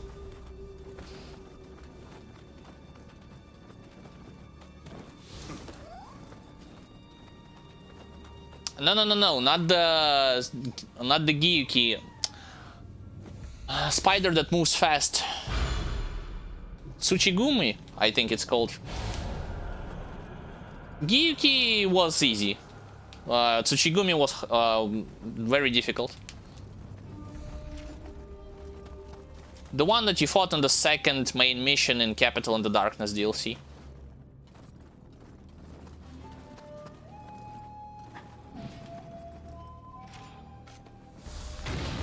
Oh wait, for some reason I thought I could bombard through this wall. Nope, cannot do it.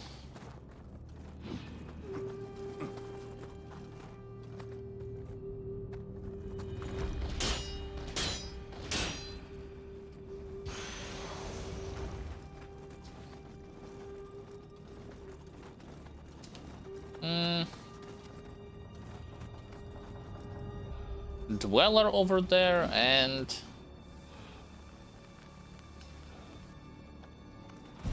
it's kind of Fumibozu.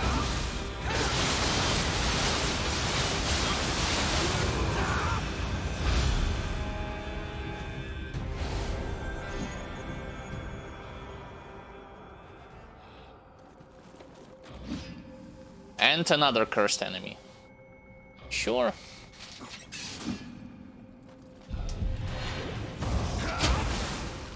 Oh, I thought... Oh, never mind.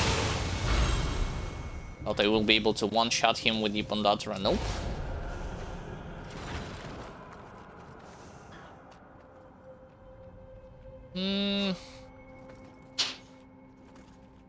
If I run towards him there, Red Kappa might just run at me.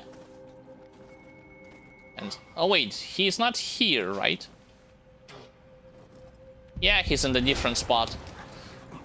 Then I'll wait for him to come at me.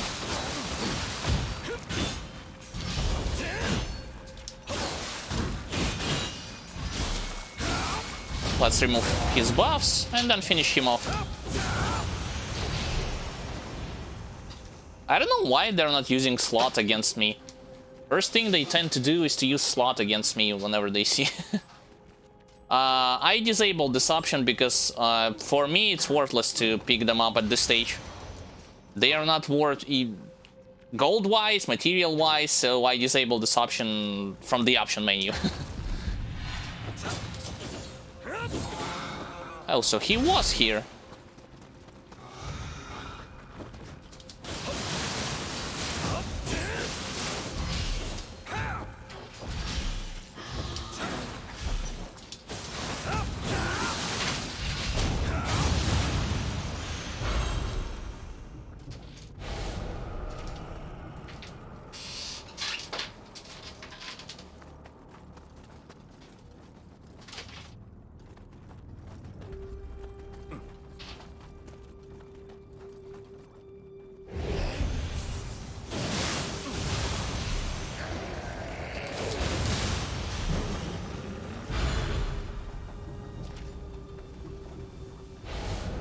Neither of those Oni bees were exploding.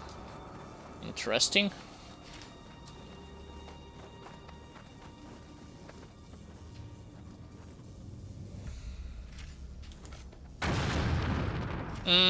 I need the stone to roll over here to open this passage.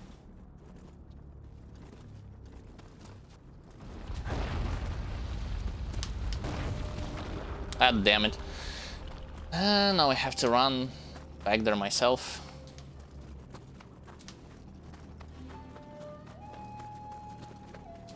And it didn't open any passage.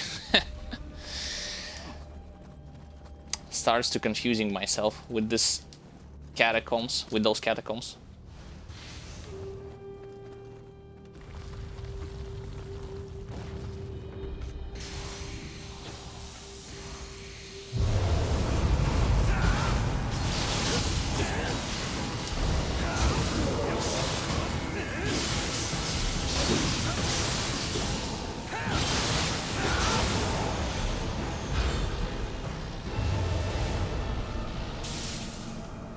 By the way, even if you're playing with heavy armor and utilizing mid stance for blocking, don't try to block all of his attacks if he's doing strings of attacks, this white mage. Chances are he will deplete your ki almost like in an instant.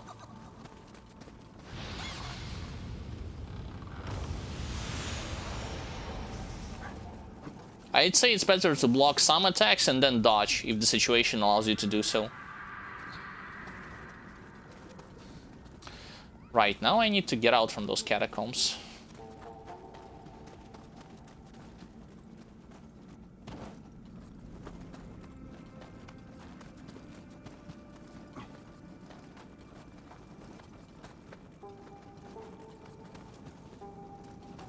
That's the wrong turn. Here.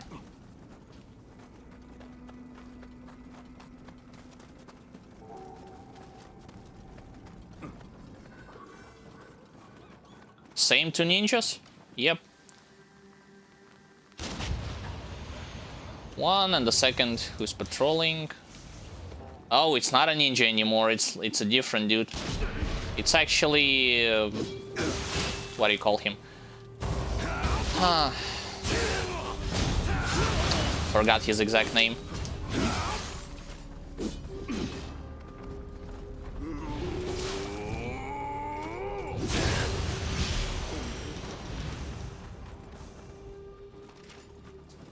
Honda is the dude with the spear, but who the hell is this guy? I don't remember.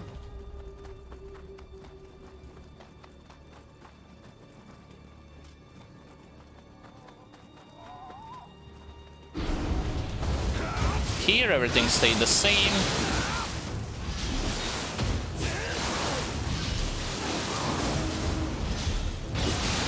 Wait, what? What just happened? He instantly replenished his key? I was trying to like get him to crumble state so that I can use wind water sword later on, but he replenished his key instantly. Huh? Strange.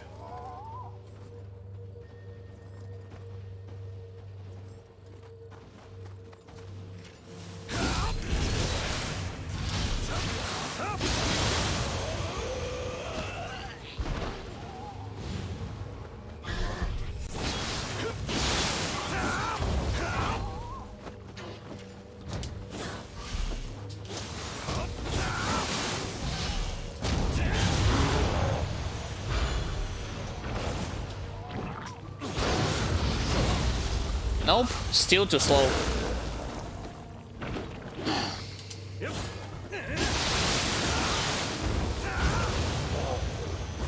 For me to do this brute counter properly. As I almost need to predict that the grab is coming with certain enemies.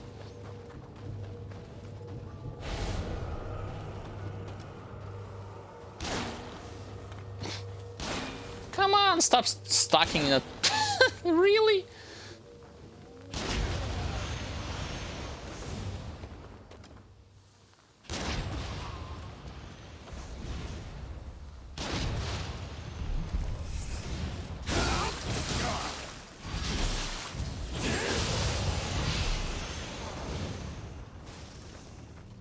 So far, when it comes to enemy variety, those stages that I have seen from the underworld, they're pretty much all the same.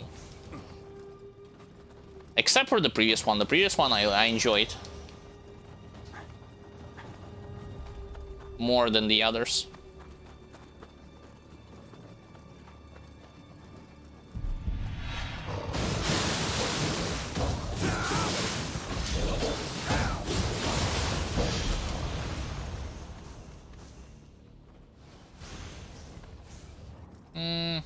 Hand cannon? Yeah, hand cannon time.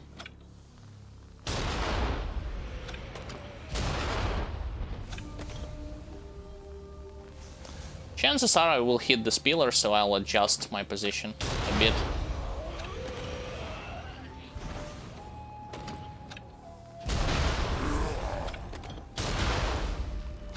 And alright. Now there's gonna be a wheel monk. A regular one instead of cursed one.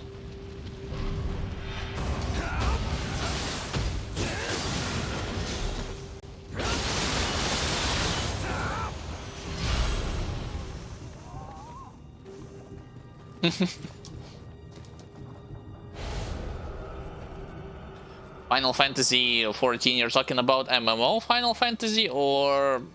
Sorry, I'm not as experienced in it when it comes to the numbered installments in the series. Oh, MMO. Okay, got it. I wanted to play sometime the Final Fantasy, which is like a single player. Not the new one that they're developing, the one that where you play like in a world, like you also have a car to traverse and something like that.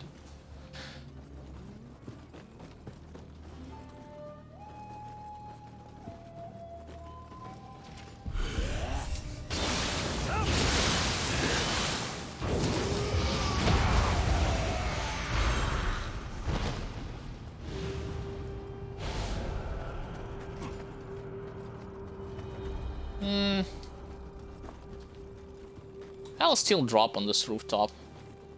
Oh wait, not only the rooftop. Forgot about that platform over there. Whoops. Wrong stuff. Jesus, I can hear mages even across the half of the arena. What a loud prayers they're making there.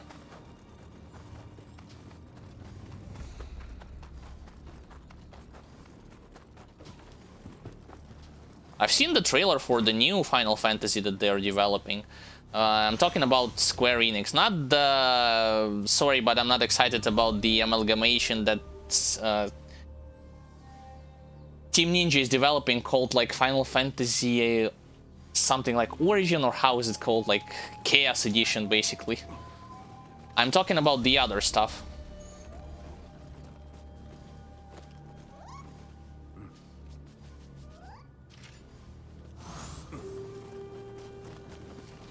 Okay, East Campus, let's go.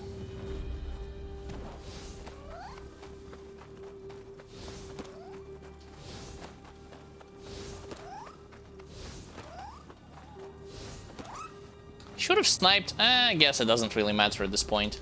I could have sniped both of those enemies when I was standing on this bridge on the platform over there in the center.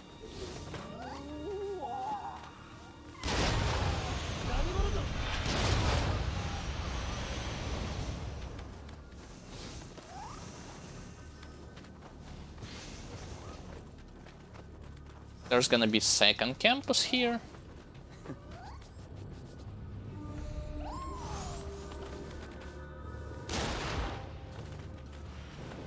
By the way, when you're collecting, picking them up simultaneously, it resets the cooldown from the previous one.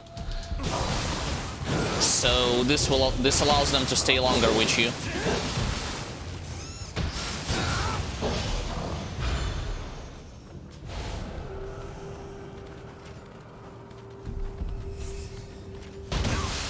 Ow.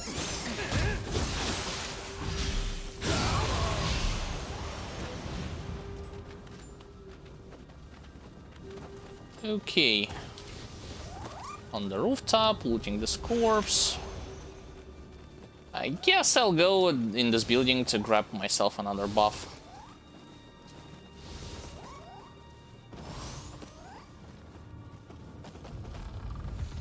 Previously, I was fighting here Suiki in the underworld. Red one.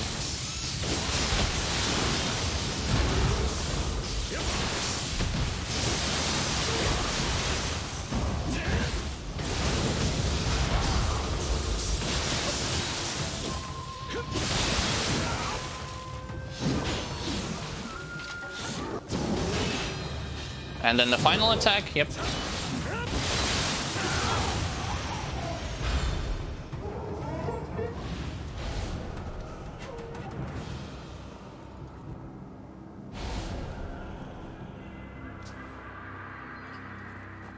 I've messed up a little in this fight against Suiki. How so, you might ask? Well, at the beginning when she got to the crumbled state,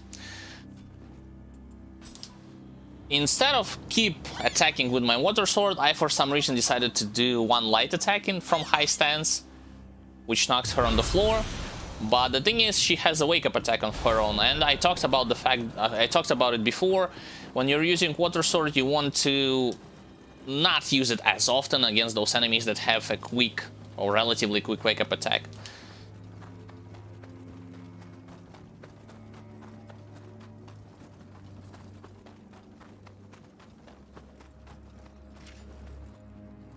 Right, second buff. Now let's go for a third one.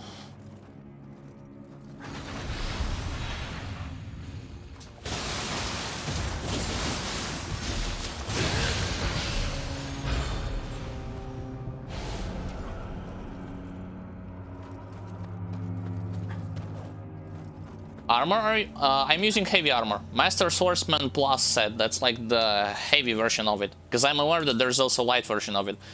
All heavy armor across the board, so Master Swordsman set Plus, which gives me damage taking -4%, sign of the cross damage, increased attack and defense while I'm using dual swords, key pulse, and so on and so forth. I combine it with Grace of Watatsumi for more water damage.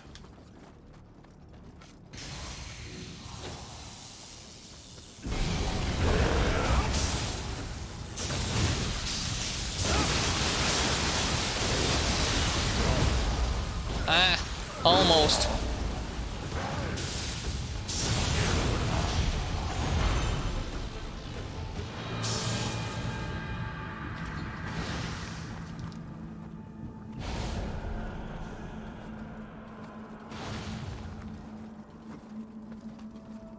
I believe I've missed one of the... Oh, wait a second, I still haven't finished.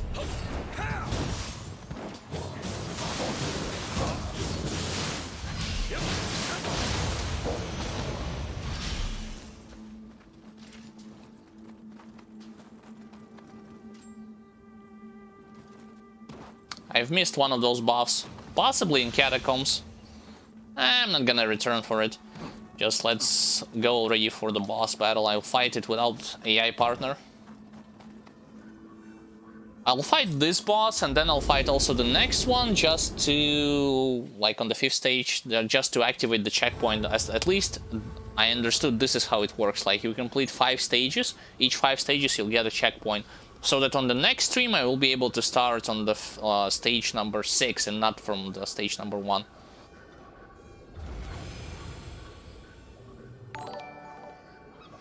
Thank you for the following. Alright. There's no pillars, which means I will not be able to... I'm not going to fight a boss from first DLC. So who shall it be? Wow. What a way to conclude this journey.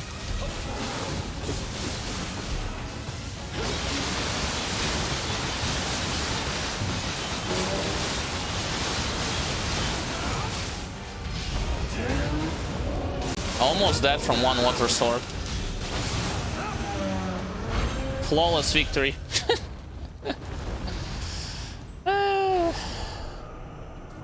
Depths, yes. This will end the mission. Wait a second, I want to continue. Yeah, let's continue to the next stratum and then finish it off.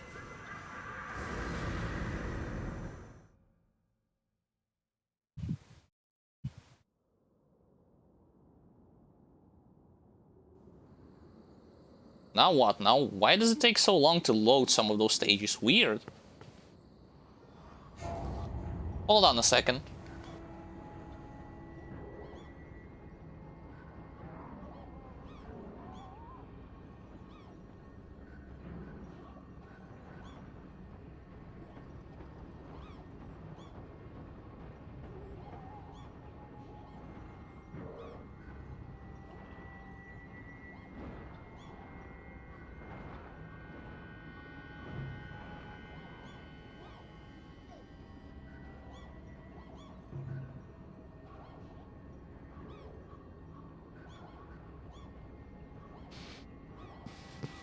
Alright.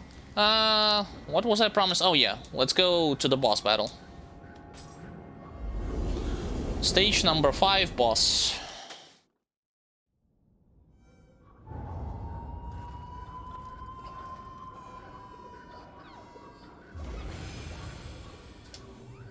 I also killed this boss at the very beginning. I didn't ignore it. Well, even though the game says about like the warning, you don't have to kill every enemy, with heavy armor it wasn't so hard to pull off. I mean, I get it, when you play with medium or light armor and everything one-shots you, you might be more frustrated than I was. So yeah, experience might be different, for sure.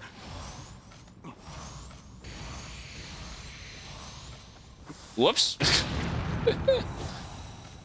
Webs around, so it's Tsuchigumo. Yep.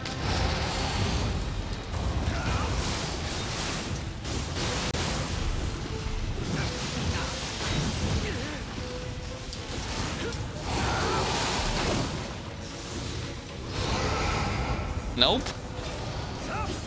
It's kind of pointless to do this. I'll just have to wait for him to drop down.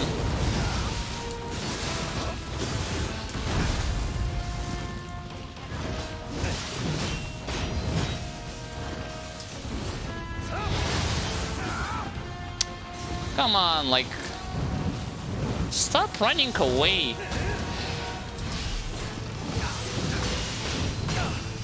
Now he doesn't run away, but like,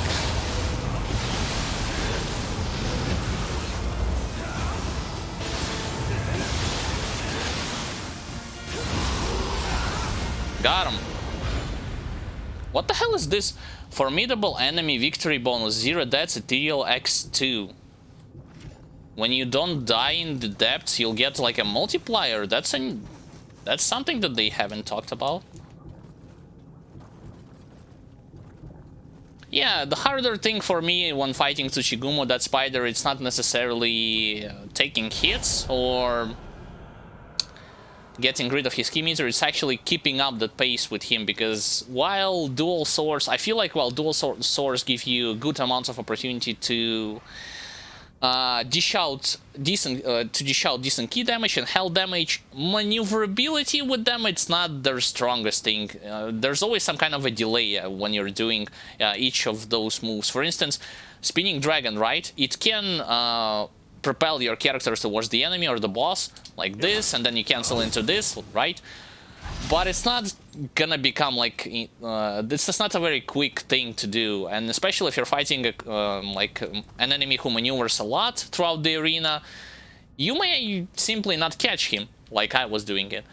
Same thing could be said about Sign of the Cross. Like if I want to cancel it, I feel like I'm not covering that great of a distance, but hey, like maybe I am comparing it to, let's say, spear, to fists, and also to split staff. Those are the weapons I saw their movesets, and I saw how other streamers and YouTubers playing with it, and I see that their maneuverability are superior to dual swords. Alright, so that's like 5 stages completed. Now I can leave, right? And the next time I will start from the stage number 6. This will end the mission. Do you wish to proceed? Yes.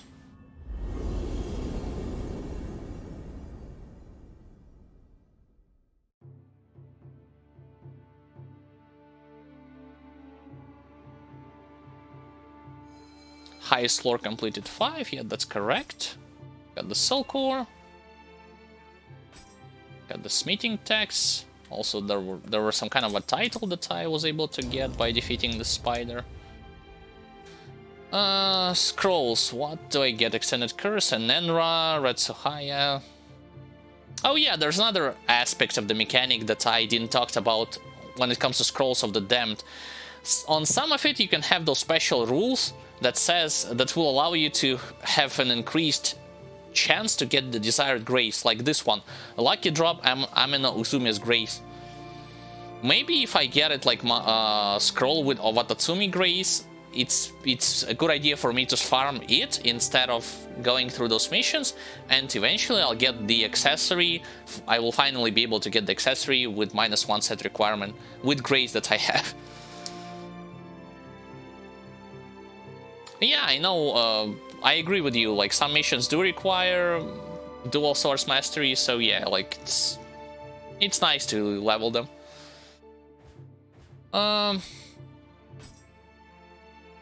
Yeah, a checkpoint has been activated. All right, that's good news. Let's see whether or not maybe I will be able. Maybe I have gotten already this grace that I was looking for. So it needs to be instead of Yasakani Magatama.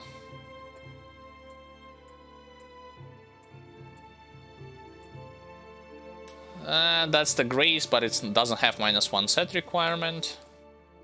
Same thing, new grace doesn't have -1 set requirement. That's my own stuff.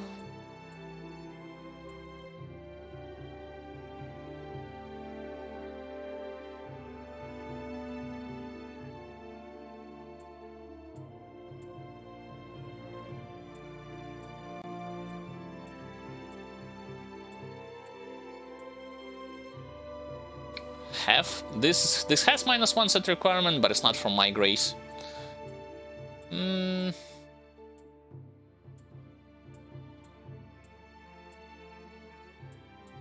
Same deal.